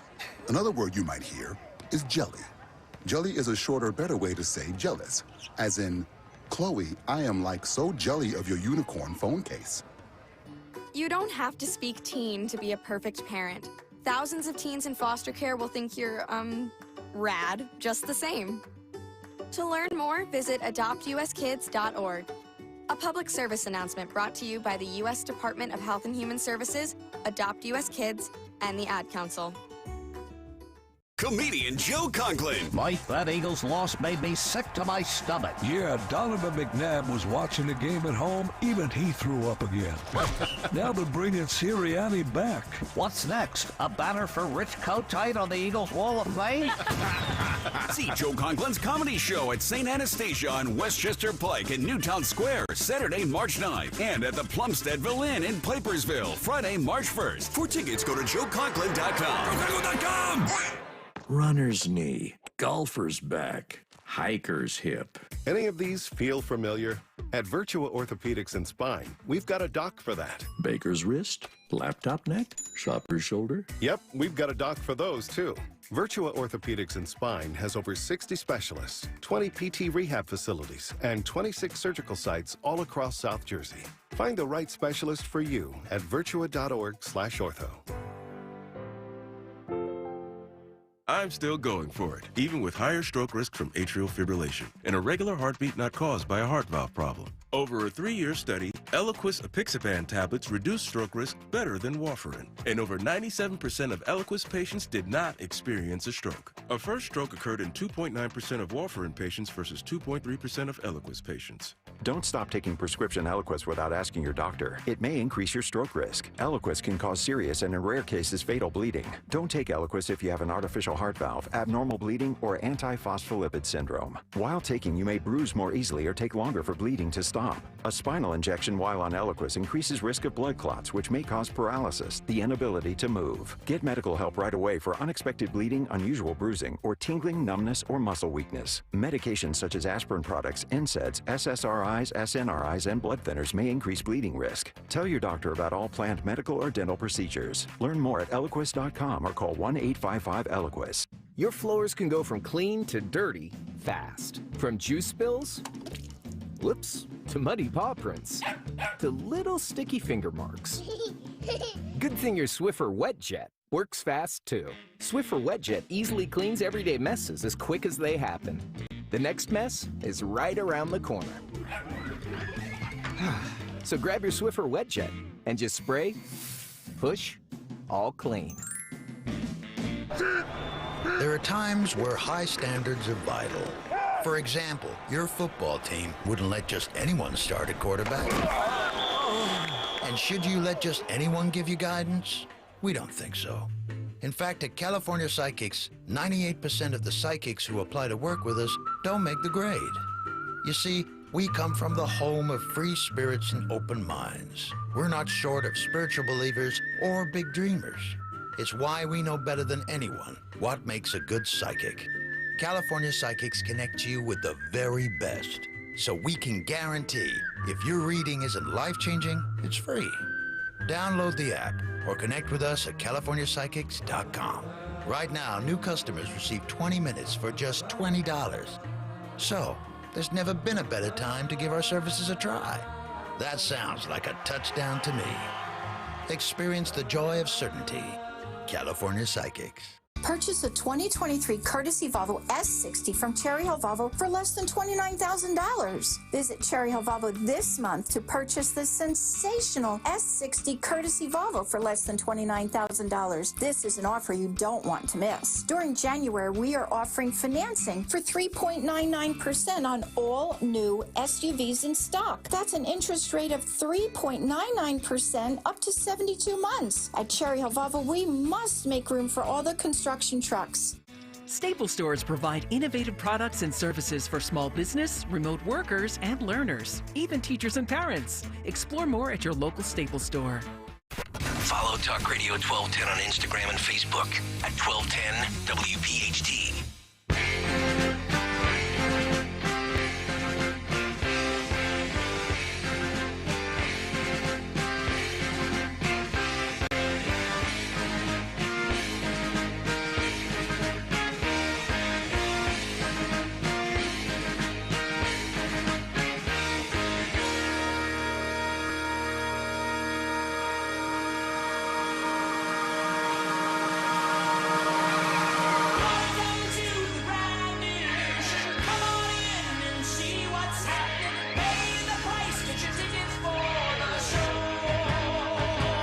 Kayal Company, 9:30. It is a Monday morning. Welcome back in, Nick, Dawn, and Greg. Talk Radio 1210, WPHT. Hard to believe, January has almost come and gone. Big announcement coming up Wednesday morning, 7:20 on this show, which will be the final day of January. I love everybody speculating about what it's going to be.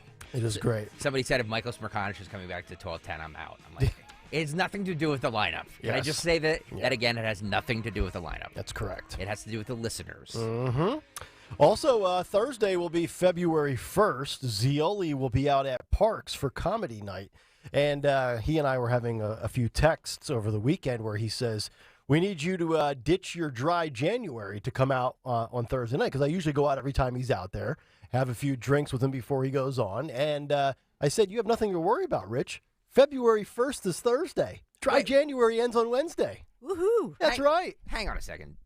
Dawn, didn't he tell us that he was going to do this until he lost 15 pounds or whatever the goal was? It wasn't just dry January, right? He was going to do this the entire time until he... Well, it was kind of a Nikki Haley response, like, I'm going to be my best. I'm going to do better. It was kind of one of those, he left some wiggle room there. A little bit of wiggle room. There you go. See, now you know how I operate, Stensland. That's the way we're going to do it. It's not right. Yeah. It's a very diplomatic Yeah. response. One day only. I'll have a few drinks and I'll get dry again for February. I'll towel off. So you're going to have your first official drink of 2024 with with Zioli, and some of the suits at Parks. Yeah. On Thursday. Wow. Yeah, So are you already going to salivating. Are you going to go like strong? Like, are you going to do? Like Oh a yeah, burp, yeah. like I'm going to go bourbon? something straight on. Yeah, Zioli usually goes bourbon, so I might join him. I can't. I wouldn't. You would suggest against that? Well, I can't. Being the head of this radio station, I can't suggest that you imbibe. Right. But like doing a shot might be a good way to. Okay. I thought you were going to say maybe I should like build it back up slowly, like with a Bud Light or something. Work my way back into playing shape. Sid Weiss says Greg will announce he's getting rid of the listeners. He's tired of the criticism. You're fired. We are going to. Sid, you win. Sid, you win YouTube, my friend. Stalker's the first ever radio brand manager to banish an audience permanently. The new model we're going to try out, see how it works. Yeah. Not even Alyssa Heinerschneid would come up with that idea. It's true. There you go.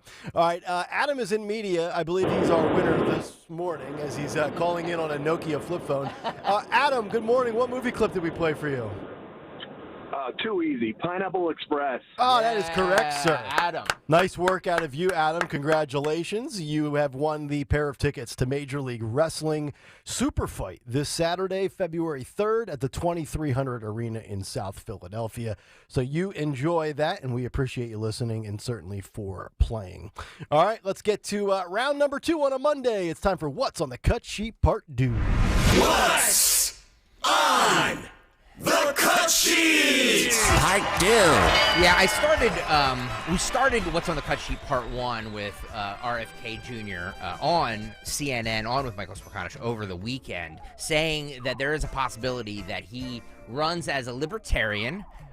He says he will be on the ballot in 50 states in the District of Columbia. This came out. This is him on News Nation. Because we were talking about, you did your big take this morning on Trump possibly wanting him to be his vice president.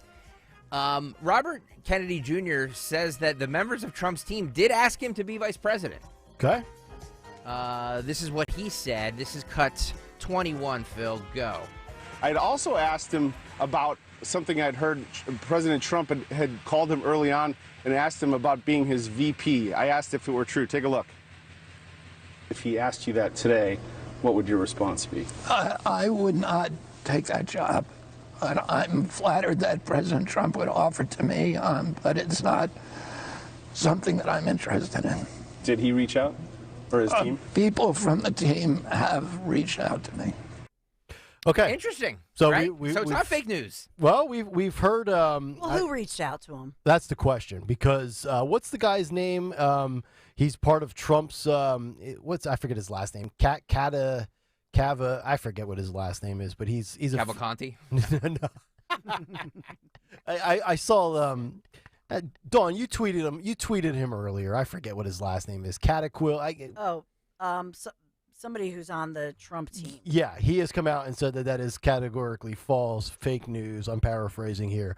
So somebody's lying and somebody's telling the truth. I think maybe I'll answer this both ways. Let's just say that it was Trump's camp for the sake of just explaining why they would do it. You do that to test the waters, to see what the response is. Absolutely. To see what people start saying on social media, just to get a gauge for the temperature of the acceptability of Bobby being on your ticket. That's the motive, if in fact it came from the Trump camp. If you're RFK, I'm still trying to figure out what the motive would be. He wants to be president. I don't know that he would I think he would win voters. I think if you're Trump, you would take him if you thought you could get the independent vote. But I don't know if but with all due respect to Kennedy, with his voice, there's a lot of presentations you do as vice president, speaking engagements. Kamala's doing the HBCU tour. Mm-hmm. I don't know if Kennedy's the guy you want day in and day out in front of microphone. Like, it's just a tough listen, right? Like, we've talked about how difficult it is to hear him, how difficult it is to sit through an Elon Musk answer for different reasons, obviously. And I don't know from a presentation standpoint if Kennedy's the smoothest operator when it comes to delivering the message. Some people might like the message, but think about everything we've talked about optics lately. DeSantis wearing boots, the way he pronounced his last name when he changed the way it's DeSantis. Like, we were very nitpicky about everything. Do you imagine how people are going to nitpick RFK Jr. speaking on behalf of Trump? I don't know. Very superficial of you, Nick. I am. How dare you? I am. I'm told that matters. Policy be damned, I guess, right? You didn't get to this, but I will. Climate activists threw soup at the Mona Lisa at the Louvre on Monday. Over the weekend. Employees responded by holding up curtains to block visitors from seeing. Go to YouTube, youtube.com/@1210WPHT if you want to see the video. If not, we can describe it for you. This is how it sounded. It's all in, I guess, French, German. I don't know what it is. Cut 6, Phil, go.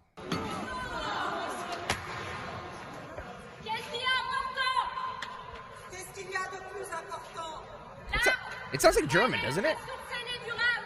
No idea. No. It doesn't? French. It's French.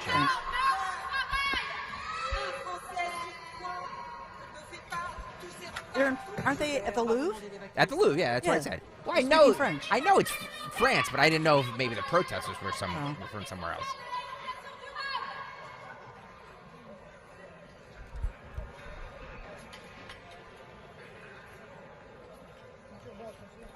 Mona Lisa. Mm-hmm. And they try and put a curtain up there so people can't see it. Yeah, that'll work. That's like putting up the plastic for COVID. I'm surprised the French didn't wave the white flags. That's usually what they do. Yeah.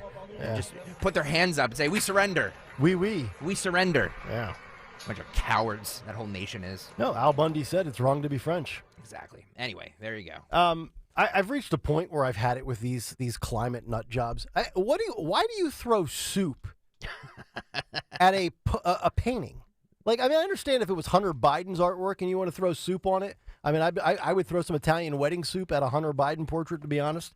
But don't we have to get to the point where we no longer tolerate this, and these people are not only arrested, but they are prosecuted to the fullest extent of the law? Yeah. I'm so tired. Like, and the worst part with all of these nut jobs, they do the dumbest stuff. They glue their hands to a tarmac. They lay down in the road saying, "Run me over." You better be careful what you ask for. It gets people talking about them, though, doesn't it? Yes. But I can't, I value my hands, okay? Yeah, of course. I don't do handy work. So I'm not really sure what function my hands serve me. I work in radio. But, like, the last thing I'm doing is getting a bunch of Gorilla Glue and cementing it to the asphalt in protest of something stupid. Tired of these people. Where was Greta Thunberg at, by the way? Not there. I will say they have it behind glass. So the Mona Lisa, masterpiece was Yeah. not. All right. Oh, that's just like a copy?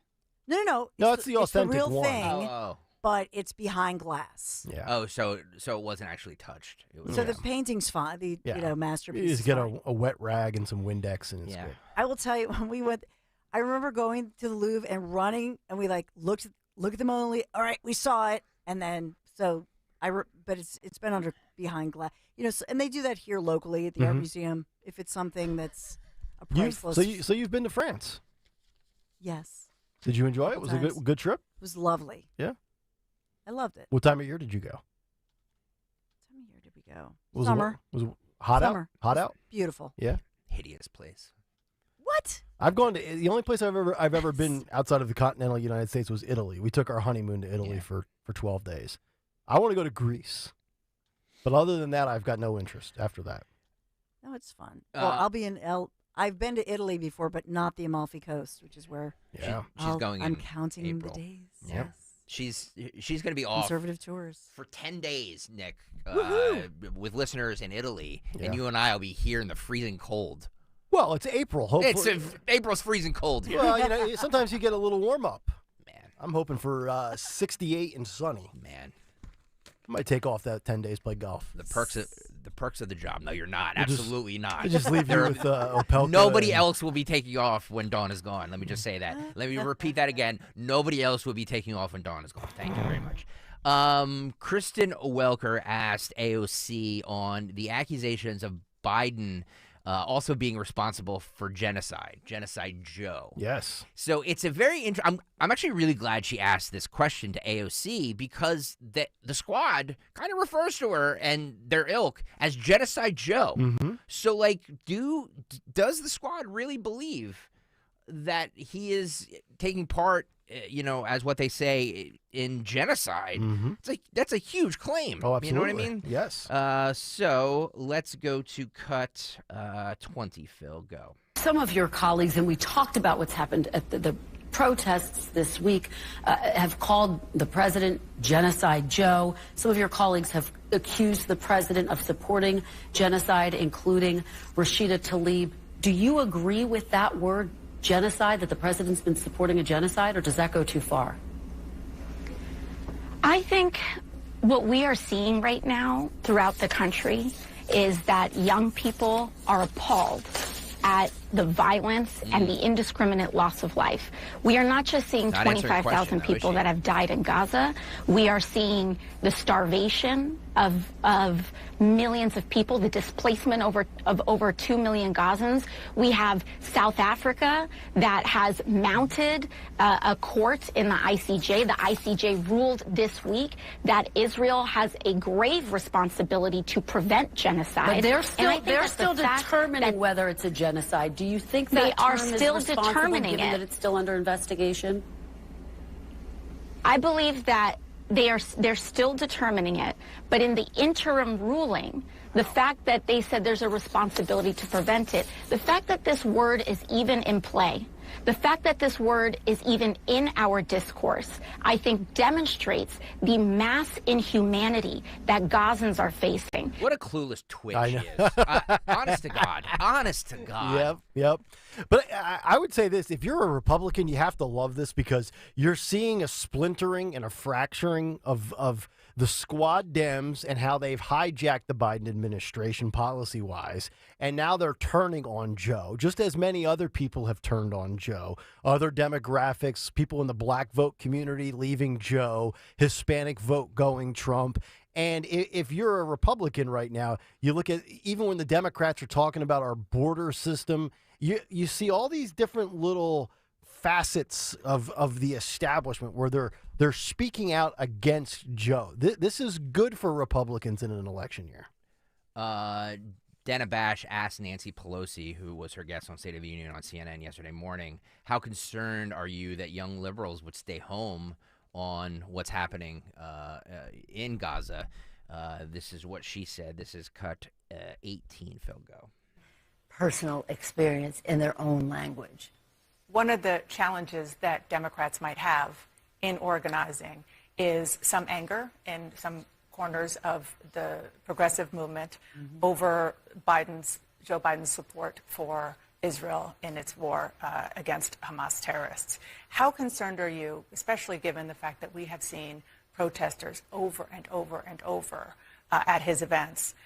How concerned are you that people, young people, Arab Americans, progressives, I'm not suggesting that they're going to go vote for Donald Trump, but how concerned are you that they might just stay home?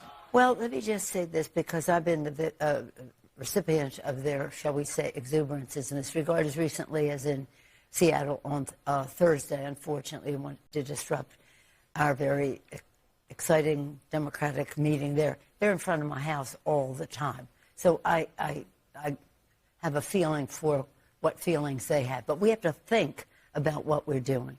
And what we have to do is try to stop the suffering in Gaza. This is women and children, people who don't have a place to go. So let's address that. But for them to call for a ceasefire is Mr. Putin's message. Mr. Putin's message. Make no mistake, this is directly connected to what he would like to see. Russia. Well, it's always Russia. When it's not racism or climate change, it's Russia. Here's the thing. So while they might not go and vote for Trump, not voting for Joe will certainly have a severe impact in a razor-thin election where every vote will matter in some of these battleground states. First time around, it was 44,000 votes in 3 different states combined, so that matters. And then number 2, what is it with the obsession of having Nancy Pelosi on every week? Mm-hmm. For somebody that's, basically retired, I tell you, just a programming piece of advice, if I'm low energy Dana Bash, I think the last thing I need to do to liven up my show is bring in Nancy. That's just me. They want to lose? Have at it. All right, that'll do it for What's on the Cut Sheet Part 2. We'll come back, find out what's on tap for the Dawn Show today in music history and who won Twitter today. Back after this. My kitchen is the heart of my home. If your kitchen or bath is outdated, you need Kitchen Magic. They're local, family-owned in Pennsylvania, operated here since 1979, and they're very experienced team, such professionals. They've transformed more than 60,000 spaces. A dedicated design consultant is going to work with you on your choice for refacing, custom cabinets, backsplash, counters, and also tub shower conversions. They're experts in that as well, so that you get exactly what you're dreaming of. And it comes with an industry-leading warranty. Right now, they're offering 12 months, no payments, no interest financing, and 10% off your remodel. Yeah, 10% off. Just visit kitchenmagic.com. Visit my friends at kitchenmagic.com to add a little magic to your home. Tell them Dawn sent you. The NFL playoffs live on Odyssey. Westwood One brings you all the action from the AFC and NFC championship games, streaming live on the free Odyssey app. First, it's Kansas City and Baltimore. Spinning touchdown catch at the goal line, Kelsey. He could not have been more wide open. Then it's San Francisco and Detroit. Hands off McCaffrey up the right side, into the end zone. Touchdown 49ers. Listen to every game live from Westwood One. Get in the game and download the free Odyssey app today. AUDACY. Adopt US Kids presents What to Expect When You're Expecting. A teenager. Learning the lingo. Today I'm going to help parents translate teen slang. Now, when a teen says something is on fleek, it's exactly like saying, that's rad. It simply means that something is awesome or cool. Another one is totes. It's exactly like saying, totally, just shorter. As in, I totes love going to the mall with Becca. Another word you might hear is jelly. Jelly is a shorter, better way to say jealous. As in, Chloe, I am like so jelly of your unicorn phone case. You don't have to speak teen to be a perfect parent. Thousands of teens in foster care will think you're, rad, just the same. To learn more, visit adoptuskids.org. A public service announcement brought to you by the U.S. Department of Health and Human Services, Adopt U.S. Kids, and the Ad Council.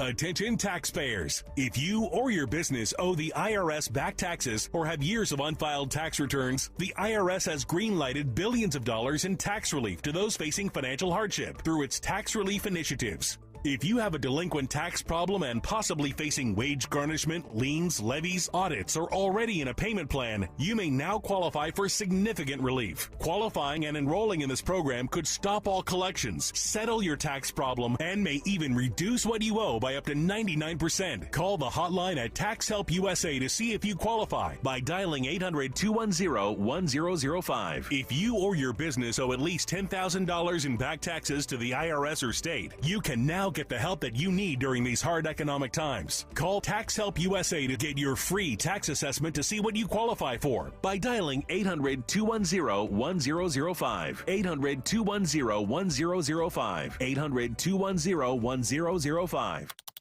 If you put the words retirement savings crisis into Google, you'll get about 81 million references to explore. Jim Cipriotti at Retire Ready Financial Group doesn't need Google to know you're worried about retirement. Between inflation, rising taxes, crazy markets, and the uncertainty about Social Security, he understands. That's why he offers a complimentary retirement second opinion. It's a no-obligation meeting for you to talk about your concerns about retirement. You want to know if you're going to be okay? Let's find out. Don't trade the stress of work for a new kind of stress in retirement. Call Jim Cipriotti today, 610-894-7415. That's 610-894-7415 to schedule your complimentary retirement second opinion.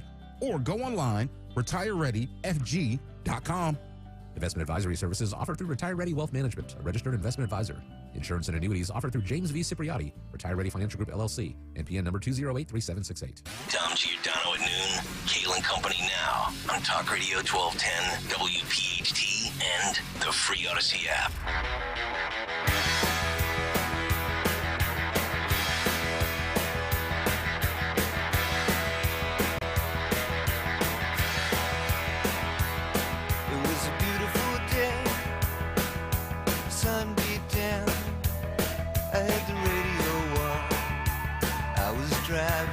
Kayal and Company, 9:52. Welcome back in. Monday morning. The sun is up. That should make Greg Stalker a little happy. As we find out what's on tap for the Dawn Show, just 8 minutes out at 10 o'clock this morning. We have so much developing this morning, so we'll take you through locally and regionally what's going on with these different major medical alerts, health alerts, as our region, especially Pennsylvania, Philadelphia, takes center stage within some of these medical alerts, and then we'll trace why that's happening today. We'll also take you to, we're covering, of course, the deaths of these 3 U.S. soldiers in that drone attack and the possible fallout, what all the experts are saying. But coming up at 10:30, Linda Stein, Broad and Liberty, updating us as far as everything over the weekend, some of the local developments, and the lawsuit against both Governor Shapiro as well as President Joe Biden. Who is suing and why. It's a major local story, regional story, and we will talk about that one. And then Christine Flowers in the 11 a.m. hour updating us on her latest writings. So a lot going on. All right, the Dawn Show coming up in exactly 7 minutes, as today we explore Today in Music History. What happened on this day in music history? Music history on Kayal and Company.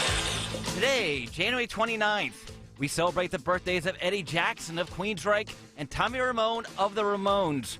Notable albums released today include Steppenwolf's debut in 1968 and Picture This by Huey Lewis. And lastly, on this day in 2014, 100,000 Americans signed a petition asking the Obama administration to revoke Justin Bieber's green card. Why? For threatening the safety of our people, but he is also a terrible influence on our nation's youth. He is. He was arrested for drunk driving and not having a valid license. Hashtag White House failure. Hashtag today's music sucks. Hashtag rock isn't dead. For Kayal and Company, I'm Phil Lundquist. Wow. Thank you very much, that Phil. That was great. How about that? A+. You know what? I always thought Justin Bieber was a threat to democracy. Should have kicked him out a decade ago. Get him out of here. All right, let's wrap it up today with Who Won Twitter today. Who won Twitter? Sid wins Twitter, too. He says, we said that we have this big announcement coming on Wednesday at 7:20 a.m. Mm-hmm. We'll make the announcement. Sid says, I'm going to make a real guess and a funny guess. Greg Stocker got a syndication deal, or Nick is going back to school so he can speak gooder. And then I'll wrap up by saying this. If I were smart, I'd say thank you and leave. But I'm not. So I was going to play that, but you already have it on your board. Oh, I've got everything on the board. By the way, Rosalie on the YouTube chat, Dawn, says Kitchen Yes. Magic just did our kitchen. I highly recommend them. Oh, So, nice. There you Thank go. you, Rosalie. There you go. There we Gotta go. share pictures. Okay. All right, that'll do it for us. Stay tuned. The Dawn Show is coming up next. We're back tomorrow morning at 6. But right now, Dawn Stensland with a word for Parks Casino. Yeah, because I love Parks. Parks Casino, the #1 casino experience in the entire Commonwealth of Pennsylvania, in our region. They really do have it all. As you know, for years, it's my casino of choice. 3,200 state-of-the-art slots, 115 live table games, the best sports book on the entire East Coast, award-winning restaurants, Parks Grill Steakhouse, Bamboo, Liberty Bell Gastro Pub. I love the beer garden there because even on cold January days, you feel like you're outdoors, but not really. It's beautiful. New York's best club comedians every other Thursday night and the best bands every weekend only at 360 Lounge. Obviously, it's not a New York club comedian this coming up Thursday night on the eve of Groundhog Day. It's our very own Rich Zioli this Thursday night. Going to be a lot of fun. Top headliners every weekend at the 1,500-seat Excite Center, only at Parks Casino. America's Top Psychic Medium, Matt Frazier, coming up April 20th. Comedian Andrew Dice Clay, April 27th. SNL, Saturday Night Live's Colin Jost, February 16th and 17th. And comedian Nikki Glazer, March 9th. Tracy Morgan, May 11th. Free parking, valet parking, EV charging stations. For all things Parks Casino, just visit parkscasino.com, PARX. Must be 21. Gambling problem? Call 1-800-GAMBLER. For over 4 decades.